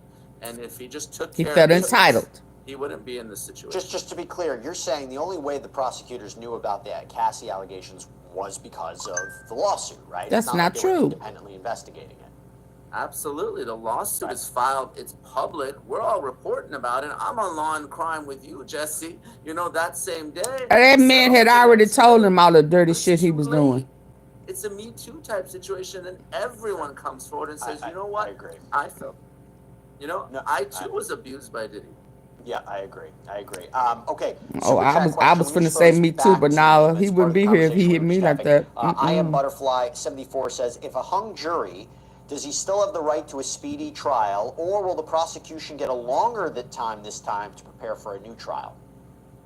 So the Speedy Trial Act still applies, but it's a mistrial, so all that time is excluded. Normally, you have about 70 days from indictment. Obviously, Yeah, they got other cases. routinely waives their right to a speedy trial. They may not do so in this case. They really sort of put their foot down in large part because Diddy was in custody. I think if he was out, they would be taking their sweet time. But I would expect us to get a trial pretty soon. And really, when it comes to a hung, it depends on what it is, what counts. If, you know, it's 10-2, 11-1, you know, in favor of the prosecution, you better believe they're going forward if there's just one or two holdups. But if it's the My other hand way, hurting. they're going to really rethink, you know, this case because, again, No, federal they government just gonna doesn't have somebody unlimited else resources. present it. You can't spend months and millions of dollars. They gonna choose somebody else I'm to. going to go to you with this. This is from @LL. Hell, they need to hire me. If the jury I get to the nitty gritty, baby. charge or charges, so we're talking about transportation to engage in prostitution, aren't they halfway to RICO because it's one of two predicate crimes? Yeah, they there. They're right, because if you look at one of the underlying predicate crimes that the prosecution is trying to... That's why it shouldn't be taking no 4 or 5 days for this shit. Indictable under Title 18 of the U.S. Code relating to transportation and What we inducing to travel doing? for purposes of prostitution and other illegal sexual activities, right? I think they're right. I think I've been saying that. You know, and I think What we doing? Why y'all so slow? Y'all need y'all on some omega-3 because y'all slow. You just need one act. You just need One. act. So I think that may be something that they were signaling. We just need one instance here. Find one instance here. Find one instance there. You know what? I was finna say that a while ago. I would ask each person individually to write down which one of the ones, what out of what situation do you think was trafficking? Just give me one. We don't have to agree on it. You give me one. I would just have everybody put down which one is the most significant for you. I know all of them are not. That if I was the foreman, that's how I would do it. And then whichever one it is, let them pick out they one. Because that's all you need. We don't have to agree. Instead of sitting there trying to debate it and all that, no. Which one do you think? And just make them do it like that. That's those two predicates, and you're good. So I think that's what they were signaling. That's definitely what they're hoping for. So they make it too complicated. They need some omega-3, baby. We're going to get to more of your questions, give you a court update, though. Prosecutor Comey says they suggest he didn't pay for sex, that there was no enterprise, that the witnesses lied. But he flew a sex worker across the country to have sex with Cassie and Jane while he threw money on the bed and said, I like this shit. It God was for damn. sex. Remember Daniel Phillip? He said he got paid for sex. When he had performance issues, he stopped getting paid. This isn't really, again, just trying to tighten up the transportation to engage in prostitution charge. The Punisher, $500 when no sex, thousands when sex. I suspect you'll hear that uncalled witnesses were equally available to both sides. Maybe some of these men would have worked for free, having sex in front of the masked, masturbating celebrity, but they got paid. The defendant is guilty of counts 3 and 5. That is That's a it. strong argument if you ask me. That's Well, it. Take a break. Now, how y'all gonna debate that? Let's be back on here. One her take. If you have any questions for Sierra. How you gonna debate that? We'll be right back. All you forgot to say, Jesse, was hell. He threw $5,000 on the bed and said, "I like this shit." God damn it!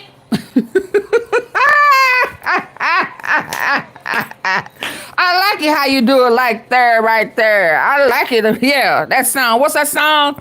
I like it how you.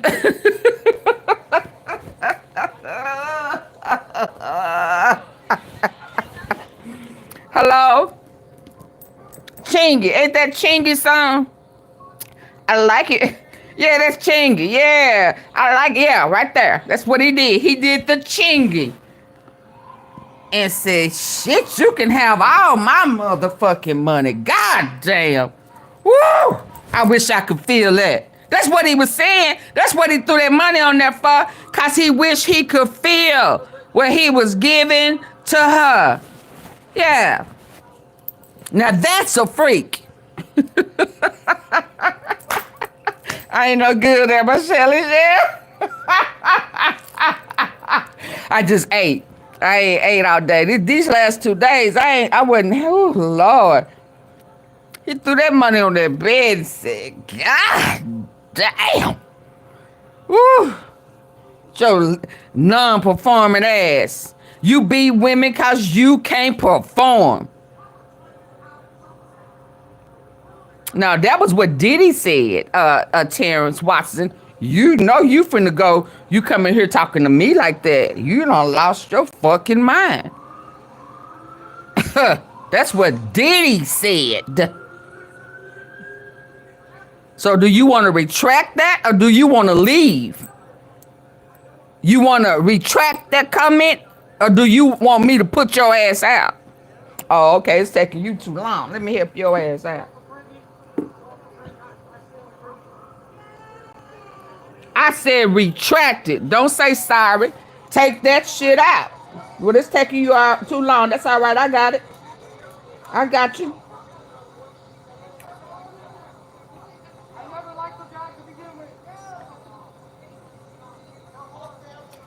That's what Diddy said. I'm repeating Diddy. It's not my verbiage. Hi. Yeah. A freak. Oh, is not a Rico. Yeah, it is. When you throw money on that bed, after you look at that horse meat.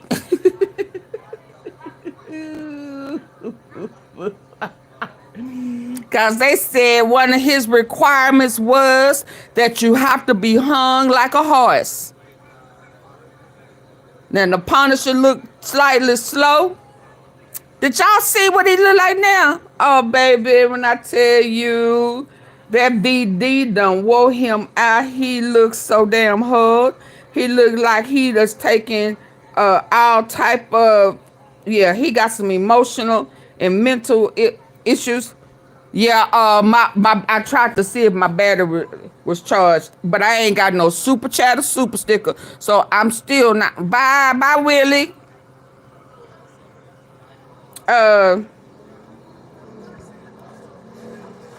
So I can't hold that thing. Did y'all see what he look like now? He looks so hard out with that BD. Not DV, VD. Yeah, he got BD. Did y'all not hear that? He said he never got checked for no. He never went and got that weenie check.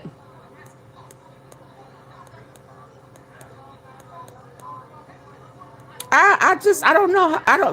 Men think y'all crazy. So you just endangered your girlfriend at that time. You just put her in all type of danger. Which guy? Oh yeah, he gone. You talking about the one I had to remove? Yeah, no, we not gonna do that. I don't understand. It's just it's the mindset.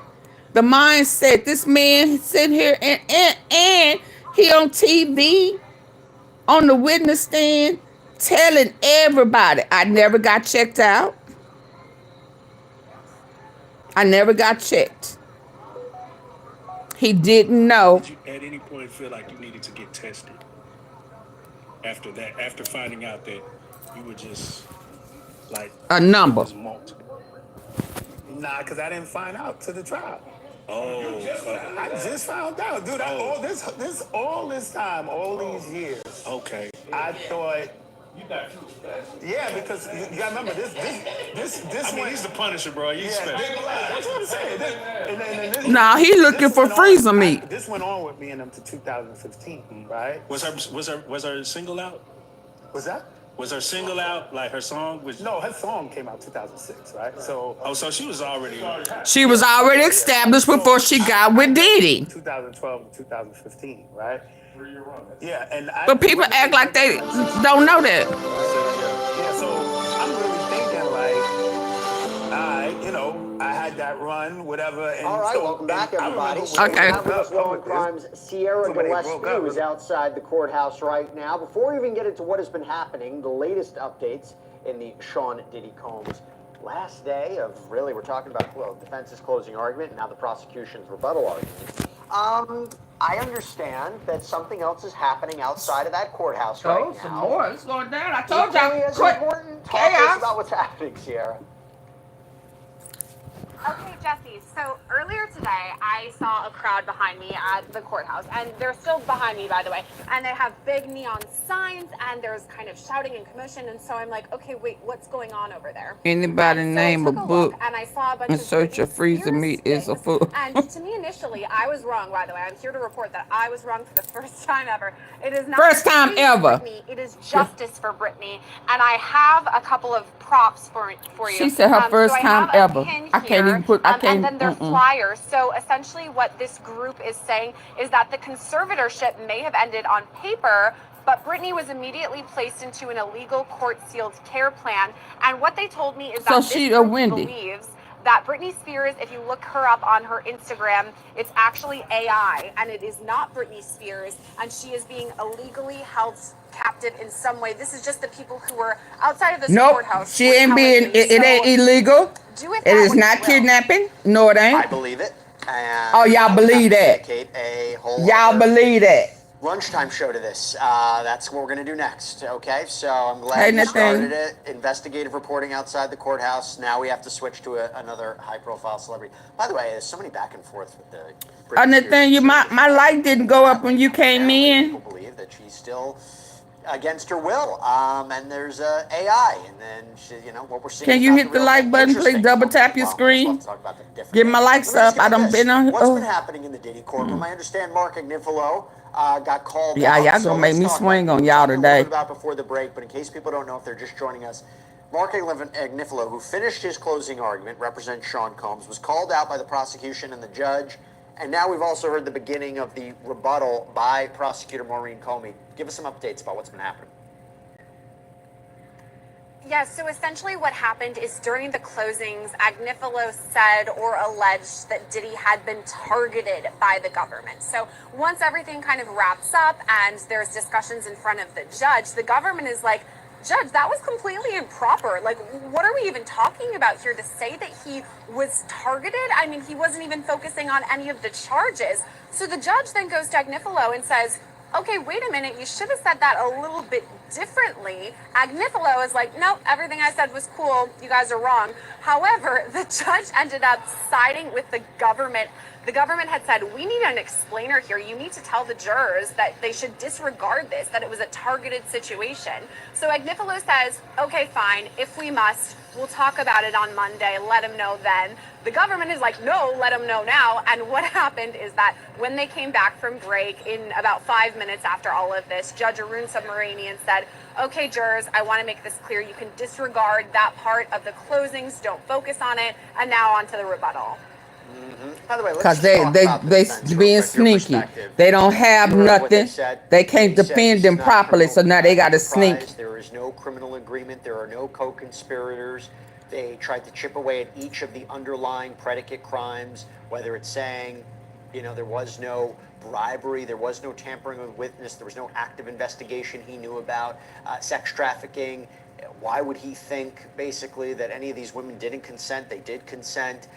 Forced labor, they were able-bodied people who could leave. Cassie could leave, talking about there was no possession with the intent to distribute for the drug offenses. Transportation to engage in prostitution, basically saying, porn stars get paid. Why would he think this is illegal? What were some of the arguments that stood out to you for the defense? What were some arguments you think may give the jury pause? He's not licensed to do porn. I think there's reasonable doubt here. Corn.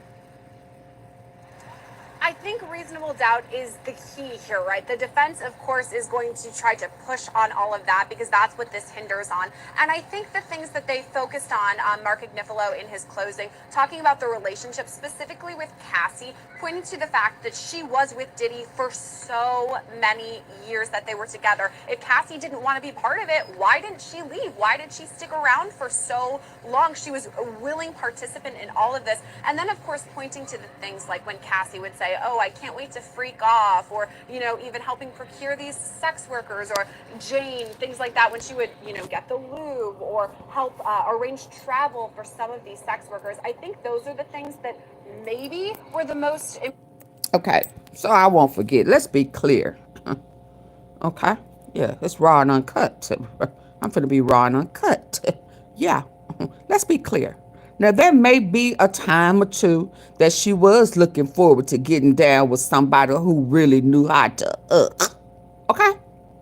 Because remember, we not going to act like he don't have a Tootsie Roll that sometimes fall asleep. Sometimes it just melts and it just flops over because he's 55 years old. So I'm sure sometimes she can't wait to freak off because that means she going to get some real Peter. But if I don't want to do it, don't force me to do it. See the difference? So yeah, sometimes because Joel's had it going on. Diddy don't know how to screw. That's why he got to take it. That's why he say, take that, take that. Important in all of the closing arguments, the relationships. And then again, if we're talking about the drugs too, the argument that this wasn't drug trafficking. I mean, I guess this kind of goes to what the prosecution is saying yesterday. They talked about it doesn't need to be a kilo, it can just be a small amount. But then I think the Mark Agnifilo's argument here is that this is personal use. I didn't ask you that, Earl Sanders. Drugs, he has the drugs, okay. So I think he did a good job. She admitted when right? Hey, I said I ain't in one of them moods. This lady did not say she didn't want it all the time. I mean, she wasn't forced. Sometimes she said she wanted it. She said that. So what are you talking about, Earl Sanders? Sometimes she wanted it. And sometimes she didn't. Now, what's clear is they thought that they was doing it for their dude. They thought that, hey, we in a relationship. So if I don't want to do it, my dude would probably say, okay, baby, maybe next time.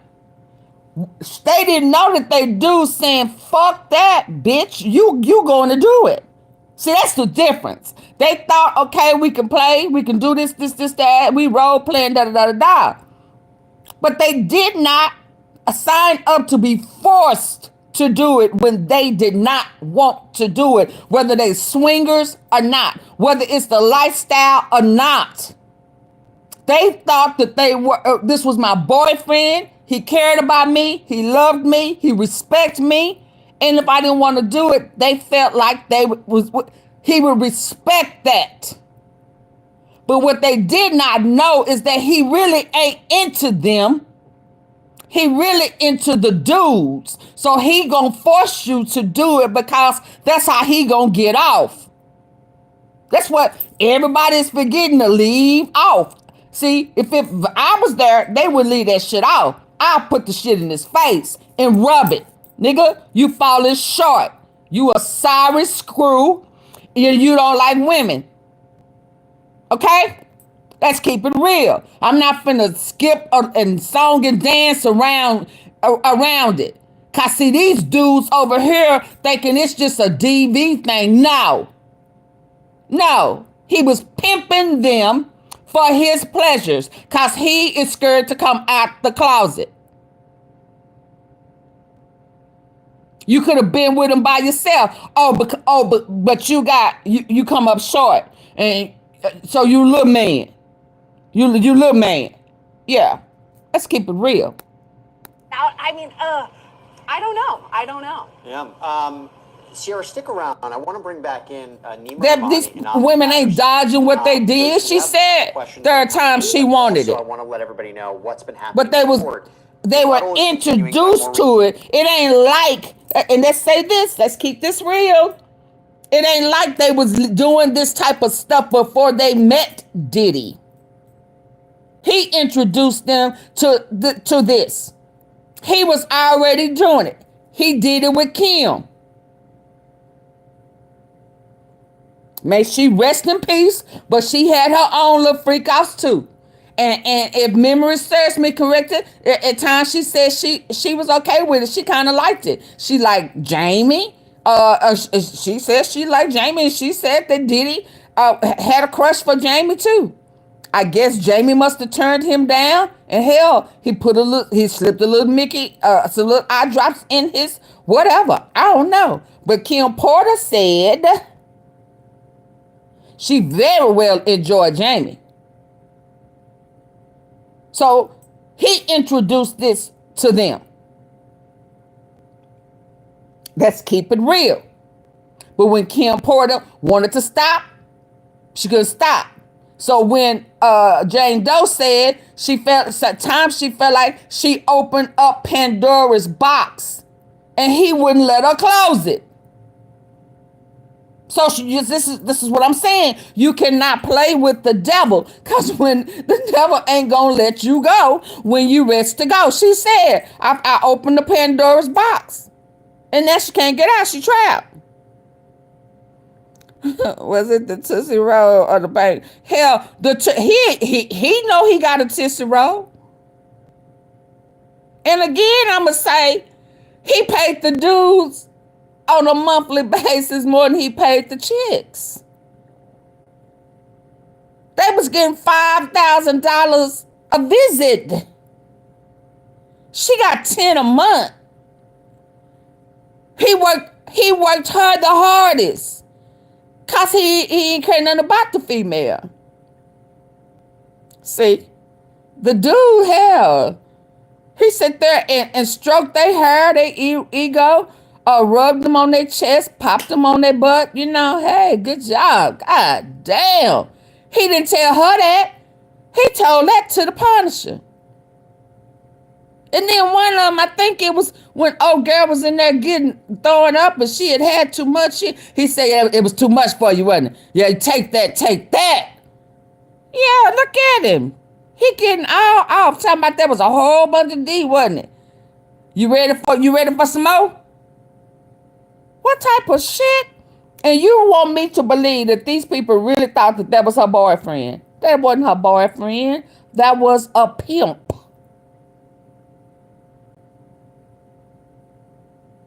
That was a pimp. You sitting there measuring the size. You like, God damn, that was weird. You took that was too much for you. Like you wishing that was your size, your thing. Who does that? I wish a boyfriend would. Shit. I wish a boyfriend would. Prosecutor, she says, an enterprise can have unlawful and lawful purposes. KK, Christina Corum. Here you go. What it feel like? What it feel like? What it feel like? It feel good. Like it's his. Nigga, if you don't get out my ear, pillow in my ear with somebody else's pallywhacker, are you crazy? Oh, shit, nah. Are equally available to both sides. This is a whole new world for me, baby. I don't know nothing about this. Yes, quick hits. The kidnapping is corroborated by Kid Cudi. He said she was forced to go along with that, meaning Capricorn Clark. Mr. Agnifilo said Mr. Combs is a fist guy. Sure.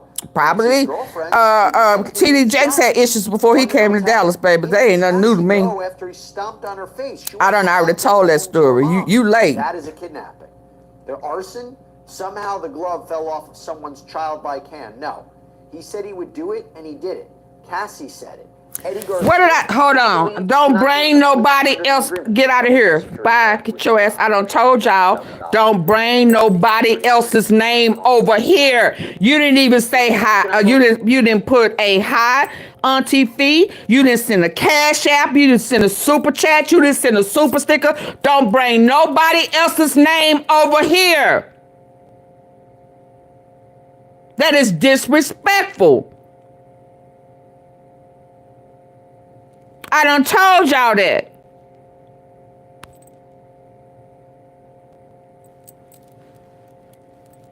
And hell, if Jaguar Wright know that there's a tunnel, then she should have reported it. How the fuck she know? Was she in the tunnel? We're gonna lead them to the tunnel and get her ass off of YouTube. Now y'all gonna make me cuss y'all out, for real.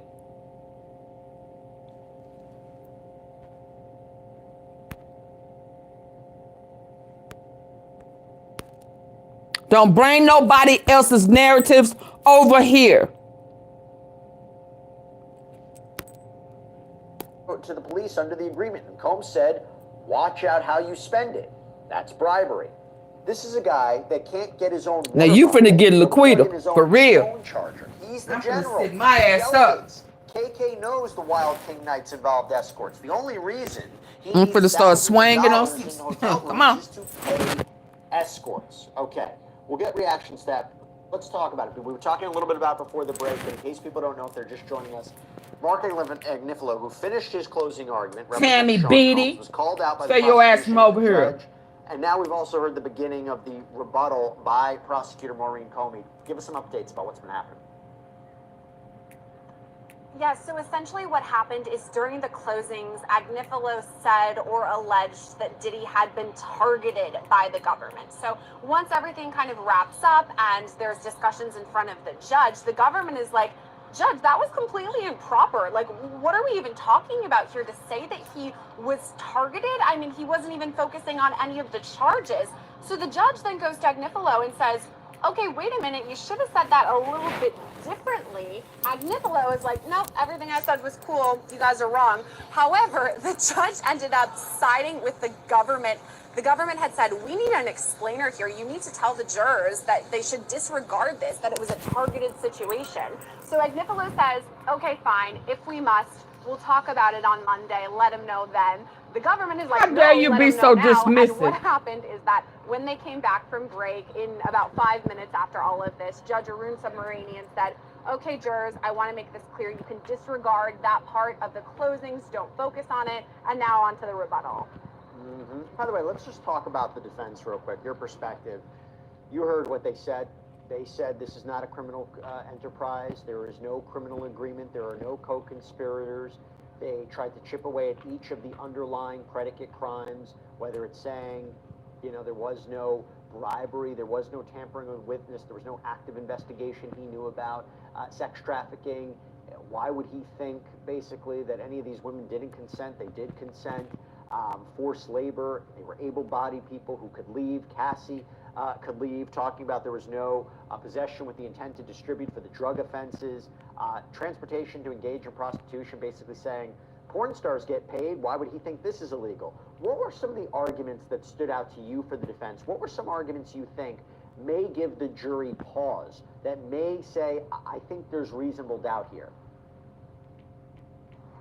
I think reasonable doubt is the key here, right? The defense, of course, is going to try to push on all of that because that's what this hinders on. And I think the things that they focused on, Mark Agnifilo in his closing, talking about the relationship specifically with Cassie, pointing to the fact that she was with Diddy for so many years that they were together. If Cassie didn't want to be part of it, why didn't she leave? Why did she stick around for so long? She was a willing participant in all of this. And then, of course, pointing to the things like when Cassie would say, oh, I can't wait to freak off, or, you know, even helping procure these sex workers or Jane, things like that, when she would, you know, get the lube or help arrange travel for some of these sex workers. I think those are the things that maybe were the most important in all of the closing arguments, the relationships. And then again, if we're talking about the drugs too, the argument that this wasn't drug trafficking. I mean, I guess this kind of goes to what the prosecution is saying yesterday. They talked about it doesn't need to be a kilo, you know, it can just be a small amount. But then I think the Mark Agnifalo's argument here is that this is personal use. He isn't charging anybody for these drugs. He has the drugs, okay. You know, so I think he did a good job with what he has, right? But was it reasonable doubt? I mean, I don't know. Yeah. Sierra, stick around. I want to bring back in Nima Rahmani and Afi Patterson because we have a couple of questions that are coming in, but also I want to let everybody know what's been happening in court. Rebuttal is continuing by Maureen Comey, the prosecutor. She says, an enterprise can have unlawful and lawful purposes. KK, Christina Coram, uncalled witnesses are equally available to both sides.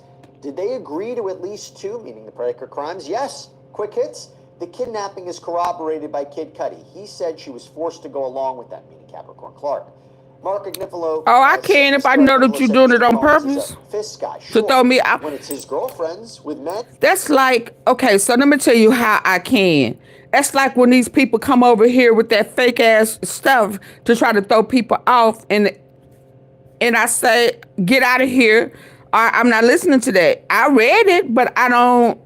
If I know it's fake, if I know that you said disregarded, I wish he could have said, because he should not have said that. He was being misleading.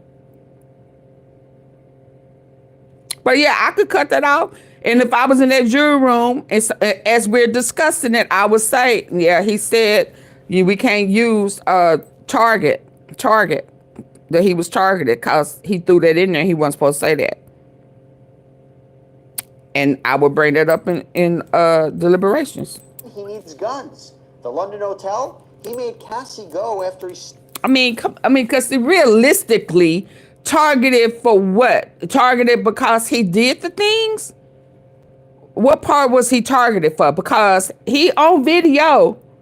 None of these people knew each other when they was doing it. The hell, they didn't start finding out. Because remember, Jane Doe didn't know that some of the same stuff that she was going through, that Cassie went through. Remember, she said she didn't find that out until the video, because he had lied. You know how y'all do? It's always the woman before them fault, like, because y'all perfect. So she says she did not know, and when she was reading it, she had started crying because it was like looking in the mirror. So who was targeted? So he has a pattern. That girl says she didn't have no idea that what Cassie went through is the same shit she was going through. So how? And then how is his sons now doing the same shit he's doing? So targeted how? Now you target people, not just women. You target everybody. Hell, you trying to find somebody for your mama. They say because you they say you tired of giving your mama some maintenance. Well, hell, I guess she didn't. If you can't satisfy no young woman, you probably sure can't satisfy a seasoned one. But hell, they say he looking for one for her too. She be at the freak house. So no, he ain't targeted. What part of the target? He did these things. Yeah. And he taught Kanye. That's what Kanye said. Stomped on her face. She wasn't allowed to go home to her mom. That is a kidnapping. The arson, somehow the glove fell off of someone's child-like hand. No. He said he would do it, and he did it. Cassie said it. Eddie Garcia, he believed he cannot go to the police under the agreement. This is the hotel security guard who was allegedly paid $100,000 to hand over the security footage of Combs beating Cassie. And even with that one, he told him when they first called that he needed to get a subpoena or go to the police to get the video. He instructed them what the legal way of getting it. How was he target? Was that a target too? They called back again. He's like, I already told you, ma'am. You need to get a subpoena. Well, I'm sure you can get it. No, you need to go to the police or you can get a subpoena. Now they on the walkie-talkie telling you somebody here to see you. Jose Gonzalez, you got a visitor. You know, this heifer done came to your job. I'd have been like, lady, didn't I tell you? What? Targeted where? And then when you told her, no, ma'am, then they called me on my private number. Saying somebody want to talk to you. He came out of disguise. Gave him a nickname. How's that targeted? Diddy nicknamed him My Angel. See, y'all play dumb when y'all want to, but I know y'all know I ain't forgot shit. So y'all need to stop. And he did that to somebody else.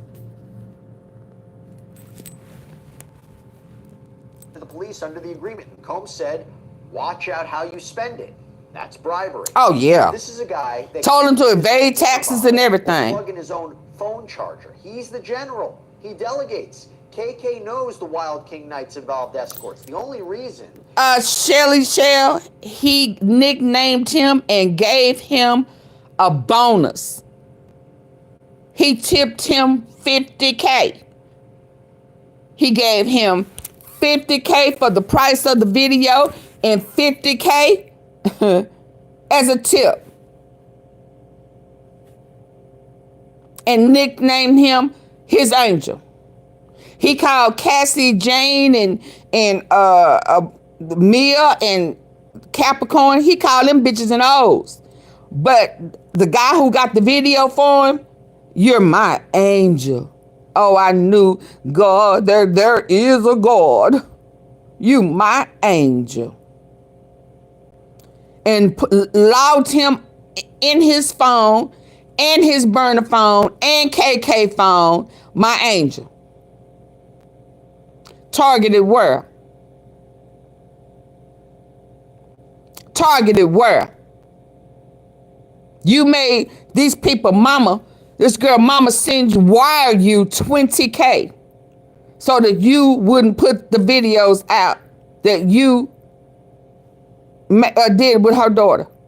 Targeted where? He put his own self in these positions because he thought he was God. Stop making excuses for her. He felt entitled. And y'all dumbasses is encouraging that. Y'all co-signing it. Because y'all looking over the fact. You can't say it's all about money when that man told him to go get a subpoena. He had to say it 5 or 6 times. He blew up Garcia's number like he blew up them women number. Back to back to back to back to back. He's worrisome. And then you make a person say, God dang, give me $50K. Okay, is that all? Okay, here I come again, you know. Yeah, shut up. He needs thousands of dollars in hotel rooms is to pay escorts. Okay, we'll get reactions to that, but first, Nima, this is from Ace of Spade 9627. Here I go. Any possible state charges if Diddy is pardoned? So a lot of things there. First, if he's pardoned, but state charges. Possible, but unlikely. Let's go. State charges would probably be domestic violence or assault, guns, or drugs. The problem with the assault is, I'm here in Los Angeles. It's from 2016, and you have a 5-year. Did we lose Nima? We get Nima. It's glitchy because I don't know why it's not charged. State charges are possible, but unlikely, and this is why. And let's go through them. There's 3 broad categories of charges that I would consider. The physical violence, the domestic violence, the assault would be one, the drugs, and the guns. So when it comes to the physical violence here in Los Angeles, where I live and where I'm sitting right now, where my office is, there's a 5-year statute of limitations. So the 2016 beating passed the statute of limitations. Now, for some of the potential sex crimes, if you can tie those in, there's a 10-year statute back when the allegations happened. And with respect to the guns and the drugs, to the extent that that happened last year in March when his homes were raided, more likely. But I can tell you, practically speaking, setting theory aside, if Combs walks entirely or if he's pardoned, I can't see Nathan Hockman, the district attorney here, trying to pile on after the fact. I mean, then people will really think it's a political prosecution, or the DA in Miami to add charges there. Look, as a prosecutor, you're supposed to pursue justice. And if the jury returns a not guilty verdict, that is justice. Now, maybe a presidential pardon is different because then the whole thing becomes political.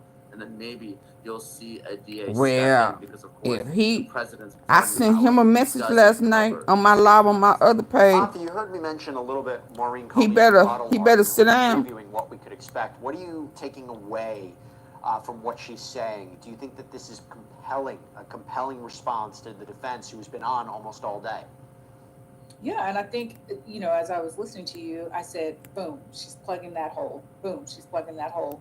You've got a plastic jar with a lot of holes and some water coming out, and she's targeting the holes and plugging it in. And I think she's doing a great job. You know, and I think, you know, thinking of, you know, the first argument that the defense put on was that, oh, this is a domestic violence issue.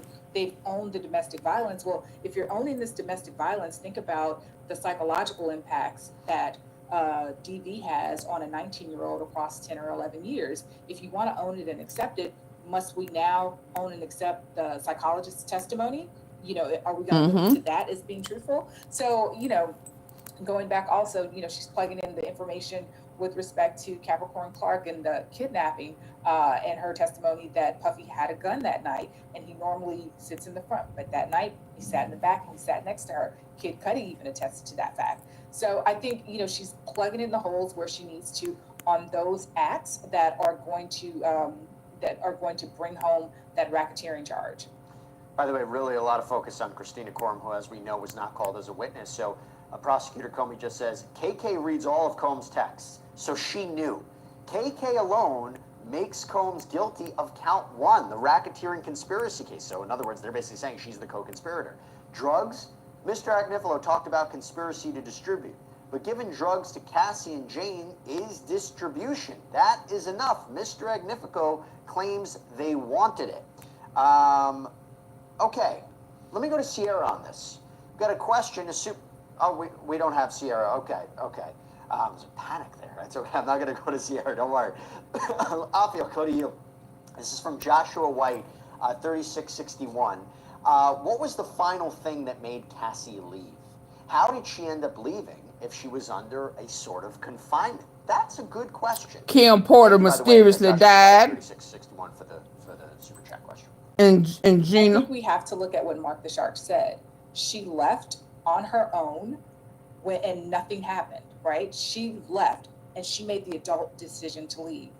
You know, that's it. And if we want to take that on its face, I would say you're absolutely right. She made the adult decision to leave once she realized. Girl, y'all to get lost in the sauce. It was Kim Porter's death. The last time she saw him was at the memorial of Kim Porter. That light bulb went off.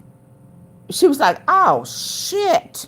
Because remember, she was jealous of Kim Porter. So if it wasn't about that death, hell, she could have had him then, right? Right? But all them threats, all the conniving, all that trifling shit, that light bulb said, oh, fuck this shit. I'm finna go. He gonna have to kill me too, because that's what's gonna happen if I don't get up out of here. He gonna, whatever happened to her, I'm over here coughing too. I don't know what this is, and she bounced.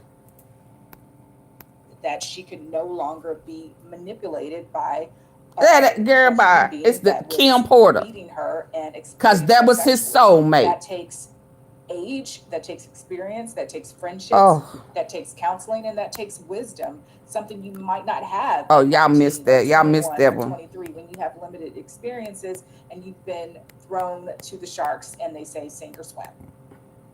Girl, it was Kim Porter. This is a really, really good point, Nima. Listen to this. The prosecutor just says, Prosecutor Comey, the defense's theory is that Cassie wanted to be urinated on, that Jane wanted to have sex with Anton after being beaten, and Mia wanted to be, how do I say this? Sexually violated. Let's just use that word. That Cassie and Jane wanted to spend days in oil with UTIs and high heels and strange men. It becomes to this question, did they really actually consent? They were pimped. Look, it's offensive. You know, you're talking about 27 different men, and all of these women had to have sex with them for like I would with eye protection. And I would tell the jurors, look, use your common sense, ladies and gentlemen. Do you think these women wanted to have sex with strangers? Do you think they wanted to have sex when they were on their period? 3 of them. They wanted to have sex for days on end. Wanted to have sex even when they had UTIs, such that normal antibiotics wouldn't work. Do you think they like to get beaten, to be threatened, to be taped while they're having sex, not have copies of the tapes themselves? Hi, Sandra. Them and be threatened with those tapes? Do you think, does this sound like consent? Does this sound like choice to you? Absolutely not. Okay, we got Sierra back, right? We're good? We can go to Sierra? We're good? Okay, good. These people, Sierra, they just too much for me. So, Sierra, question. I don't know what was going on over there. They were panicked. They said, don't go to Sierra. I don't know what happened. Anyway, Sadie1023 asks, will you guys be able to speak to the alternate jurors after they're released? So let's expand that. Is there going to be any attempt on our part to try to speak to any of the jurors after the release from this case? Adult or porn. Well, first of all, I nature have that to could be deemed apologize for harmful not being to up minors. and ready You to go surprised by before. the I court love our 6-3 ruling? chatters and the questions. I'm Someone not had sure. actually asked me All right, talking with the Erica appeal. Charlotte. She said, where's Sierra? The bag lady is right there. Please get us an interview and find it out. So, of course, I'm running over to get the bag lady. So, we'll work on getting the bag lady and finding out what's all about her. But for now, back to the question that you just asked, Jesse. Yes, absolutely. We will do our best to hear from any of the jurors. Obviously, we can't talk to anyone now, but once the trial is over, sometimes you see this in other high-profile cases where jurors will sit down and talk about, what happened in the deliberation room, or even the alternates of what was I thinking while I was there and hearing the entire case. So absolutely, I mean, I'm here, Elizabeth Milner is here, we have our amazing booking team, Alyssa and Diane, a huge shout out to those guys who are definitely going to help us. So yeah, we'll do our best to hear from the jurors because I want to know what they're thinking. Yeah, and by the way, if we do get to hear jurors, you know where you can check it out, Scandal. Sierra's amazing show on YouTube. Hope everybody can check it out. Which, by the way, you tackle these cases, but from a totally different way, and I think it's fantastic. And you bring up some of the issues that we don't address here on the live stream. Okay, thank you. Sidebar, so I encourage everybody to check it out. But one of the things I was interested in asking you as we're talking about, you know, Kanye West releasing this song with Sean Combs' son. Yep. Have you heard anything during the course of this trial? Yep. Have you heard anybody stand up for Sean Combs? Have you heard any notable celebrities speaking out in his favor? Have you heard anybody saying this is a witch hunt? This prosecution is there's nothing there? Have you heard radio silence from most people? I think that's been the norm, right? A lot of radio silence from the people that used to know and party with Diddy.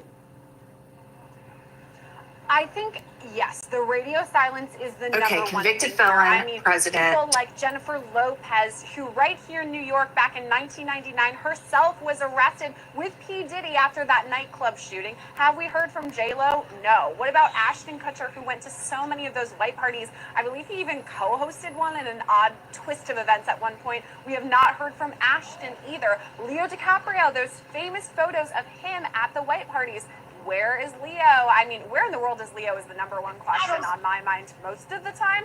But where is he talking about Diddy? I mean, he's not doing it. So to your main question here, Jesse, who are the people who are out there supporting Diddy? I mean, we, of course, have his family. You know, Justin and Christian and Quincy have been very vocal about their support for their father. So, yes, that's understandable. It's their dad. But as far as celebrities who've been outspoken, I mean, we have Kanye, of course, who...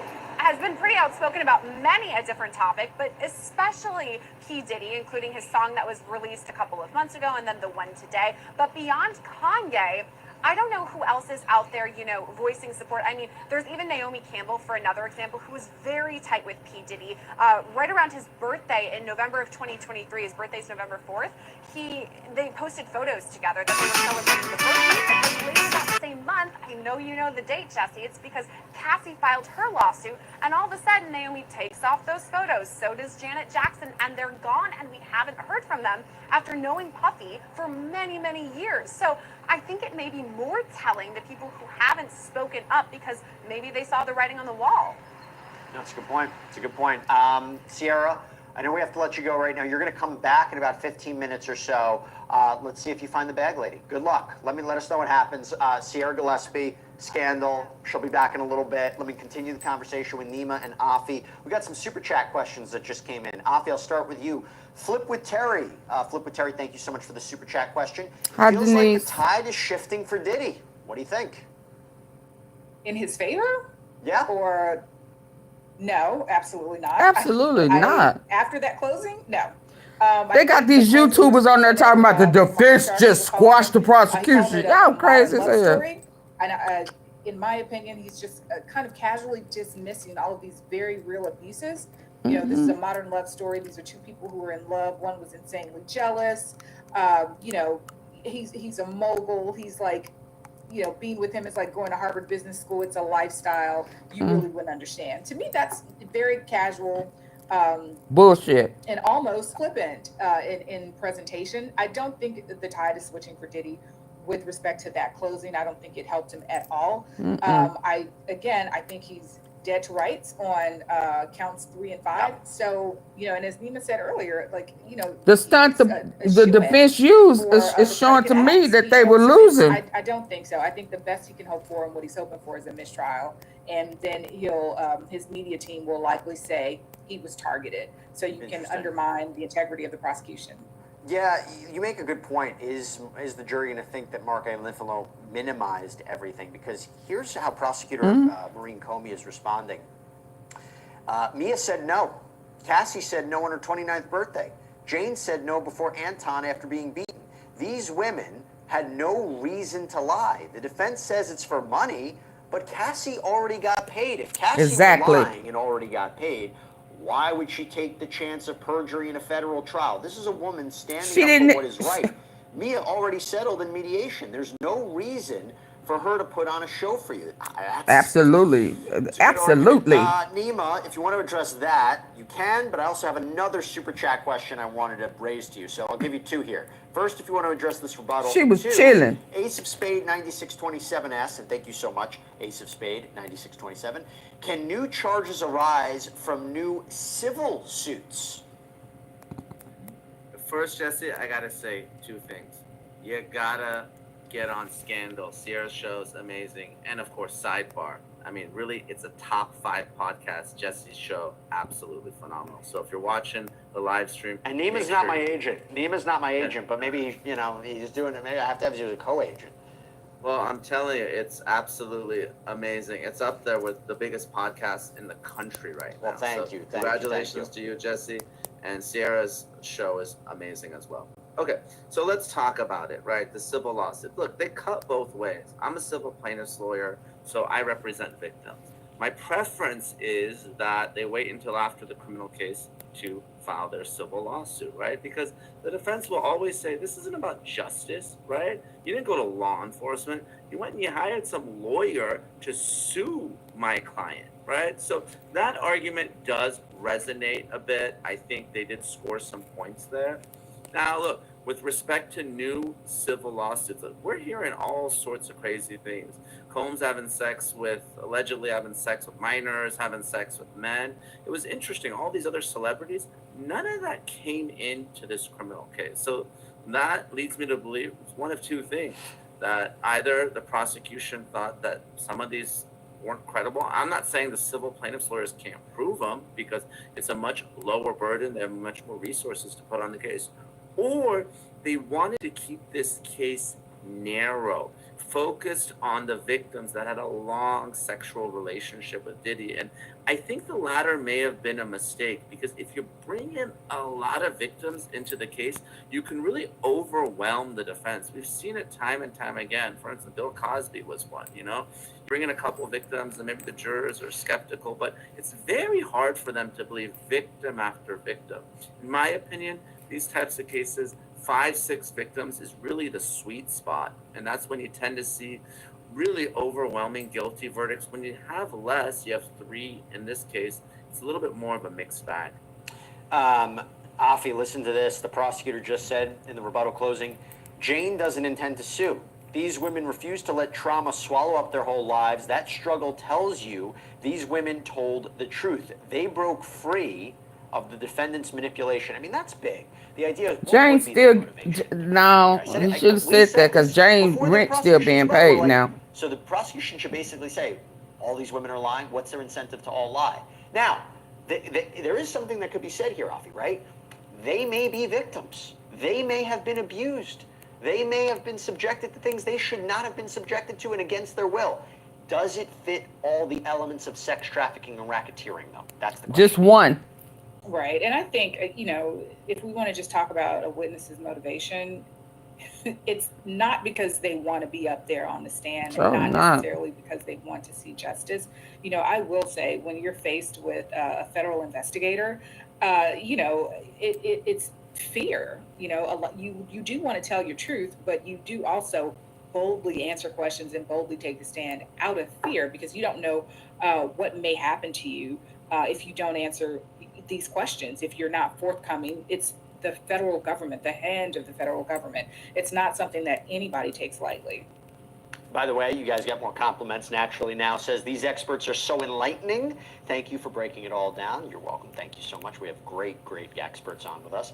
Back to you, Nima. This is from LaRob Show 6300, who's been submitting some great questions today. Could this trial and the civil cases cost Diddy a significant part of his net worth?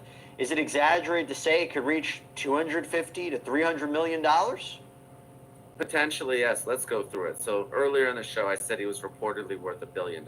Even if he wasn't, I think it's pretty well established that he was worth hundreds of millions of dollars. I think he has to spend on this trial alone at least 8 figures. So I'm talking about $10 million plus. I was doing some back of the napkin calculations. The daily burn means every day for a case like this, easily in the 6 figures, more than $100,000. Mark Agnifilo, Brian Steele, these guys are some of the best criminal defense lawyers in the country. They probably charge $1 million retainers, probably charging thousands of dollars per hour. And look, and that's not even talking about the jury consultants, the other expert witnesses, the appellate lawyers. Go look at a case like this. You had appellate lawyers who were preparing for the inevitable appeal to the Second Circuit Court of Appeals. Rolling Stone reported that they're already trying to cozy up with President Trump for a presidential pardon. So you got the PR team, you got the lobbyists, and that's not even counting the civil lawsuits, right? Dozens and dozens of them. And if he gets hit on one of them, those are going to be multi-million-dollar civil judgments. So Diddy's legal problems are just beginning. And I'm sure no brand wants to work with him right now, right? I can't imagine he's doing any merch deals, alcohol deals. You know, he's going to have to rely on his music to get paid and get him through, because, look, he's been pretty much canceled here in Hollywood. I can say this.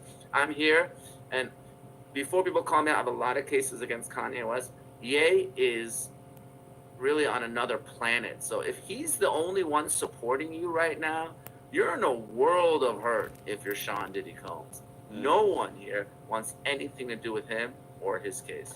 Yeah, because in the court of public opinion, or even a career, the video came out, him beating Cassie, that's it. You know, I mean, there's really no coming back from that. I don't care if you get criminally charged or not, or convicted. That changed the whole game. Okay, AunTeaFee, got a super chat question. Joshua White, 3661. Joshua White, 3661, thank you so much. I would love to hear your perspective on why all the victim witnesses were given immunity. Immunity from what? So there was a lot going on. We've got drugs a and lot. prostitution. Yeah. They were very much involved in it. You know, something I thought of the other day. with respect to the criminal enterprise. So We're how can talking he about, be Bad Boy. innocent We're and talking targeted? about Diddy's various businesses. We're talking about everybody who was involved. So his bodyguards, KK, CC, everyone who was involved in acquiring the drugs, distributing the drugs, keeping in mind that a sale is not required for possession with intent to distribute or a distribution charge. But everybody who was involved with setting up the travel, the payments, the bribery, the prostitution, everyone, they would like some immunity because they were confessing to some wrongs as well. So that's why the government also has the power to offer immunity when they're going after. That's how you know that he is guilty of criminal activities, because they were guilty too. So they had to confess on themselves. So for anybody who is saying, "Oh, he's guilty, he didn't do it," yeah, he did. That's why they have the witnesses who told on themselves to get him, got immunity to tell the truth on themselves and Diddy. A defendant. But yeah, that's why they were all involved. They were all a part of the enterprise. Argue that they were part of the enterprise, if you will. This is a question from Naturally Now. You guys are incredible. Going to miss all these law experts. It's so kind. Quick question, Anima. Where will Diddy Whether they knew they were or not. Does where he reside matter? Yeah. No. It's really up to the Bureau of Prisons. Now, look. Oh, okay. We're sometimes about the going to judge prison. will make a recommendation, but even a district judge can't control what BOP does. And this is a very unique criminal defendant, someone who's going to be a criminal prisoner if he's convicted. He can't just throw Diddy in the general population. Yeah, you can. Safety. He's got to be Safety. isolated. He did it. Right now, he's in the MDC. He can dance his way out of it, can't he? You know, another high-profile inmate. So you can't just place him anywhere. So it's going to be up to the Bureau of Prisons. They decide where he's going to be, and really a lot of it depends on the sentence too. It's not just the facility and keeping him in isolation for his safety, but if he's doing double-digit years, you got to make sure that the facility he's at, he's not moved consistently, because it's challenging, right? Whether it's by bus, whether it's by plane, it's dangerous to move prisoners. So BOP is going to make that decision, and it's really nothing the family, the defense, or the judge can do about it. It's time for him to stop getting special privileges. Continuing the rebuttal, saying jealousy is not a defense to sex trafficking. Jane picking out Cabral and Anton was her way of taking back some control. Yes, she texted escorts. Sometimes he told her. Sometimes she knew he would ask. She felt she had no choice. That's coercion. The defendant did hit Cassie during freak-offs. Cassie said it. Daniel Phillip told you, and it's on video. Oh, that's interesting. It's on. Oh, I guess in 2016. The defendant was in a towel. The freak-out was not over. There's no separating the violence and the sex. A lot more to talk about. A lot more of a conversation. AunTeaFee and Nima are going to stick around. I have to sign off, but Sierra Gillespie is going to jump in. I mean, Nima said it. I got sidebar to host. I got to jump in, got to take one. But Sierra's going to jump in and anchor for us. And we're going to do continued coverage of the closing arguments in the Sean Diddy Combs criminal trial. Okay, I need to hear this lady up here. She said this is fake. This is a fake trial. To connect with them is really important. I traded 9 to 5 for 5 to 9. It's a lot of work, but I love it. Effective, healthy blood pressure. Oh Lord, I mean. It takes vision. At Human, our plant-based supplements are scientifically formulated to support the center of your health. And at the center of Super Beats Heart Powder, Charges might be pushed to Monday. I mean, sometimes they're worried about losing it. Come on, lady. United States versus Sean Combs, day 31. I am on a train right now, so I apologize. And also, I will be missing the second half of the closing argument by the defense today, but I will update everybody with the transcript and anything else later, because I don't know if the schedule is going to go exactly according to plan. They have Mark Agnifilo, of course, finishing the defense closing arguments, and then Maureen Comey's rebuttal, or I believe it's Maureen Comey, but the government will be doing a rebuttal. sorry, it's a little quiet. And then the judge is supposed to issue the jury charges, and he even mentioned possibly deliberations, but I don't think that that's going to happen. I feel like even the jury charges might be pushed to Monday. I mean, sometimes they're worried about losing a juror, but we'll see what happens. I will update everybody on X or on YouTube under the post with what the schedule is going to be. But okay, let's get to Mark's closing argument. Now, he is much different than Christy Slavic. He speaks very freely to the jurors. He speaks like, you know, they're friends. And he thanked them. He thanked them profusely for their work, for how diligent they were. And then his big kind of first punchy moment here was, this trial is the tale of two trials, told by the mouths of the witnesses, one trial, the witnesses, the text messages, the videos, and the evidence, and then the other trial is told by the mouths of the prosecutors. And that's a much different trial. Sorry if I'm talking quietly, it's because I'm trying not to disturb everybody, which I'm doing anyway, but whatever. And then he said this case is badly exaggerated. You know, the government has the most complicated charge and the most serious charge of racketeering based on personal drug use and threesomes. So he said basically Threesomes? every hotel night Threesomes? homes rented with his girlfriend is a federal crime scene. Mm-mm. Ain't no damn. Okay, come on, Tisa. Come on. Damn threesome. Okay, come on, Tisa. Come on. Damn threesome. Okay, come on, Tisa. Come on. I thought I just saw it.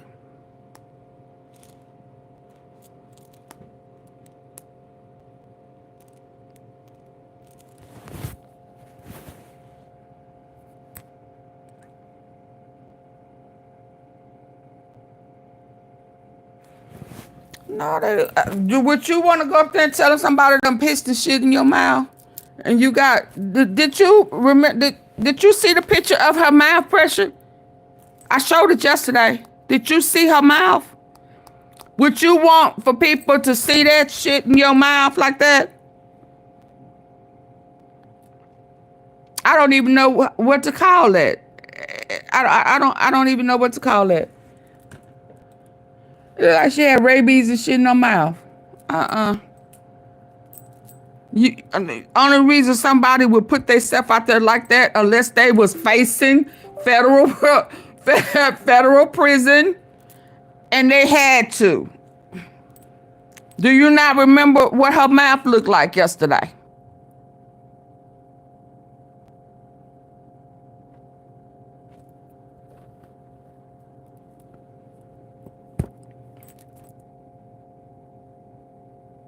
Okay, so you mean to tell me somebody would want to have to show that? I mean, you know, they had to tell the truth, so they had to tell on their self. They had to tell everything. So she already had what, 20 mil? I could have bounced off in La La Land with my 20 mil in my nasty ass mouth, and would nobody have known that somebody done, he made me open my mouth and they just pissed in it like my mouth was a damn toilet. Choking me. I couldn't even swallow, gagging. You think somebody just wanted to do that? And I done already got my 20 mil? Oh, okay. Y'all play too much, baby. Y'all play too much. Y'all think what would be her point of bringing forth this message? She done already got 20 mil and another 10 on the way because the hotel didn't handle this whole situation right. She did. This is not her lawsuit. That's what I'm trying to explain to people. This is not her lawsuit. This is not her lawsuit. She had to come tell the story because she was a co-conspirator. I done told y'all that umpteen million times. Y'all act like y'all can't hear. Y'all like that fake narrative stuff. That's what irritates me. Y'all like that fake narrative stuff. Y'all run with that shit. Oh, y'all run with it like it's the truth. They were co-conspirators. So yes, they had to tell on themselves. Why they keep saying fake case? This is the second person who done said fake case. 32 of the U.S. versus Sean Combs trial. Today, the defense closings. We're on our way in. Yesterday, the prosecution's closing by AUSA Slavic brought together a lot of threads. I will say, it's not so much the law when actually described in that context, not just on the dry piece of paper of a jury charge, but actually described orally to a jury. So that means they only wanted the money. Because it said, and I'm saying this just like it changed my view. It wasn't about them. The feds had been on did. Oh my God. A commercial sex work charge. They don't really have to show intent or anything. It seems very tricky. And on the RICO, they just have to find 2 incidents, and they can even be the same predicate. Those who thought that the U.S. letter dropping theories of liability concerning arson and kidnapping and aiding and abetting sex trafficking would result in a substantially different closing. Stop it, Pressure. You wrecking my nerves. You wrecking my nerves. You talk first up here, you was talking about Cassie. Now you talking about it was, so that means they only wanted money, not him to go to jail. They didn't think that the jail, they didn't think he would ever go to jail. They thought he was bigger than all of that. They thought he was bigger than all of that. You remember there was one girl who got stopped and was finna be taken to jail, and she told him who she worked for and put him on the phone. They was like, oh, okay, all right, you can go and go. Tell the pup I said, what's up? What's up? You remember? He had police people on, you know. He had them in his phone like my angel. Remember, he already had somebody on the feds that would normally tell him what the plan was, remember? So when they went early, whoever his little in-house source was didn't know that the feds was coming early. Y'all get too brand new for me. But that's because y'all be all over the place listening to all that fake shit. And then y'all get confused. Real victims want justice. And, no, real, yeah, listen. There are a whole lot of people who have been trafficked that did not tell. This is not, and they can be trafficked by somebody who don't have a dime and still ain't told. There are a lot of, I can only speak on behalf of the women who have been, pimped out and fell in love with their pimps. Got conditioned in their mind. Made excuses for him, worked for him, gave him all their money, and he still beat them down. I don't know why y'all can't see the similarities of a pimp and Diddy. He Lenny. And I want all your pennies. Yeah, he Lenny.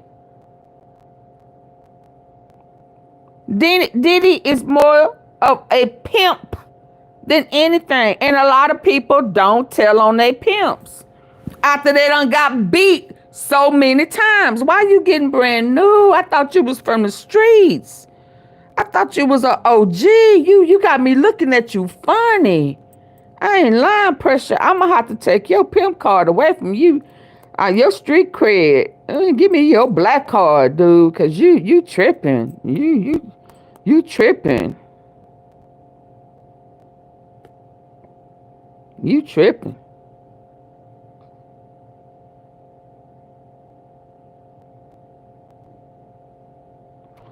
That's why he's shocked. He's shocked like hell that they didn't even take his 50 mil to get out. You know Harbor Freight for affordability. Shit. That was a blow. You see, Ain't nobody ever told him no. Partner loves sodomy, but you're not into it. You do it and you start to love it for your partner. And I was like, the funny thing is his wife was sitting in court and I was literally being like, oh, to see his wife's face right now. Because boy, what are you talking about? He compared Cassie almost choking to death from being urinated on to saying when your lover likes strawberry lemonade and you don't, you learn to appreciate strawberry lemonade. It Oh, was wow. fixable, but he kept making really creepy stuff.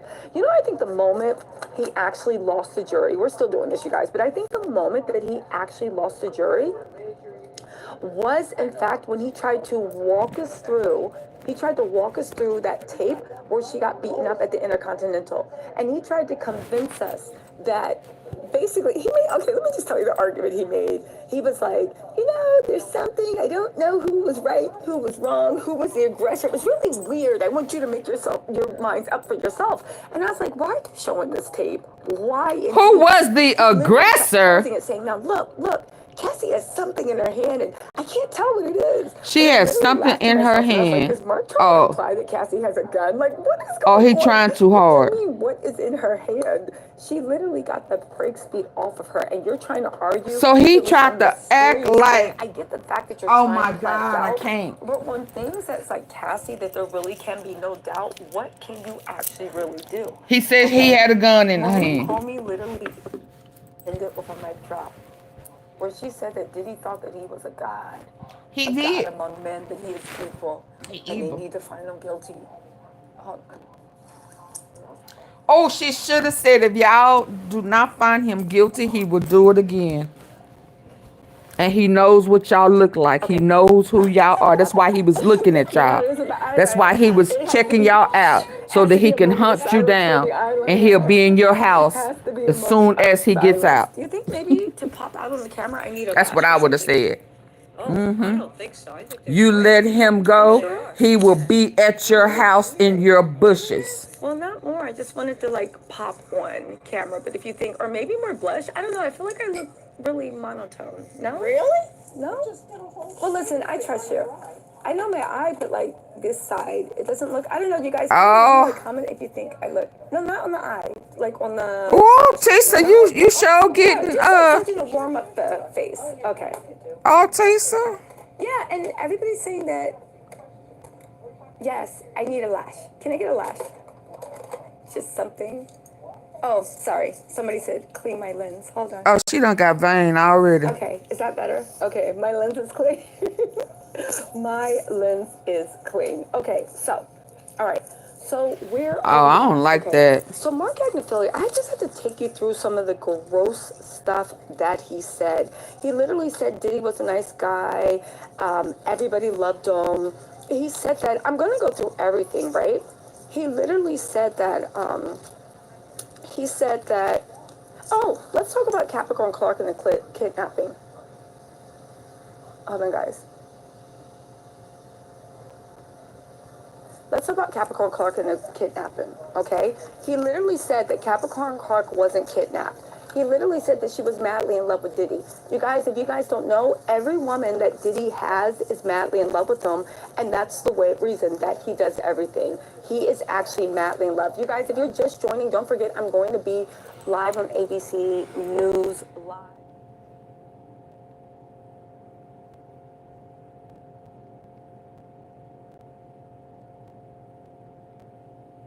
He didn't kidnap anybody, okay? He said that this man was running a multi-million-dollar company. I thought she was way more humble than that. She just showed a whole side of her that I was like, what?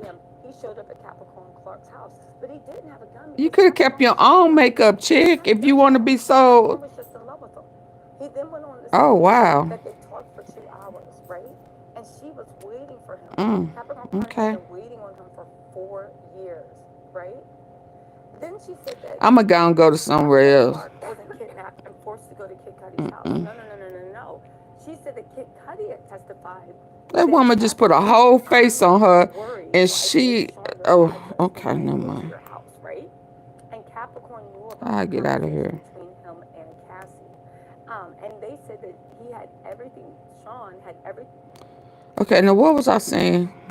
Let me go back, because that right there was what? Okay, why they keep saying? It's day 32 of Let me get back. intent or anything. Better to have. So let me get this straight.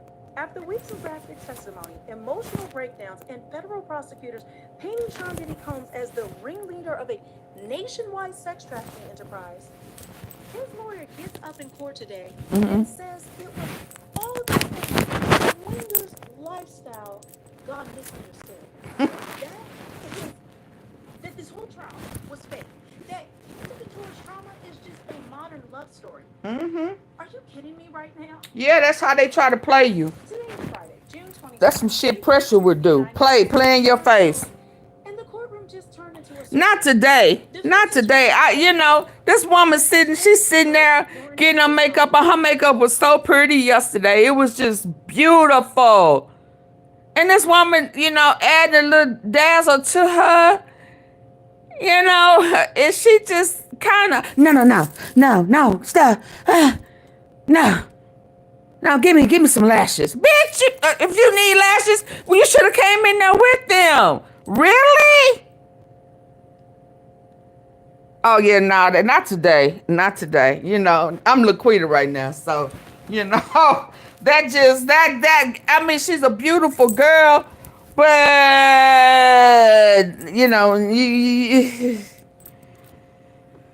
yeah. That was I wasn't ready for that. Because her makeup was cute. It was like, I just feel like, and that lady said, really? I just put a whole face on. I think I need, no, I wasn't feeling that pressure. I wasn't feeling that. Mocking the case, mocking the victims, and trying to convince the jury that this was all just consensual. No, not today. You done already rubbed me wrong. That happened in that courtroom today. What Diddy's team said, why it matters, and what the jury is about to decide. Let's get into it. Let's start with what actually went down today inside the federal court. Pressure, she not the only one for me, boo. This week, dropping some bombshells and also confusing the entire country by suddenly backing off the kidnapping, the arson, and they done made it a whole play like it's a play. It was time for the defense to fire back, and fire back they did. Not with facts, not with receipts, not with counter evidence, but with sarcasm, and a desperate attempt to reframe the federal RICO sex trafficking case as one big romantic misunderstanding. And then these men stood in front of the jury today and said point blank that the case against his client was fake. Not wrong, not exaggerated. We're living in the Twilight Zone. A modern love story. And just examine that. Cassie testified about years of mental abuse, violent assault, forced dog. I don't know how to pronounce that. In a hotel. She was beaten, threatened, and isolated. But now her abuse is just being sold to the jury as quirky, unconventional, but romantic. Like what? Where's the line? When does a toxic relationship become criminal? Because based on what we heard in court, this wasn't some messy breakup. This was systematic destruction of a person's autonomy, safety, and body. And yet, Agnifilo ridiculed the entire trial. He pointed to the government's use of lubricants, baby oil, and sexual paraphernalia as evidence and laughed it off, as if this was just some salacious overreach by a desperate DOJ, which it could be, because there are points that are a little crazy. But let me ask you this. If this were your daughter, sister, mother, there we go. Would you be laughing? Now let's get into the legal pressure. Would you be laughing? Agnifilo says that the prosecution hasn't proven sex trafficking, that there's no evidence Combs ever knowingly coerced or recruited. Whether he know it or not. Everything that happened was it's the law don't change because he didn't know what he was doing. Adults. But didn't he not say coercion? Consent ends the moment fear begins. And every single victim in the case, Cassie, Jane Doe, although I question that, but more victims testified that fear was the currency Diddy used to... Come on now. In all fairness, when Diddy told Jane Doe that he was going to send that They freak out video to 50 Cent. She got scared as hell. So we got not gonna act like she didn't get scared. Okay? It did nothing scare her when he said he gonna send a video to 50. There was some act right here. That's probably what made her push his head on that marble. Yeah, so she did get scared, and he did blackmail her by saying he was gonna send that tape to 50. Well, it's still for blackmail, bribery, yeah. So we can't act like there was nothing with Jane Doe. We gonna stop that. And when he did kick in doors and knock them off the hinges and all of that, she running down the street barefoot. It got kind of cold or hot outside, and hell, she waited for 2 hours and went in there. He's sitting there all hyped up, ready for her. And she tried to go take a shower. He went in there and beat her down. And then said, now put on a dress and go sucking up.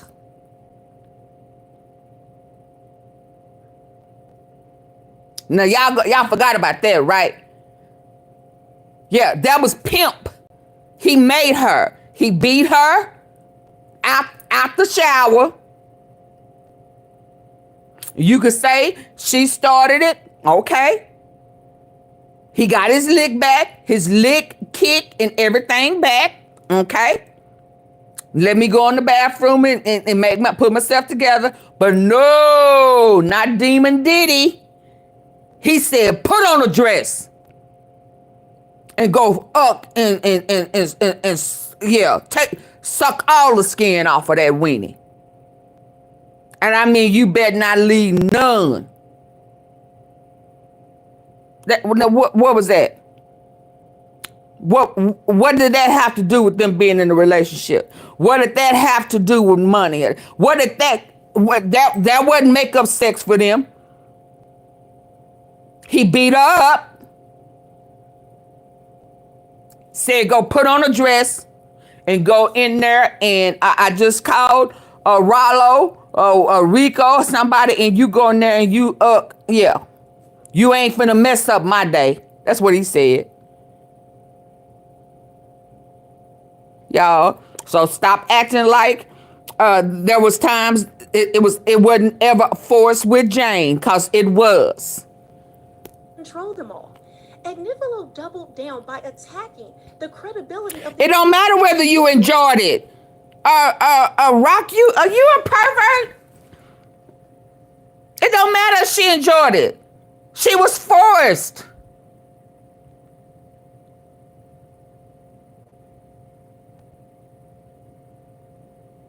That was not the same incident. Shut up. Get out of here. Shut up. Get your ass up out of here. Mixing up situations. What you say?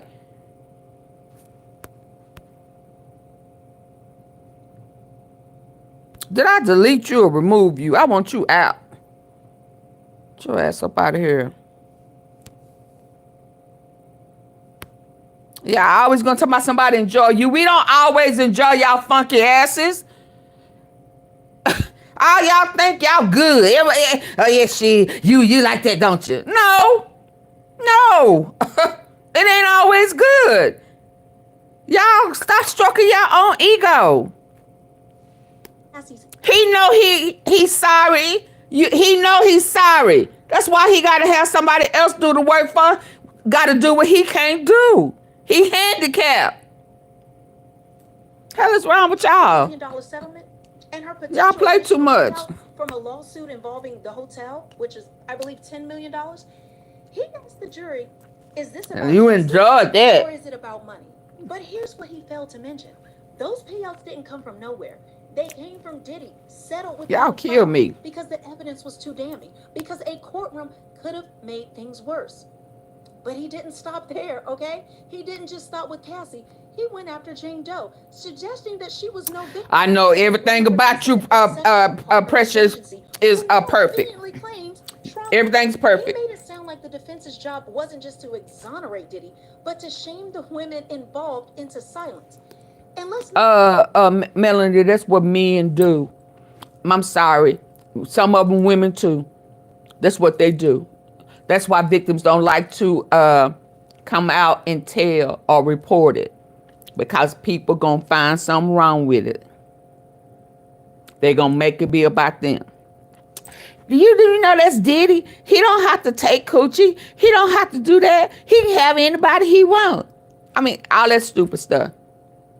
Not knowing the hell he barely a Vienna sausage.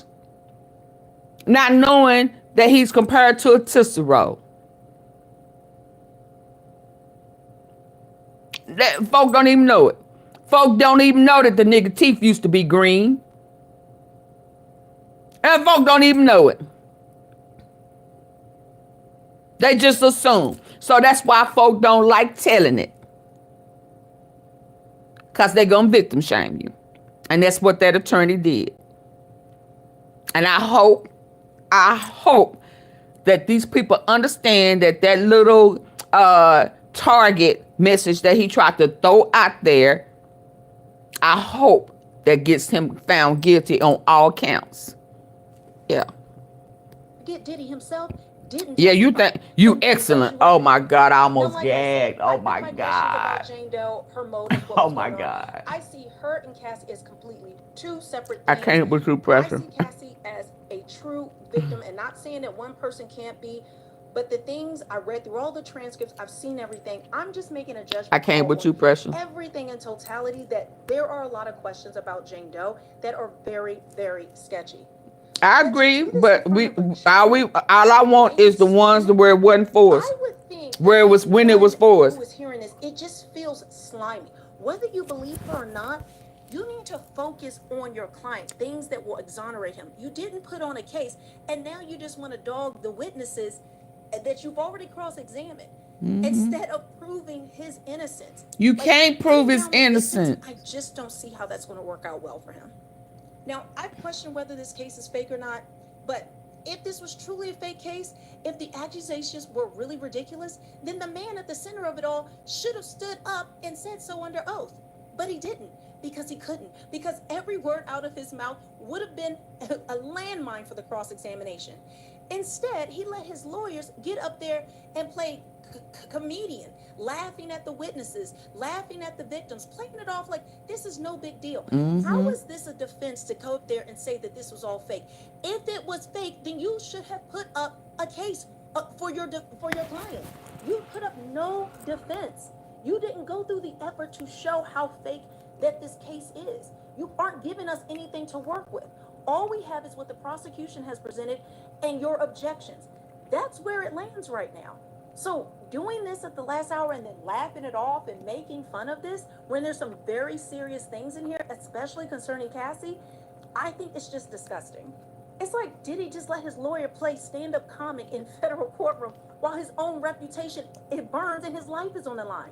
And yes, even his family was in the courtroom today. His daughters, a show of unity, a well-crafted image. But don't be fooled. Support in the pews doesn't erase facts on the record. They got that from their mama. Rest in peace, Kim Porter. They didn't get that shit from him. An alleged surveillance operation. This wasn't just some toxic celebrity chaos. It was about a man who allegedly used his power and money in order to exploit victims. And while the defense throws jokes around like confetti, let's remember, the prosecution brought a mountain of evidence. They showed travel records, text messages, voice note, financial transactions, surveillance footage, alleged testimonies of coercion, threats, and violence. And they backed it up with a pattern that shows multiple patterns. That wasn't just a fluke. It wasn't just a lifestyle. It was a system of control. But the defense's job isn't to prove Diddy's innocence, guys. Their job is to create reasonable doubt. And that's what they tried to do today. They showed their hand, though. Shame the witnesses. Turn the courtroom into a Netflix drama. Hope at least one juror buys the Hollywood version and ignores the real world trauma. Now here's the kicker, though. Jury deliberation will begin soon, maybe even today, but most likely Monday, June 30th. And once the jury starts deliberating, anything can happen. The defense only needs one juror to hesitate. Just Yeah, but see, that's where the judge messed up. Because they asses would have been there all weekend, baby. I bet you they'd have came up with a verdict real quick. And that is what should scare Not go home. Because if Diddy walks, all of this goes unpunished, then what message does this send? That money protects you? That it erases accountability? That sex trafficking doesn't apply if you're rich enough to pay off people for silence? Make no mistake, this case is about far more than just Diddy. It's about the American justice system. And can it pierce through this celebrity veil, this celebrity wall of silence, where the juries can cut through manipulation and recognize trauma? Yeah, they definitely should not. They should have waited until Monday for her to give her rebuttal. All that they've been through, okay, been threatened and dismissed, can still matter in a courtroom. And today, the defense tried to drown those voices in jokes, denials, and deflection. So what now? The courtroom battle is nearly over, but the war for justice, truth, and accountability, that's just the beginning. The jury is about to hold Sean Diddy. I hope, Pressure, you come home one day. Now, how many times do I have to delete and remove your? Okay, I know what to do. Now the question is, what there you go. The jury think about? Cause I don't know if I how many times I gotta delete your whatever it is that you putting. I don't care what you're saying, Jerry. You ain't figured that out yet. You can't see that I done deleted every time you done made a comment. You can't see that. And I ain't even read it. I read the first one. Okay, so how many times I gotta delete it? You think that you gonna keep putting it back after I delete it? What that mean? Y'all feel too entitled. Y'all feel too forced. If I remove something, don't force it on me. Okay, you got that Diddy spirit, Jerry Stevens, Gary, or whatever. You got that Diddy spirit. If I remove it, that means I'm not interested. So stop trying to force it on me. No means no. Okay? I mean, what is wrong with y'all? What in the world? How many times I got to delete it? You just keep coming. Hell, ain't that what Diddy was doing? They wouldn't answer his call. He kept calling. When the boy said no, I go to the police. He kept calling. I remove your message. You keep bringing it back, about something stuff. Steady coming. What is this? Pray that spirit up off you now. Pray that up off y'all. What in the world is going on? What is this? I got something to show y'all. Hey, Keisha.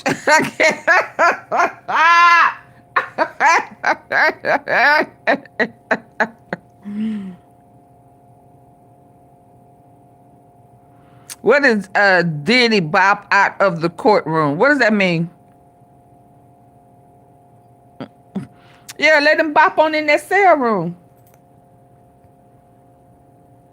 I mean, ain't nowhere around it. He going to prison. I mean, he will be leaving jail soon and going to prison. They say it's about a 3-month process. He going to prison. He's going to the federal penitentiary.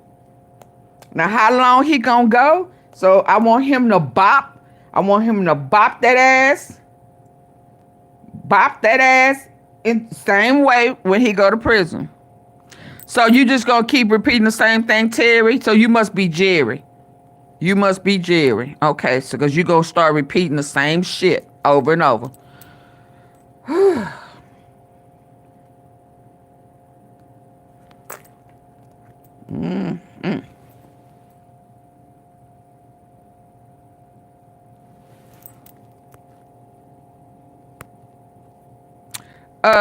So G, I got a $7,000 bonus deposited in my account today. How about that? How about that? Hello? How about that? 7K today. Now get your ass up out of here. How about that?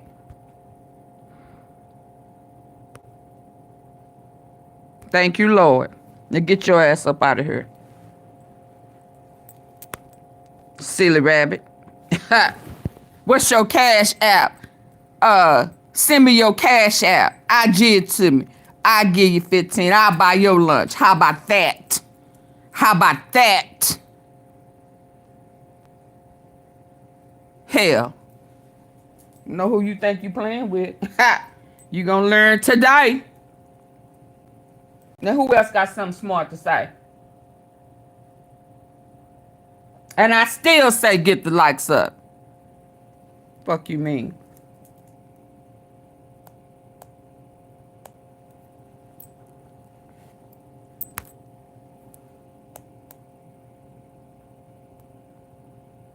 Here's what I was trying to find earlier. Why somebody tried to check my gangster.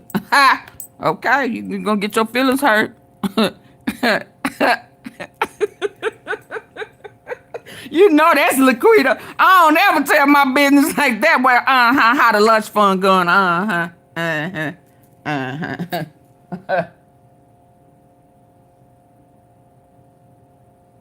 Well, put it in here. I'll send it to you. Put it. I'll send it to you.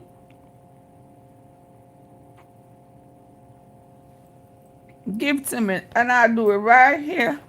And you can remove. I mean, you can leave it in there. I don't care. I ain't no hater.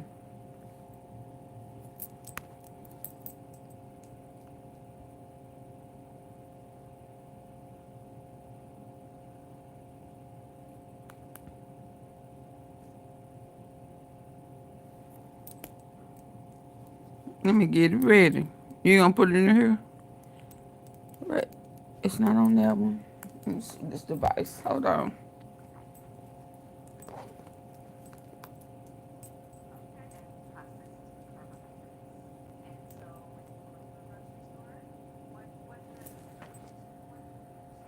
What's the cash app?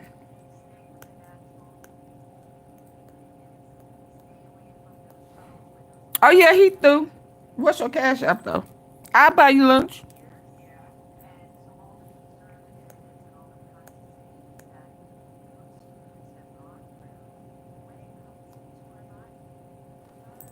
There you go. I'm ready. I don't when it got the. Look, can you see that? Hold on. I done cut the light on.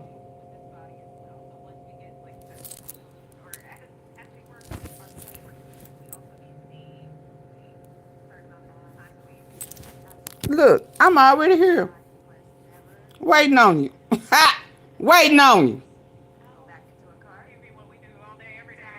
Waiting on you.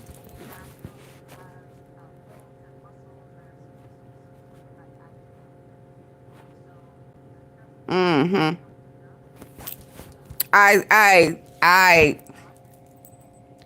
They messing with the wrong one today. I don't fake the funk. Yeah. Okay, now let me get back to what I was trying to show y'all for somebody tried to check my gangster in my bank account, nigga. Mm-hmm. He got that Diddy spirit too. He wants somebody to do all the work and the research and him not support. Yeah, you got that Diddy spirit too. I always want something for nothing. Yeah, y'all better leave me alone. Okay, y'all look. Let me put it on that one. Cause some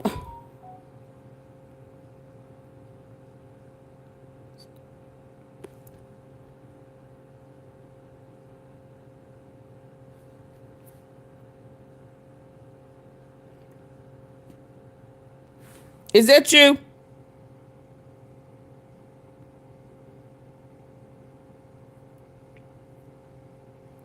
Is that you?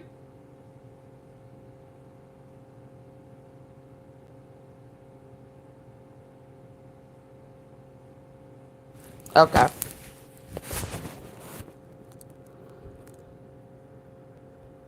I don't went out on this device. I don't went out on this device instead of the other one. I'm back. Y'all still here? Okay. Now let me get over here. Thanks for all you do. Okay? Thanks for all you do. The jurors are getting paid a bag for their service. Federal cases.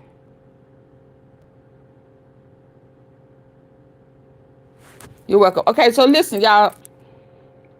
How many days was you on jury duty? Wanda? Hold on, y'all. I'm trying to get somewhere. I need to get this device. Oh my God. I'm gonna need to go on vacation after this one. I don't know if I'm gonna be able to handle Fat Joe.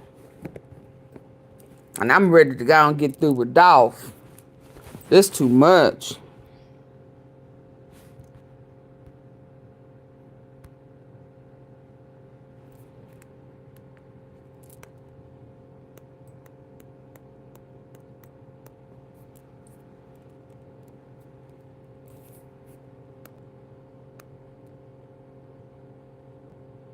Y'all done threw me all the way off.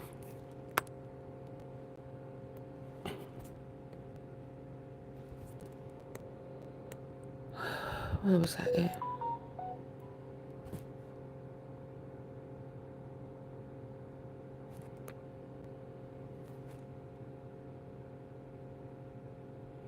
Did they?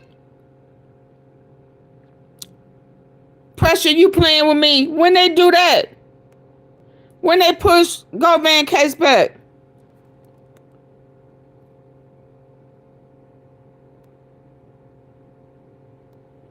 Pressure, don't play. You know today. You know I don't feel good today. Don't do that to me.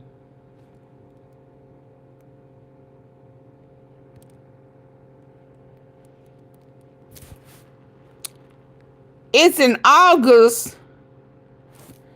Why? I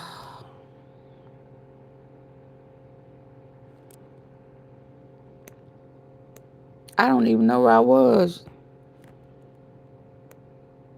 Hold on. I want y'all to see something. Is this the device I was on?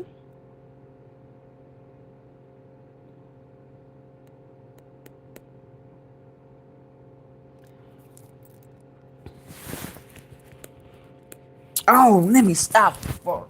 I ain't got no juice on this phone. I am tripping. Hold on. No. I'm trying to show y'all something. They was talking about that pardon. Hold on. I don't know how much juice I got on this phone. I am tripping.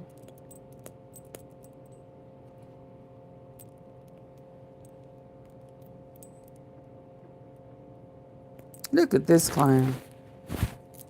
Oh my God, he's so ugly. Oh, yeah, I had to be. Because, I mean, there was never anybody. I only spoke to her. Yeah, there was only... Cassie, he said Cassie snitched on him. So they had to get my information from her. Yeah. So you said the pictures came out. Your picture came out. Cassie snitched on him. They wouldn't tell me. Y'all hear that? Cassie snitched on him. Real life street stars. Know what time it is. Now I was gonna say, how did you get listed? That like who snitched on you? That you know that you were doing these things. Oh, so listen, I had to be. They wouldn't tell me directly, but I had to be named by Cassie. Oh. Yeah, I had to be, because I mean there was never anybody. I only spoke to her. Wow. Yeah, there was always only us three there. So they had to get my information from her. That is crazy. Yeah. You said the pictures came out. Your picture came out. He should have heard them coming. Oh, he should have heard everything. So when did they ever talk to you about releasing your identity? Did you ever push back on that and say, I don't mind testifying, but I don't necessarily want to be You don't have charge like that in real life? He's a male prostitute. Nah, I mean, if there was a small conversation where He do look like Mickey there was a Mouse. possibility of me testifying, Mickey Mouse. like as as a Jane Doe Tom and thing, Jerry, right? whichever one the rat with the big it was ears. very brief, right? I didn't push it. To some degree, you don't know what to expect, right? Like who can I talk to that's been a witness in this type of case to give me any type of feedback? So and because I was in denial for so long, if I would even take the stand, He look like that a mouse on Tom and Jerry. Push to even really consider those type of options, because I never thought I was gonna make it to the stand. So at no point did you consider actually getting an attorney?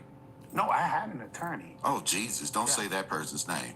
Yeah, I had an attorney. But remember, so when they first asked me about an attorney, I called around to get my own, and because of the magnitude of the case, So he needed an attorney. So he had to get on the stand. so I wasn't paying that, right? So I took the attorney they gave me. So obviously, I'm not gonna say it was that. Oh, they got him? I don't know how well I was represented to my best interest, because I'm taking a public defender. So hold on, you had a court-appointed attorney. Yep. Who didn't advise you as to using a synonym and not using your name. They didn't advise you on that? Like I said, it was a very brief conversation, but no, there wasn't a full level. Okay, hold on. Advisory conversation. No. And there was no follow-up. Hold on, let me pull it up. And when you went to testify, was that attorney there? Yes. And that attorney didn't speak to you prior to you testifying?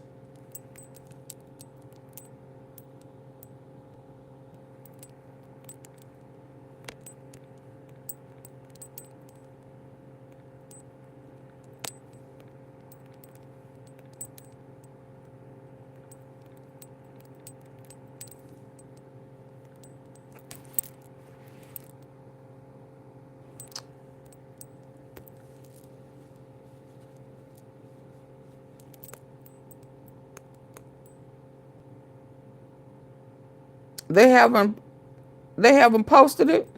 Hold on. Antonio, what's his name? Antoine. I put Antonio. Hold on.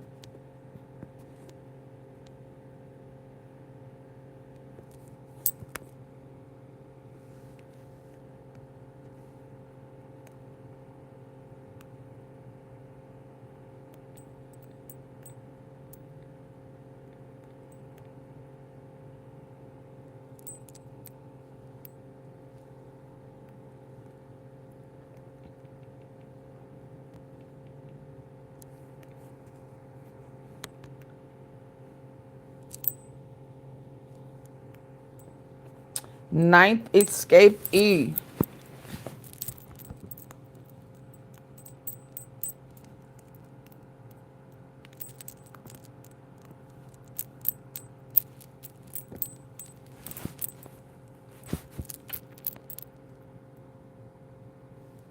It's spinning, it's spinning. Did I cut the volume?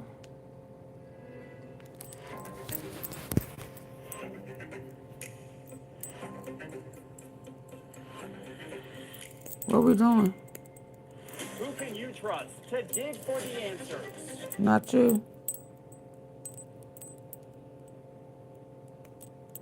When Bayou Black Electric customers run out Oh, of all these supplies, dang commercials. they know Appreciate just a you, phone call Auntie. away. Thank And you, just like that, Krista. the experts at Bayou Black Electric are filling their Big news, Antoine Massety has been captured in Holly Grove, one of 10 inmates who escaped from the Orleans Parish Jail 6 weeks ago today. He's in the city of New Orleans. Let's get live to Jonah Gilmore, where this capture just went down. Jonah.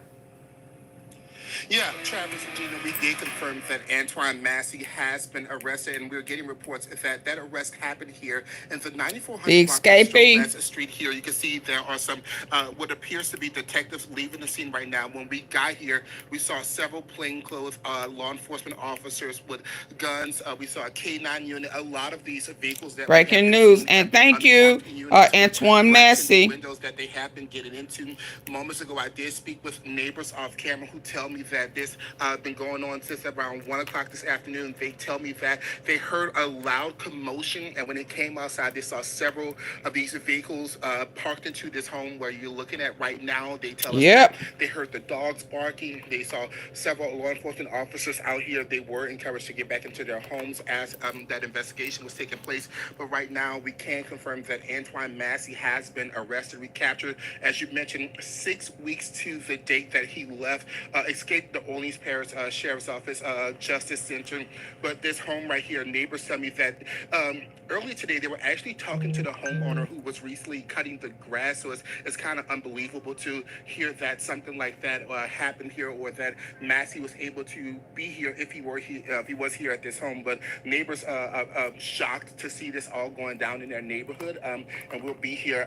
Now you see the scene is clear, but we'll be here trying to speak with some neighbors to get an idea of what actually happened throughout the day, and bring you the very latest on air and online. Reporting live in New Orleans, Jonah Gilmore, WDSU News. Dogs barking. They saw getting into.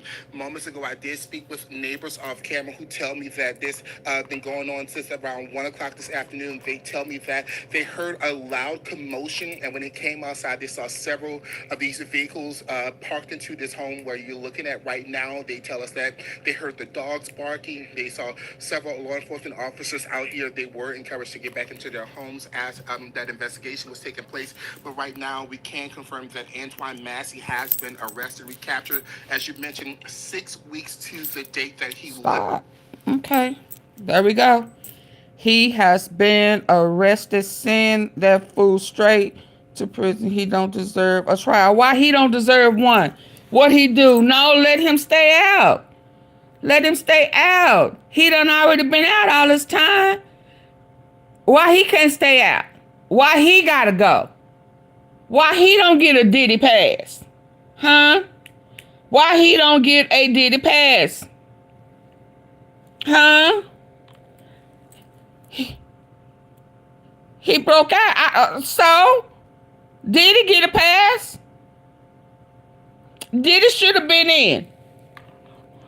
I think Diddy need to take his place. What we doing here? Why we picking and choosing? All he need to do is cut some of that down. I'm sure he don't look like this no more. I thought I saw a picture of him. He look kind of cute. Let him stay. Leave him alone. Yeah. If Diddy y'all don't want Diddy to go back to jail, then hell, he don't need to go either.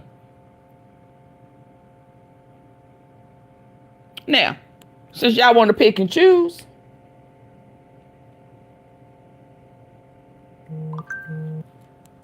right? Am I tripping? What'd he do? What'd he do, Preston? Well, they was a fool for letting him out. So because they let him out, let him stay out. See, this is how y'all sound to me. This is how y'all sound to me defending Diddy. And this is exactly how y'all be sounding to me.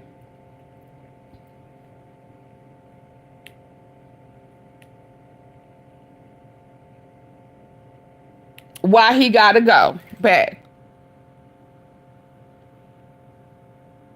So he done been out now. They might as well let him out. He done got a taste of freedom. He didn't do nothing while he was out. He all right. He probably wasn't supposed to be in there anyway. I mean, he didn't break out. Stop lying. He did not break out. He walked out. One of them people that worked in there with in the jail, a jailer, let him out. He didn't break out. They let him out. He walked out freely. He just ran a little bit Cause he had on some tennis shoes that didn't fit him real good, and he was trying to run and get out of them so he can get home and get some more tennis shoes on his feet. What we doing?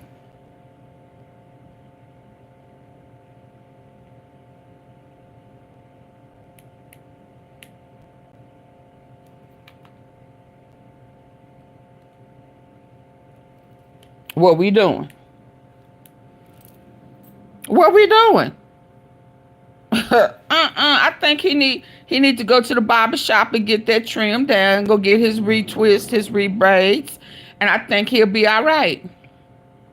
It'll be different if he had got in trouble while he was out, but he didn't. So let him be. He done got him a new car. Yeah. Breaking news. He out.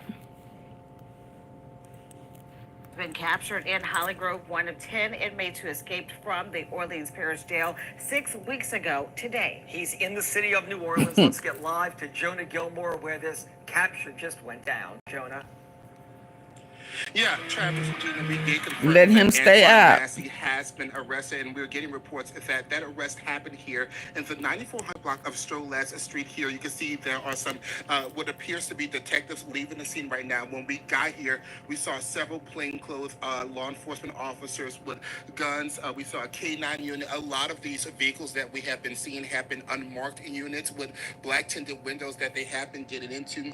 Moments ago, I did speak with neighbors off camera who tell me that this been going on since around 1 o'clock this afternoon. They tell me that they heard a loud commotion, and when they came outside, they saw several of these vehicles parked into this home where you're looking at right now. They tell us that they heard the dogs barking. They saw several law enforcement officers. I'm just reporting it. What do you mean I am about the facts? What you talking about? I can confirm that Antoine Massety has been arrested, recaptured.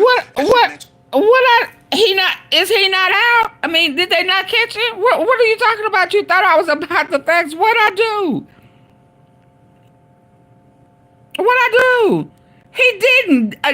Didn't one of them ladies that worked there open the door for him? What part am I not being truthful about? What part? That lady did let him out. That worked for the jail.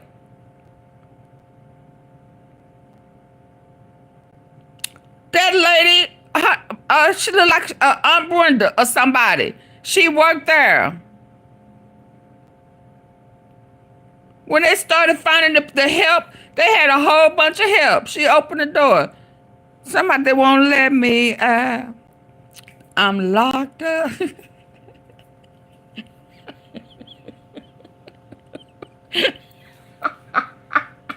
I'm not playing on that part, but I know I sound crazy because that's how y'all be sounding crazy to me.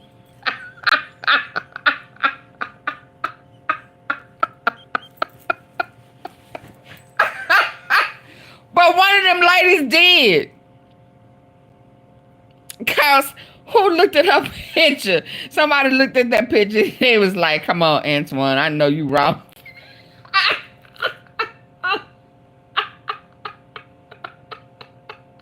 It was like, Twan, man, come on now, man, come on. Yeah, she did. I ain't lying on that. But I know I sound crazy as hell because that's how y'all be sounding to me. They didn't let him out. They were AIDS. They stop it. They let him out. If the jailers and the employees was a part of them him getting out, they let him out. They didn't stop him. They didn't do their job. What you mean? They did not break out. They gave them the exits. They opened that door. They was on the lookout. Stop that pressure. Stop it. Because if you worked there and you didn't stop them, then you let them out. Yeah, because they let him out. They let him out. And then he went on a run And she said, but I thought you was going to come stay with me. I let you out for me.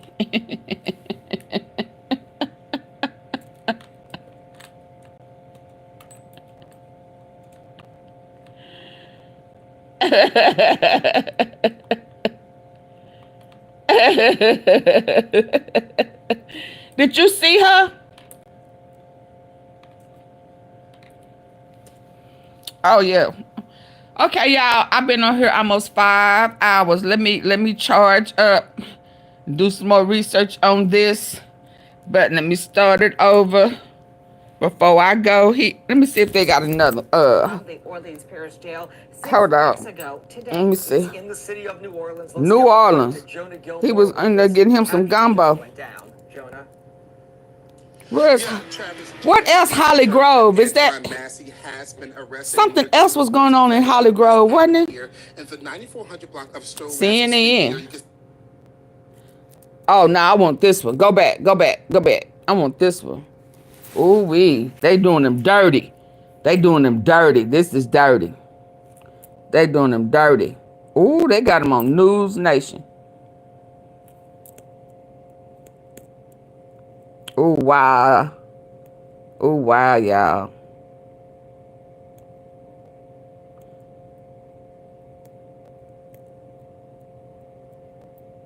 Move that.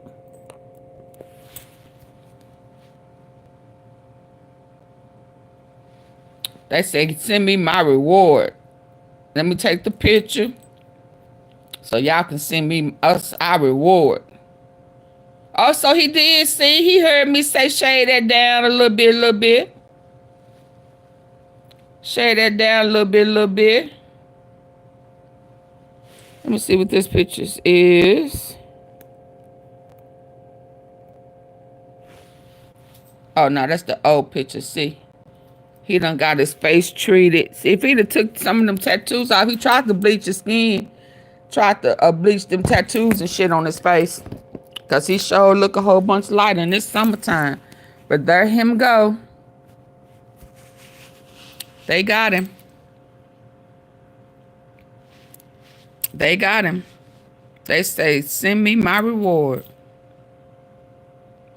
Antoine Massety, Escapee. He's been caught, and baby, they gonna have you so deep off in that hole, you ain't never getting out. Ooh-wee. 33-year-old Antoine has been captured after 10 people escaped from the Orleans Justice Center over a month prior on May the 16th.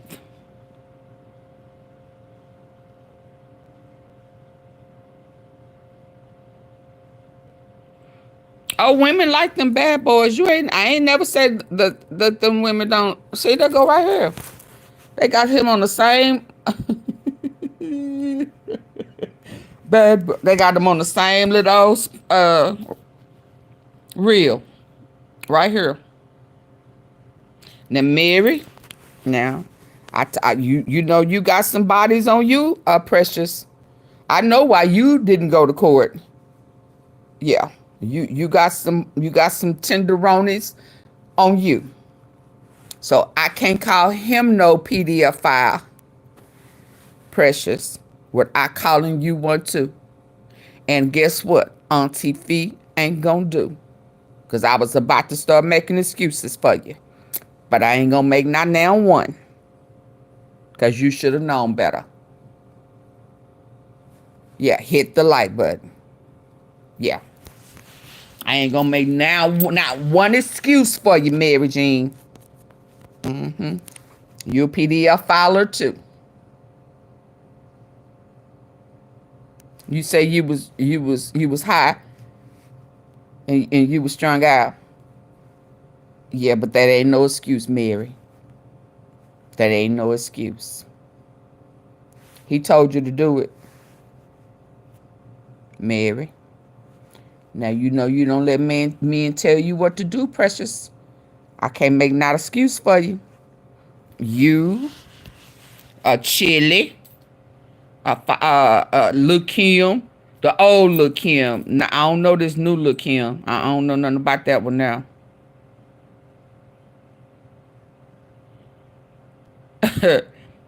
Yeah. Now, I didn't know that you was going to be on this little, when I was going up and down. I ain't know this bad boy. Pressure called you bad boy and you appeared. Now, you ain't Candyman, are you? Hell, because Precious called your name. And hell, I went to scrolling and then you popped up. You Candyman, Candyman. You see, I ain't said it the third time, did I?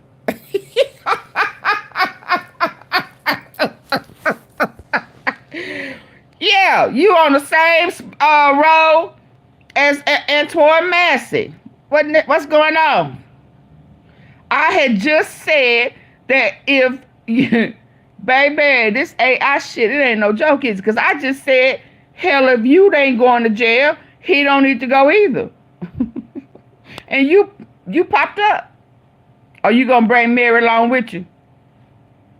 You gonna bring Mary with you? Well, that is what Suge was trying to tell you to do, was bring everybody with you, because you shouldn't be the only one that goes to prison for life. That's what Suge, and all this time you thought he ain't had your back. Dude, Suge had your back. He said bring all of them. Tell on all their asses. Yeah. You owe Suge Knight in the pot. Or he owe you that for taking out Big. Well, I heard that you had something to do with, yeah, I heard that you kind of orchestrated that too on the back end. You a back end guy, ain't you? You like that back end, don't you?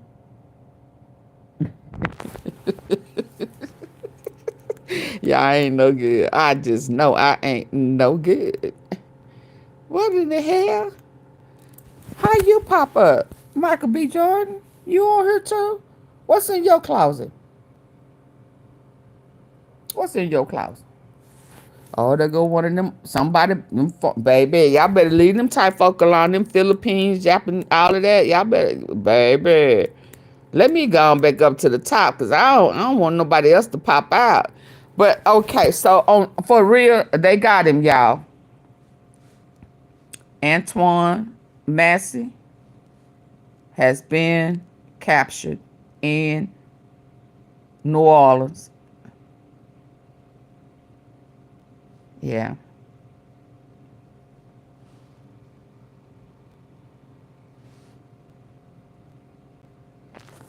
Sheila ain't no good.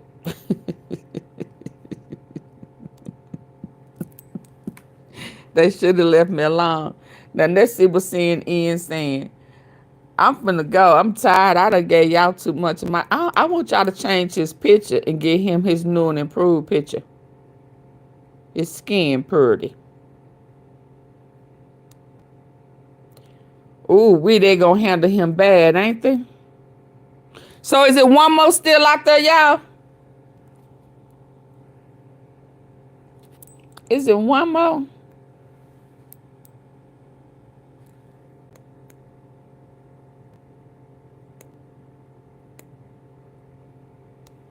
Well, what she sent me? Hold on. Let me see what I was sent. Hold on.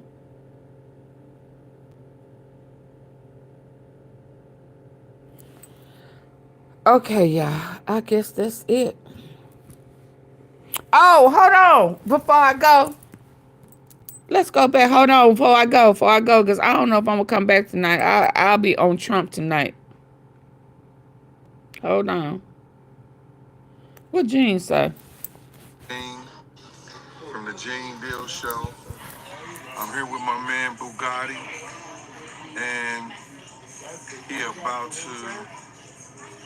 Oh no, I'm behind on it. Are you? I be going at who?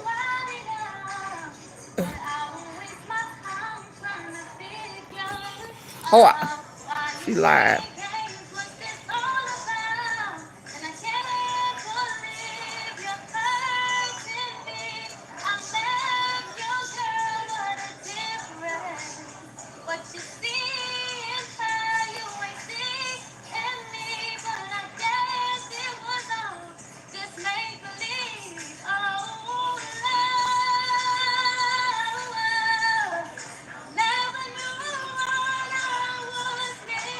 Young girl.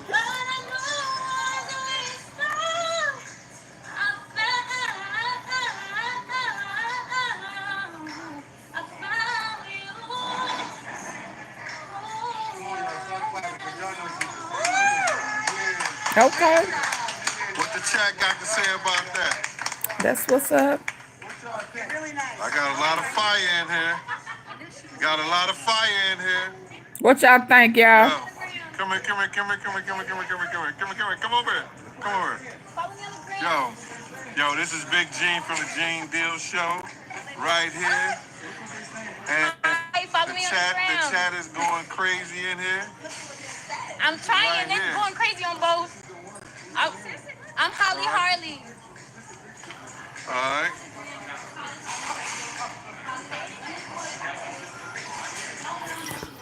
Now I don't want to be looking at no buttocks now. My man is doing an in-store with his big drip liquor. Oh, she said they destroyed him on their own closing argument. I'm not one to gossip, but I will bring you the tea. Welcome to Chronicle Speak. Let's go. Please, I don't have any time for any gossip now. Eh? Yes. We are back for closing arguments on the Diddy trial, but you know how we do. Let's first recap yesterday. So yesterday was a marathon of emotion. We had powerful storytelling from the prosecution as they delivered their closing arguments. Prosecutor Slavic painted Sean P. Diddy Combs as the leader of a criminal enterprise built on control, coercion, and abuse. She detailed how Diddy used DRUGS, threats, money, and manipulation to force women, specifically Jane, Cassie, and Mia, also Capricorn Clark, into grueling sexual acts and labor, often under the guise of relationships or employment. Now, the prosecution laid out a disturbing pattern: freak-offs filled with DRUGS, violent assaults, threats to release S3X tapes, and relentless psychological control. They argued that even when some women appeared to consent, that consent was the result of fear, grooming, or trauma bonding. Now, for a RICO conviction, the law requires proof that the defendant committed at least 2 predicate acts of racketeering activity within a 10-year period. According to the prosecution, the jury has been shown dozens. Now, the inner circle, the assistants, bodyguards, and staff weren't just bystanders, according to Slavic. She said that they actively enabled Diddy's behavior, booking travel, supplying DRUGS, and helping cover things up. Now, the courtroom saw photos, read texts, and heard recordings that supported these claims. Diddy, who had been composed during much of the trial, appeared visibly nervous during the proceedings, rubbing his hands and shifting in his seat from side to side as the jury listened.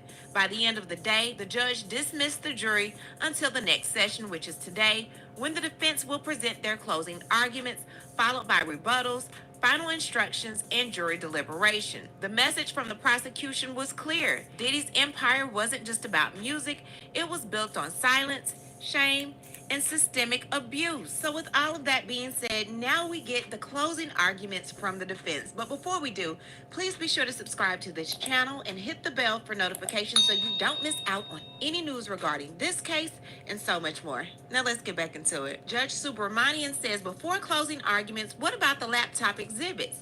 Prosecution says we are both still working on it. There are a lot of exhibits. Judge says, why don't we just give the laptops to the jury on Monday? Today we have the defense, the rebuttal, and my charge. Judge continues, so deliberations will start Monday. I sent the parties my charge and the verdict form. Garagos says, may I confer with Agnifilo? Of course, says Judge. Garagos continues, about Mia. Mr. Agnifilo would like to show Exhibit 1727 on an easel. We redacted her name so that no one in the gallery can see her face. The government wants to put a post-it note over the face. Judge says, how are you to place it? Test it, laughs. Garagos says the public can't see it, so it should be fine. Judge says, that's fine, let's bring in the jury. After a time of waiting, the courtroom deputy says, there's a juror with transit issues, we are inquiring. Judge says, okay, let's wait. Okay, it's 9:26. Judge says, so we have all of our jurors. We'll start in 5 minutes. Meanwhile, Combs has been taken back to his holding cell by the U.S. Marshals. He will be brought back in before the jurors are brought in. At 9:28, the judge says, all rise. The jurors then enter. Mr. Agnifilo, are you prepared to proceed with the defense's closing? Mr. Agnifilo says, there's a trial set forth by text messages, then there's a trial set forth out of the prosecutor's mouth. They are different. The trial from the evidence, what is it? It's personal use, it's DRUGS. That's all it is. That and swingers, a lifestyle. But the prosecutors have charged one of the most serious statutes on the book. They called threesomes in DRUGS RICO. I want to thank you for your service to our country. I would love to speak to you for days, but it's Friday. I am trying to be efficient. I have to cover a lot of ground, but I'll focus on the most important part. Sean Combs. Sean Combs is a self-made black entrepreneur. He has built real businesses that are so outstanding that others create partnerships with them. We heard that from Derek Ferguson. The assistants were moved by Sean Combs. It was like Harvard Business School. He pushed me hard, they said. Did they always like him? No, let's not even go there. Did they like him? No, but they loved him, even the ones who are suing him. Mia, I'm not going to call her Mia because that's not her name. I'm going to call her the witness who was testifying as Mia. Remember Derek Ferguson from the Bronx? He said there were not many hiring people like me from the Bronx. There's something more to these businesses. Sometimes the real things in life are hard. No one remembers the easy days. These people grew. It was real. It was diversity. These days, DEI, Combs was doing that at 24. The prosecutors call his business racketeering. That's the fake trial. What happens? He gets arrested. They destroy his property.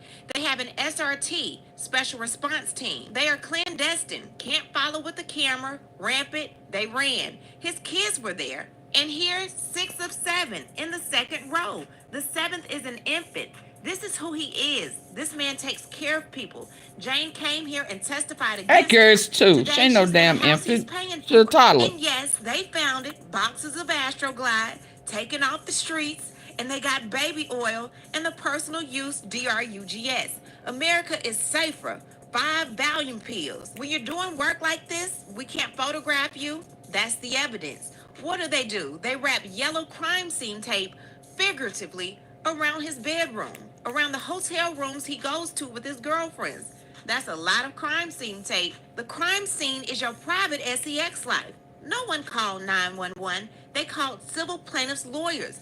This case is about money. Cassie Ventura sued Sean Combs for $30 million because he has $30 million. If he doesn't have it, no civil lawsuit, no criminal case. This case is about 5 minutes. It's about love. Love has been said over 800 times in this trial. The domestic violence, we own it. We did not ask Ms. Ventura about being hit, kicked, or dragged. We didn't cross Jane about it either. But domestic violence is not charged. If he was charged with that, he would have pled guilty. He did that. But he did not do racketeering conspiracy and SEX trafficking. He did not kidnap or bribe anyone. The first person to say something about domestic violence was Cassie Ventura. She made an Instagram post. She said, "Thank you for your love and support. The domestic violence is the issue." She could have said anything on her phone or her tablet. She could have said this was about SEX trafficking. She didn't say that. She said it was about domestic violence. Believe her. Believe Cassie when she says domestic violence is the issue. In that moment, watching that video, imagine that. To see their relationship is to see everything that racketeering is not. I'm not going to go through a lot of text messages or charts or screen time. It's a terrible thing. Screen time, I'm told, I'm going to have to tell the story of this case. They fell in love. Cassie had a boyfriend of 3 years, 10 years older than her. But she meets Combs and they are off to the races. Mr. Combs rents a boat and they make love for the first time. They are in an intense relationship for 11 years. Cassie is smart. She flat won. She's got $30 million and he's in jail. You probably know that. The nice looking men behind him, they are the U.S. Marshals. They keep him safe. Cassie has won 100-0. They tell you she's a victim. This is a great modern day love story. They didn't write these in the past because they didn't have these problems. He had 6 kids at the time. It's a relationship based on love. Cassie said she was young and insanely jealous. If you're in the jury room and you don't want to go home, read their text messages at the time of the breakup. You will cry. They were selfless with each other. When it wasn't going to work for the original sin of the relationship, then came Gina. Gina wouldn't come here, but she's out there. Then Kim Porter, she passed away, and Mr. Combs said what he said. For Cassie, it was the last straw. She made an adult choice and left, like she always could leave. What happened? Nothing. Pick a message from 2018 and read it. These two people loved each other. If racketeering conspiracy had an opposite, it would be their relationship. They were their best selves when it came to SEX. There were times that Sean Combs was proud. On SEX, they found each other. It's a beautiful thing. You won't find a single text where she says, I didn't like that SEX. It was an 11-year relationship. She couldn't. Issues were jealousy and other women, but they match up when it comes to SEX. Swingers. She's a woman who loves SEX, and it's beautiful. She is unafraid. Let's talk about Kid Cudi. He came in here, I'm not meaning to be judgy, but Cudi came in here and says, Cassie played me. She did. She played them both. Not everyone can do that. And what does Cassie do? She goes for it. She lied to Combs that she had a relationship with another singer-songwriter under his nose. She wasn't afraid of him. Was she going to tell him? No. Cassie is keeping it gangster. Not gangster. Cassie's like, I'm going to lie to them both. Cassie gets a burner phone. Finally. That's what you expect in a racketeering case. She's the one who got the burner phone. The morning on December 22nd, 2021, the whole thing with Cudi and all of that, she had 2 hotel rooms. Whoa, a room for the burner. Baby, if this is the closing argument, Diddy is doomed. She's not going to tell nobody nothing. Let's talk about racketeering. The judge is going to give a legal charge later today, assuming the first one is 2004 kidnapping of Capricorn Clark. Let's talk about her. She said, I wanted my life back. Capricorn Clark's parents passed away when she was young. I don't mean any disrespect. She told you. I'm happy she did. Others didn't tell you about their parents. She moved to the Bronx and she meets Sean Combs. She goes super platonic. What? I think she means she didn't want it to be platonic. She's out there, you could see it. She says, you know, I had the biggest crush on you. I think we misused our dope chemistry. Now, if she's kidnapped, why does she want to go back and work for him? She's getting her nails done with Mike B. He's going to be mad at me, she says. And she calls 1440 and said, lock everyone in. She got a lie detector and Mike B did too. How was she kidnapped if she went home every day? Is the government alleging 5 separate kidnappings? Polly drove her home, door-to-door kidnapping. The Southern District of New York is charging this as kidnapping. If she didn't want to stay, she couldn't go. Coming here day after day, long days, and you come back the next day. Have you been kidnapped? No. At the time, Sean Combs is in Raising in the Sun. He's doing vote or die. He could care less about this. The lie detector test was former FBI. You guys have the right to say, huh? That sounds like a stretch. Why charge it as kidnapping? Come to whatever answer you think is the right answer. Capricorn leaves for a year. She makes more money than she comes back. Next, Sean and Cassie are having a freak-off. It's December 22nd, 2011. Cassie has 2 hotel rooms. Combs looks at her non-burner phone, sees messages with CC about Cudi, maybe called Scott in the text. Something about hiking. Now, why would he have a gun? He goes to get Capricorn. Why? Because she would do anything with him. Go to the moon. He didn't need a gun. He didn't have a gun. Cudi said Cassie told him that she had already told Combs. Are you following me? Sean Combs has nothing to gain by having a gun and everything to lose. He's already Sean Combs. Capricorn would love to have stayed employed, but if he pulled a gun on her, no way. It didn't happen. No gun. Cudi didn't say that Capricorn said Combs had a gun because there was no gun. Working backwards. Cudi didn't tell the police about a gun. It was written up as a trespass. That's all. There's no gun. Capricorn's story falls apart. Then there was this car chase. Or was there? Cudi pulled up next to this Escalade, the witness said. There was no car chase. The judge is going to say you can disregard any witness if you find something not credible. If you see fit, it's all you need. Seems like everything is possible with Capricorn Clark. I asked her. She said, I came up there with Puff. I went to run away. I'm afraid of mountain lions. Mountain lions? I'm not saying they are not scary, but if you were kidnapped with a gun, nah. She doesn't want to say I went there by my own volition. I'm not saying Sean Combs didn't go there. He wanted to fight him. Fine. Motherfucking Combs is not a coward. Shit. Oh, I'm sorry I broke character, y'all. I wasn't expecting to read that.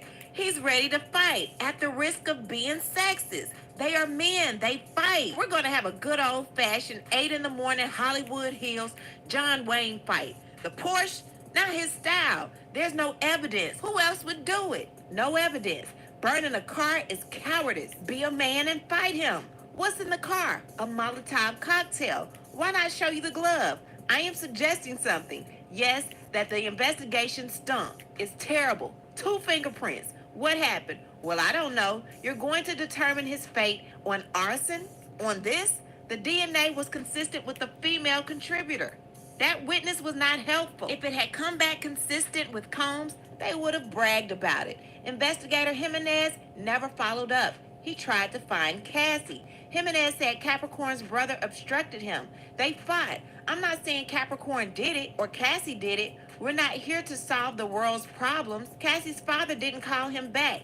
The witness was mad. Draw your own conclusion. Here's an email. Why is she calling him Sean Puffy Combs? For some proof later, she doesn't mention any car. Forget it. Let's turn to the London hotel. If you want to go to someone's house, it's not kidnapping. It's unfair. Cassie is public too. Remember, Cassie also didn't want the tape out. She had a movie coming out.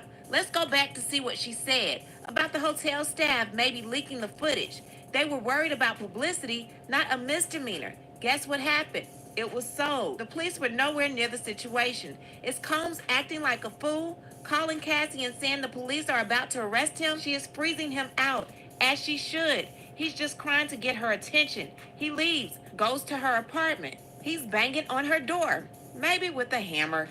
Carrie Morgan said that's why the police came. A neighbor called. The Intercontinental has no police, period. So he cannot be guilty of bribery under California law, as the judge will tell you. And when Mia, the witness who testified as Mia, said she was out of Skrillo money, they should have told you Sean Combs was concerned about Cassie suing him. He was not aware of any federal investigation, if there was one, so it's not obstruction. He's trying to starve off a lawsuit, and when it comes to Jane, he still might. Should we break here, says the judge? This will be fine, says Ignifilo. Now we go to break. So because you're not supposed to object or interrupt during the closing arguments, Prosecutor Comey waited until the break, and she says, I didn't want to object, but he asked the jury to ask why the prosecutors charged as they did. We need a curative instruction. After the break, he told the jurors that the Intercontinental was a misdemeanor. Curative instruction. He told the jury Mr. Combs is charged with arson. That is not the case. It is a RICO predicate. Judge says, Mr. Ignifilo? Ignifilo says, I was going to get to RICO on the rest. It's fair comment. Judge says, you said, why charge a kidnapping? You can ask that. Ignifilo says, I think I'm allowed to be sarcastic. That's what I was doing there. Judge says, in the Intercontinental video, Ignifilo says, it's a state matter, not federal. It's fair comment. Judge says, can the government propose? Ms. Comey says yes after the break. Now we're on a real break. Okay, and now at 11:35, the judge says, do you have proposed language? Comey says yes. Ms. Steiner has emailed the defense our proposed curative instructions. Judge says, Mr. Ignifilo, those 3 were grossly improper. Just to be blunt about it, the jury is not to speculate about the charge. Judge says, I will tell them it would be improper for you to consider that. You are to disregard those comments. Shapiro said, we did not object yesterday since you called out Mr. Ignifilo. Judge says, I didn't call out anything. There was an objection. Woo, child, a ghetto. Shapiro said, Ms. Slavic told the jury yesterday that there might be guns at the freak-offs. There's no evidence of that. It was outrageous. No one is doing anything improper. Judge says you made no record yesterday. Here, I'm not giving multiple instructions, just one. Shapiro said, we asked that you do that on our end. Not now. It would suggest Mr. Ignifilo did something improper. Comey says, I needed it now. Judge says, let's get our jury in. Sean Combs leans over and whispers to Ignifilo, who takes a note. They told y'all about writing them notes yesterday. Now the judge says, all rise, and the jurors enter. Now before the break, the judge says, it was suggested you should consider why this was charged. This is not proper. I will be instructing you on the law. Mr. Ignifilo? Ignifilo says, now we'll talk about Mia. She loved working for Mr. Combs. This is not forced labor. Remember the birthday video we showed you? She was bubbly, popping. That's the real her. You are free to conclude she put on an act here. If Mr. Combs felt it was improper, he would not be threatening to tell Cassie if it was consensual. When Mia says it was not consensual, she is not telling the truth. There was no unwanted sexual conduct. Mia's feelings were not platonic. Mr. Steele questioned her about those wonderful pictures and slogans. Effusive, not just a job. This is a demonstrative. You can't just take it into the jury room. Consider the scrapbook she made. I'm going to read it to you. Happy 45th birthday, Puff. This is from 1991 to 1999. I hope it stirs up nostalgic feelings. How great you've become. She loved you. You can't fake that. That's real. Don't lose sight of that. It's not just business. He gives people a home. Look at this picture. Think of a word that comes to your mind. Joy, there's KK, D-Rock, Fahim. Now he's showing photos of the staff. He created a remarkably special place. He moved people in their hearts and souls. When Mia is told she'd be fired, that she is going to leave the special place, Mia says, my life is over. KK says, oh my God, what the F, Mia? That's not funny. Racketeering co-conspirator KK writes, Mia, answer your phone or I'm going to call your parents. The last thing she wanted to do was leave, and it's forced labor. Let's turn to DRUG distribution. The U.S. said personal use is a distraction. Brendan Paul said these were personal use DRUGs. He said he forgot to take the cocaine out the bag. He said, I got the best lawyers in the world and my charges were dismissed. That's what he said. Sean Combs was not selling DRUGs. Cassie told you he was a DRUG addict. How was he supposed to get them? Grow his own Xanax? Did he have DRUGs? Yes, they found it in his house. Was he using his enterprise to distribute DRUGs? No, you're going to have to think about this. Didn't Mia go work for Madonna? That's how people use personal assistants. I don't expect we're going to see Beyonce and CVS. The assistants buy Astroglide. It's not what the company is doing. It's not a racketeering act. Okay, so let's talk about RICO. There's no evidence of possession with intent to distribute DRUGs. David James said he's in Saint-Tropez. He asked to get an 8-ball of cocaine. I asked him, anything to do with Sean Combs? He said no. He kept it in front of him. Why would he hide it? It's people in creative fields doing what people in creative fields do. It's not racketeering. I'm going to talk about Cassie. Can you SEX traffic your girlfriend? Maybe, if you push them into prostitution, but he's not making money from it. Jane has some texts. They are very anti-hotel night. Cassie, she doesn't. People are in love. People are having SEX. Let's say your partner wants to do something and you don't. Where does that land? Cassie wanted this, including to be close. It's like this. My wife is from LA, and I hated LA. Now I love LA. Sorry, that's how it happens.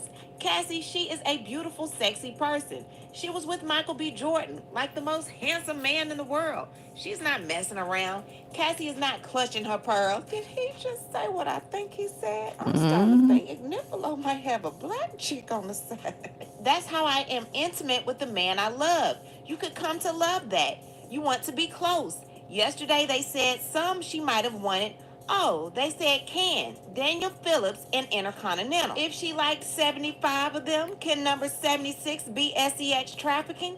Talk about going 0 to 60. Nothing said to him she doesn't want to even do these again. Mr. Donaldson cross-examined Daniel Phillips.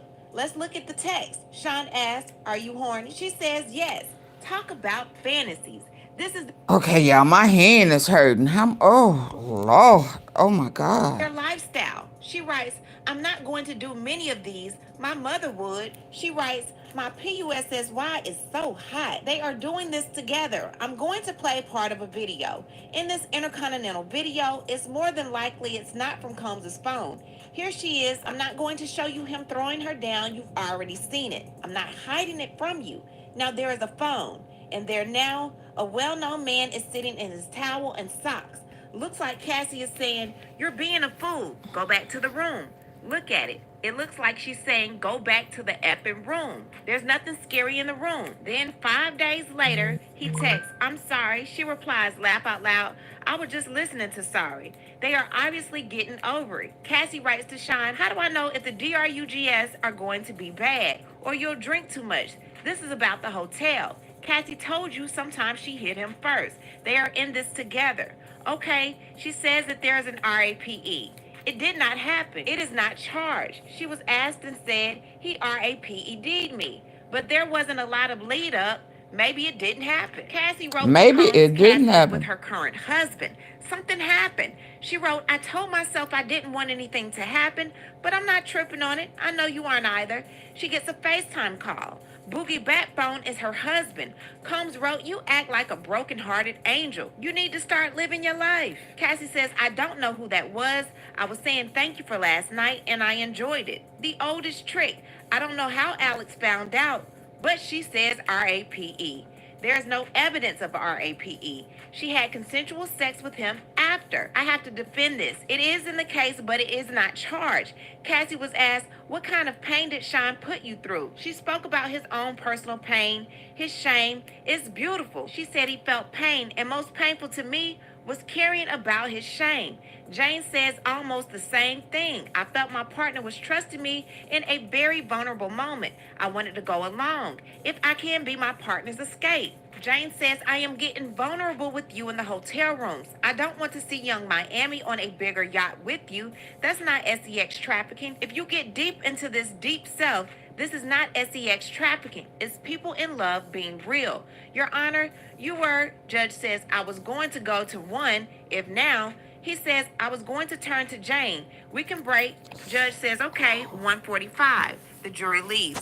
"I think I have an hour left. Miss Comey," the judge says, "so I'll charge at 4 or even 5. So while they're on lunch break, there is drama happening outside.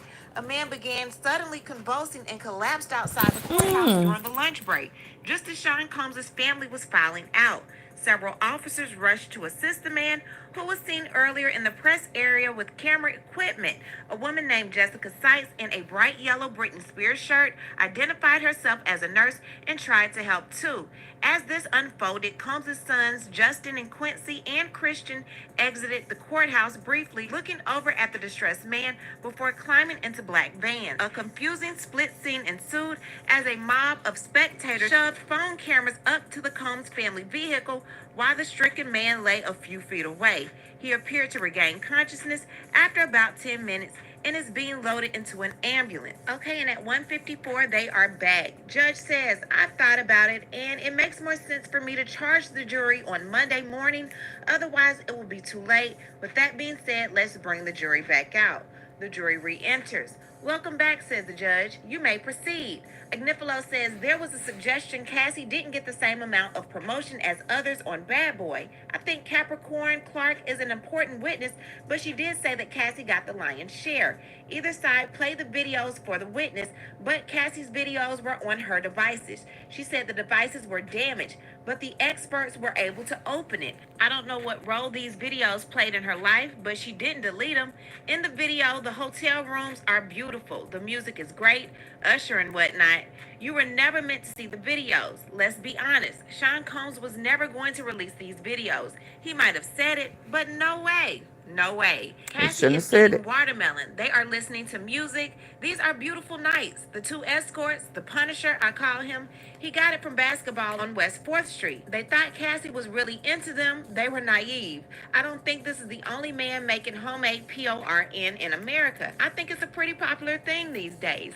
Jane, she wants to post things on Instagram, I guess. That's what she gets into. I think she loved Sean Combs. You guys know who the father of her child is. You know who she was with in Vegas. She is comfortable with this. The government is not saying every hotel night is SEX trafficking. They isolated September 2023.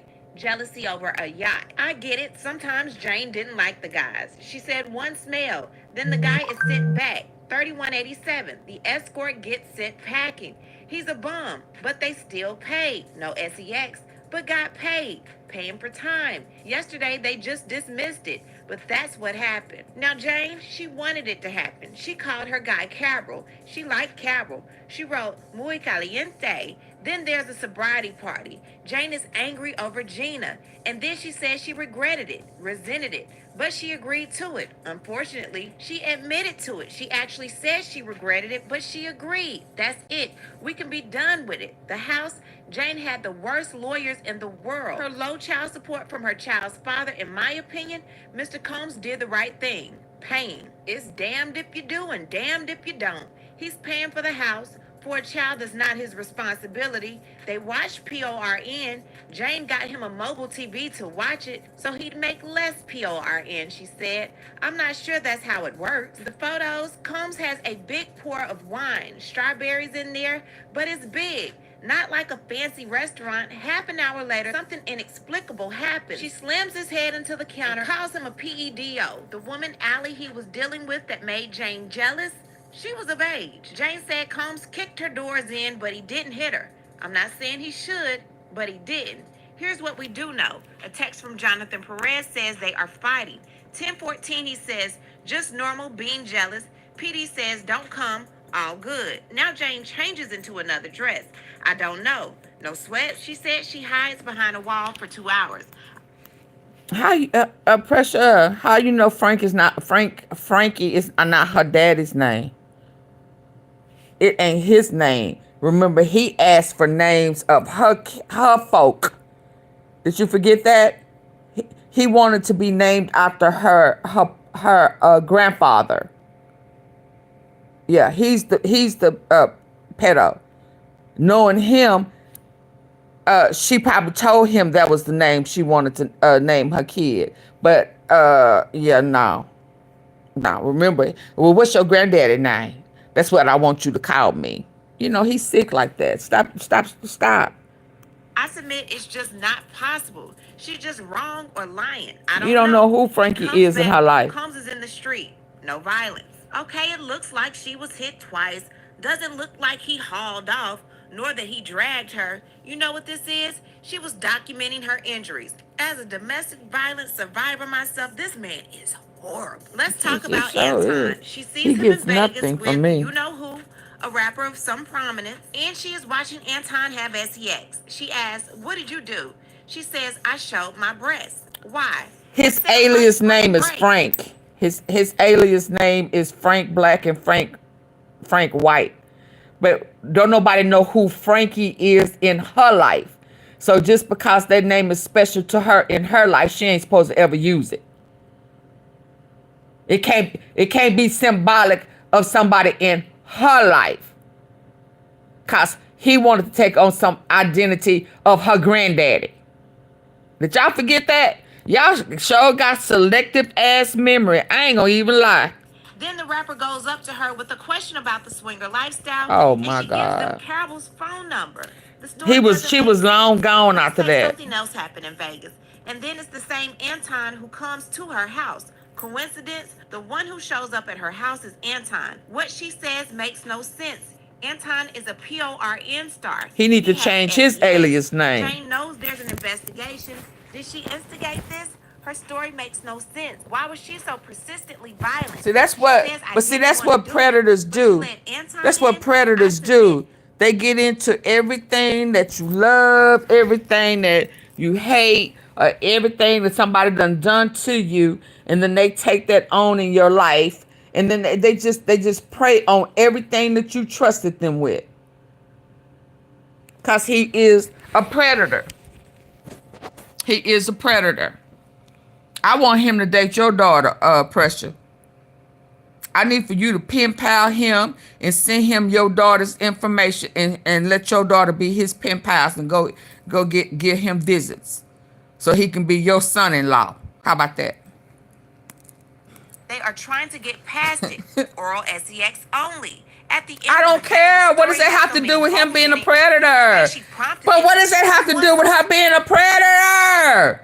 What does her oh my God, how did she cheat on him and he already had 3 or 4 other women? Let's be clear. He was her pimp. How do you cheat on your pimp? Are you kidding me? That was her PIP. He a PIMP. He told, who did he tell it to? Oh, Rico. He said he has a whole team. Okay, she wasn't married. She wasn't married. Okay, Ann?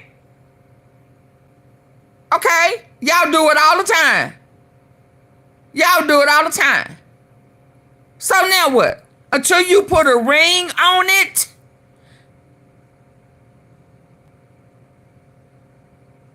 If you want it, then you should have put a ring on it. Yeah. Y'all stop that. Y'all hypocrites. I ain't I lying. want to have something. Maybe I'll never use it. Why the provoke extreme violence? She doesn't explain it. You have a guys are whole here because issue you with have lived Cassie. full lives. You were chosen. What about the Punisher that had a girlfriend and did not use protection? Sleeping behind 20 and 30 different men. How about that? You didn't say shit about the Punisher. Why? Why pressure? Why you didn't have nothing to say about the... Huh? He had unprotected sex with this demon. Don't it look like a... Oh, baby, if I tell you this don't look like a bee. Ooh, he was dark. When he said he was dark, he was in a... Baby. Let me sit up. Oh, my God. Do you see that? Who is this? Is that before he got them teeth? Yeah, that's when it was... Oh, man, the tartar build up. Oh, my God. Oh, my God. Oh, my God. It's... Oh, my God. Wait. I know we have bad days every now and then. But what in the hell is this?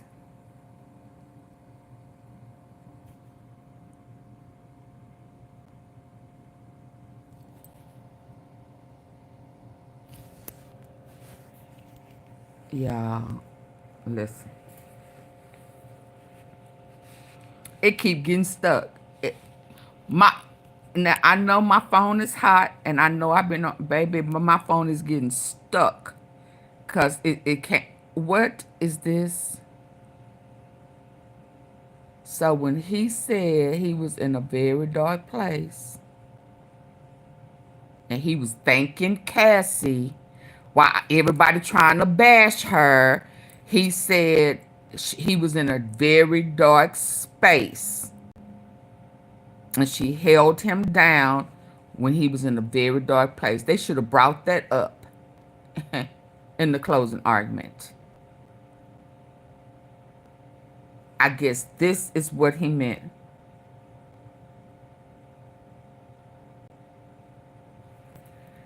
Wow.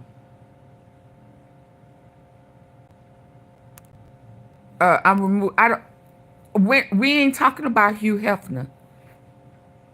What does Hugh Hefner have to do with trafficking? I don't know nothing about. Ain't none of his evidence been presented. So don't listen. Don't bring nobody else's narratives over here. We got his evidence, and right now that's who we talking about. I don't give two flying. Look. I ain't heard, never in my life have I heard anybody say Hugh Hefner beat them and DRUG them. None of that. I ain't never heard that. He had a bunch of girlfriends. I ain't never heard nobody saying that they was spreading them out and had him folk pinning them out. I ain't never heard that. So don't ask me about no Hugh Hefner. He is not on trial.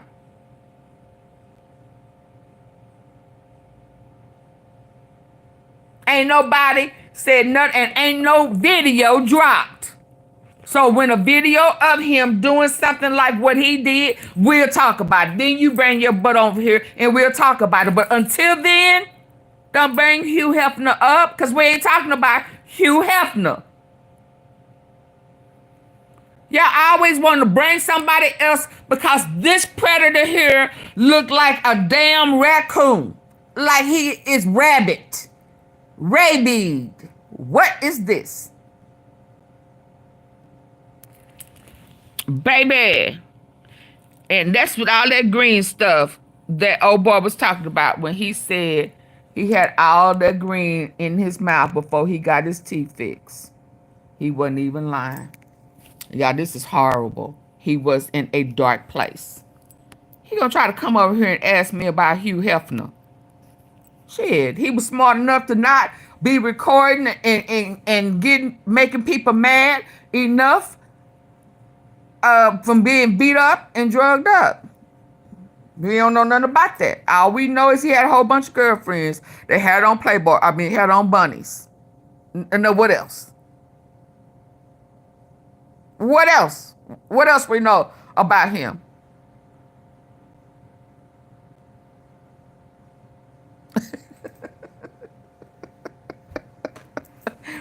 I'm stuck right here. I am stuck right. I was not expecting this. Don't he look mangy? Don't he look rabid? Oh, Puff. And you always talking about somebody's mouth. You don't like their teeth, boy. Boy. Wow, I was not expecting this, but let's go. They chose only 2 of the escorts, the Punisher and Daniel Phillips. They could have given others immunity. Neither of the 2 admit being a prostitute. They're witnesses. If you get paid when you didn't have SEX, you're getting paid for your time. In Sean Combs' mind, this is legal. It would be different if a witness said, I went and I had SEX, and there was a negotiation for it with Sean Combs. I assume in every PORN movie, the actors got paid to have SEX. And yes, it's legal, so he thinks it's legal. Okay, let's talk racketeering. Well, Here's page 14 he should have of the checked. charge. The enterprise. The group must have an organization. You'll hear this. Only Sean Combs is charged here. No one testified. I was part of a racketeering enterprise. This is the greatest divide between the evidence in this trial and what the prosecutors are saying. There is a gaping lack of evidence. They didn't charge racketeering. They charged racketeering. If he was conspiracy. hiding it They and needed didn't a want folk to know, he but know they it don't was have illegal. one. They claim KK. The evidence at this trial shows KK is a helpful person. Who had been saying that? Who said that? Who said that? Who said that? Kerry Morgan called KK and D-Rock. They are not co-conspirators. If John Gotti was kicking in your door, would you call Sammy the Bull Gravano? No, he is a co-conspirator. There is only one trial. KK is not a co-conspirator. KK is a very nice person. Oh, the lies! There you go. I'm telling you. Y'all paid that lady, didn't you? Baby, KK was looking conniving as a child. I highly doubt she's a nice person now. There is no evidence that anyone is a co-conspirator. The firearms are not charged. Homeland Security cannot say where the guns were. Suge Knight's story, it's not charged. Don Richard, I already did that video. You're not telling me nothing I don't already know. Yesterday, the government Will y'all said stop? in the video you don't see guns, but he probably shouldn't keep videos with guns in them. Is that fair? That's a little sinister. Why are they doing that? And it was Cassie who asked to be urinated on. At some point, you can ask, can I trust the prosecutors?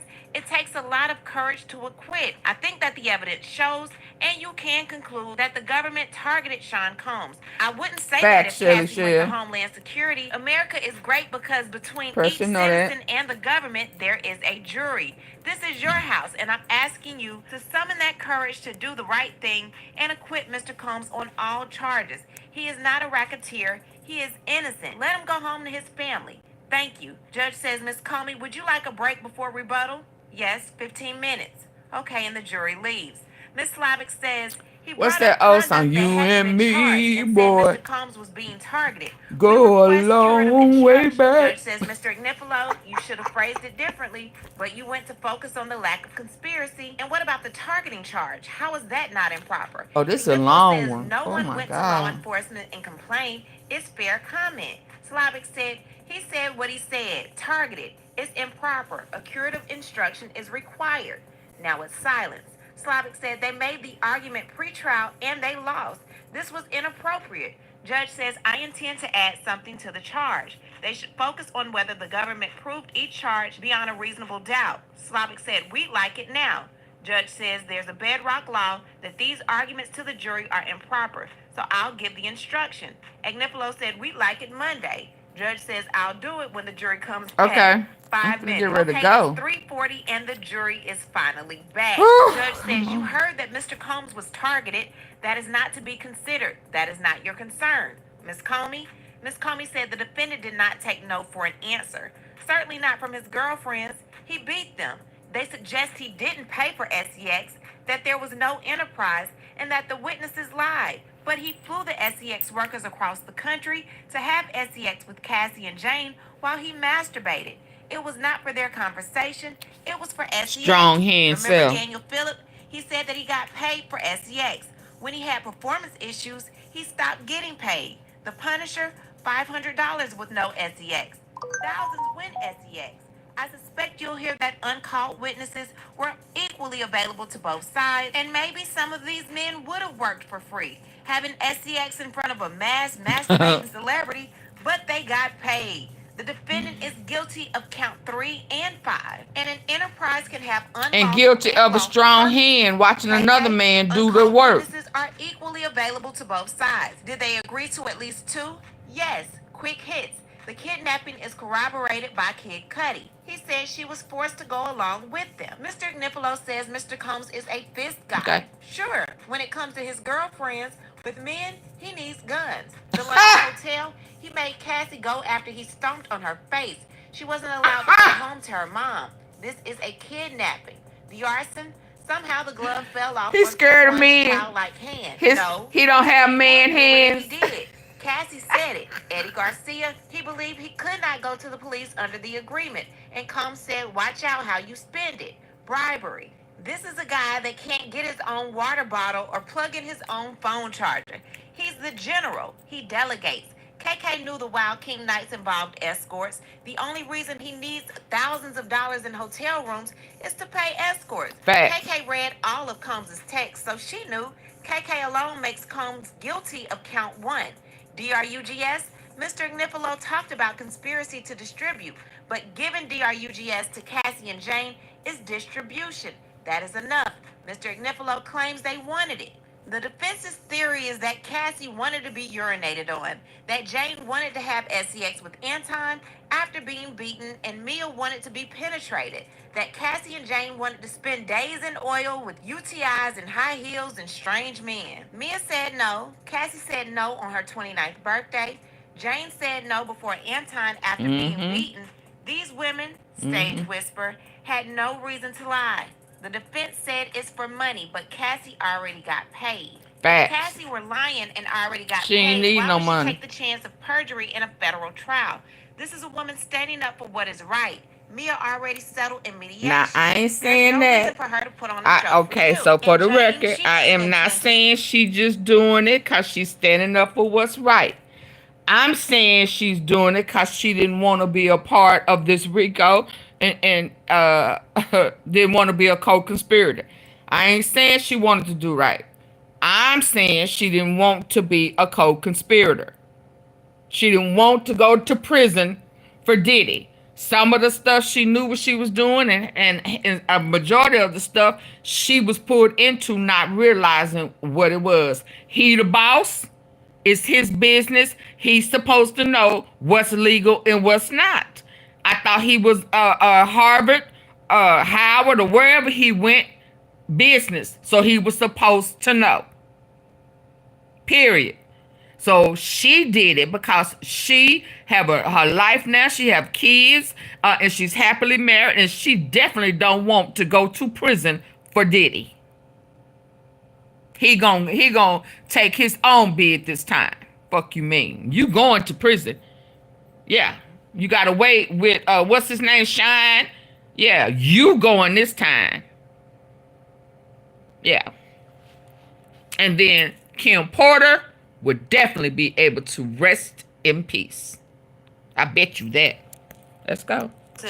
These women refuse to let trauma swallow up their whole lives. That struggle tells you They that gonna these get women KK. told the truth. They broke free of the defendant's manipulation. They gonna get Jealousy is not a defense to Stop it! They didn't get Epstein's madam either. She didn't go to trial. He was charged separately. She in jail now, but she didn't get charged with Epstein. Ghislaine is the same as KK. And they was charged separately. Now, what are you talking about?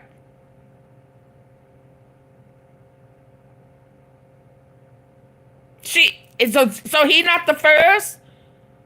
Epstein got charged separately. So what are y'all talking about? And he had a co-conspirator.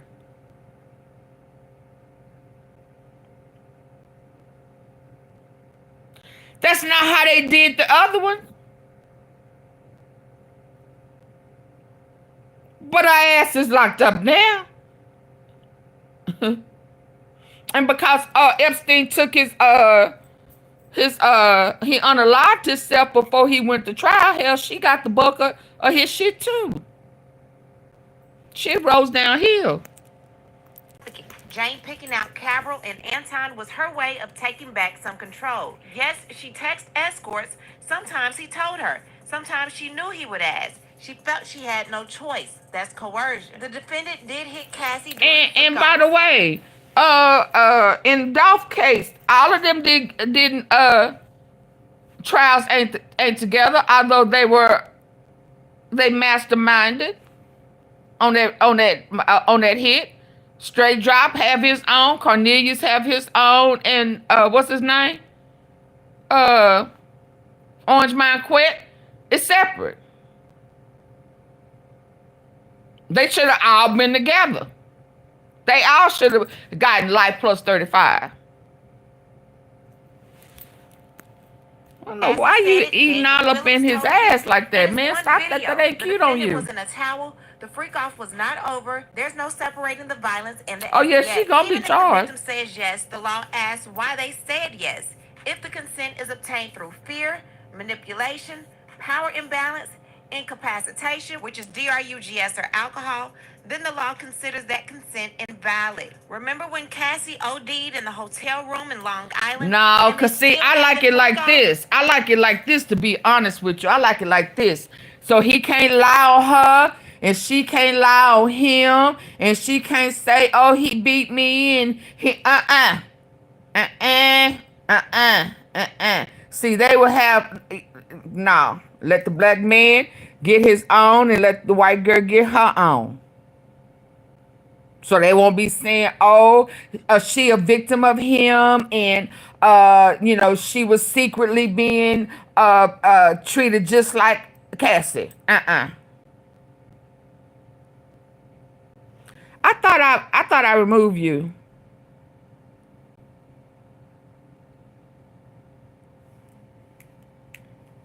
I know you lying.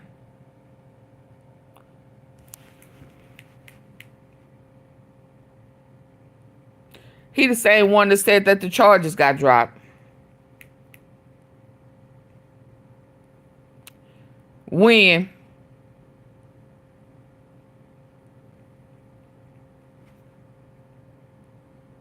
When? Where is that? Where you get that at? Let's see this. I know they did. I'm gonna say where you get that at? Didn't I tell you about bringing people stuff over here? You want to go ahead and delete yourself, or you want me to do it? But I thought I already did that, so that you come back on another page just to put this fake propaganda over here.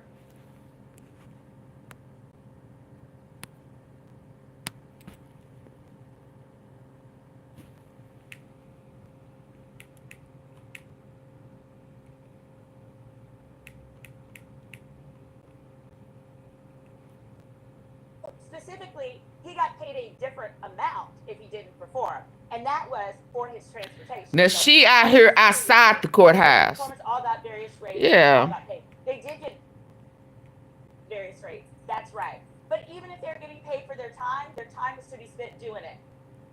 And a lot of times he would make them do it multiple times. They did it. I don't know where he go get his information and come back Monday. No, I just went ahead and now if he come back after I done hid him from my channel, you know, this just blows my mind. I mean, you don't like me, so why you even come over here? If I remove you, why you just insist on coming back? You don't support, you don't do nothing but come over here and bring that fake shit. Why? Oral SEX on Antoine after Combs beat her. That was trafficking. Mr. Nifolo said Cassie won a prize. What prize? SEX with a UTI? Getting urinated in her mouth? It's ridiculous. They had a trauma bond. They were trapped. The cost of trapping was a drop in the bucket for Mr. Number One on the Forbes list. He pushed her to continue until she vomited. He knew she didn't want to. The Intercontinental, they claimed he was intoxicated, that it was about a phone. He knew what he was doing. He kicks her. She calls security, so he stays to keep control of her. And he come over here and say he just got acquitted. They called Anton because he was the only repeat player in LA. They stopped with Carol after he tried to extort Jane. Whatever words he used about a conspiracy between Jane and Anton, there is no evidence for it. He coerced Cassie and Jane into this, and nothing happened. He RAPED Mia, and nothing happened. He beat Cassie, and nothing happened. He beat Cassie in the hotel on tape, then bribed the guards to buy it, and nothing happened. He was untouchable. He did not think that these women would speak, and that Kid Cudi and Deontay Nash and other men would back them up. The defendant is not God. He stands equal before the law. Find him guilty. Judge says, jurors, you may leave until Monday. Not if they got to come back Monday. Are looking at the defense like you really dropped. All these people who was in court, they wouldn't be reporting right now. At this time, what I need to do is hear from you. What do you think about Yeah, everything these people going that I go on in the world? to be there. They be there. Okay, y'all. I'm at my mark. My attitude. Laquita done came and clown. I need to take a break. I need to, yeah. Okay, y'all. Unless some just pop out and if he got acquitted, the jury would have been. But why? I done already blocked him, so why would you even come up with a page just to come over here and say that?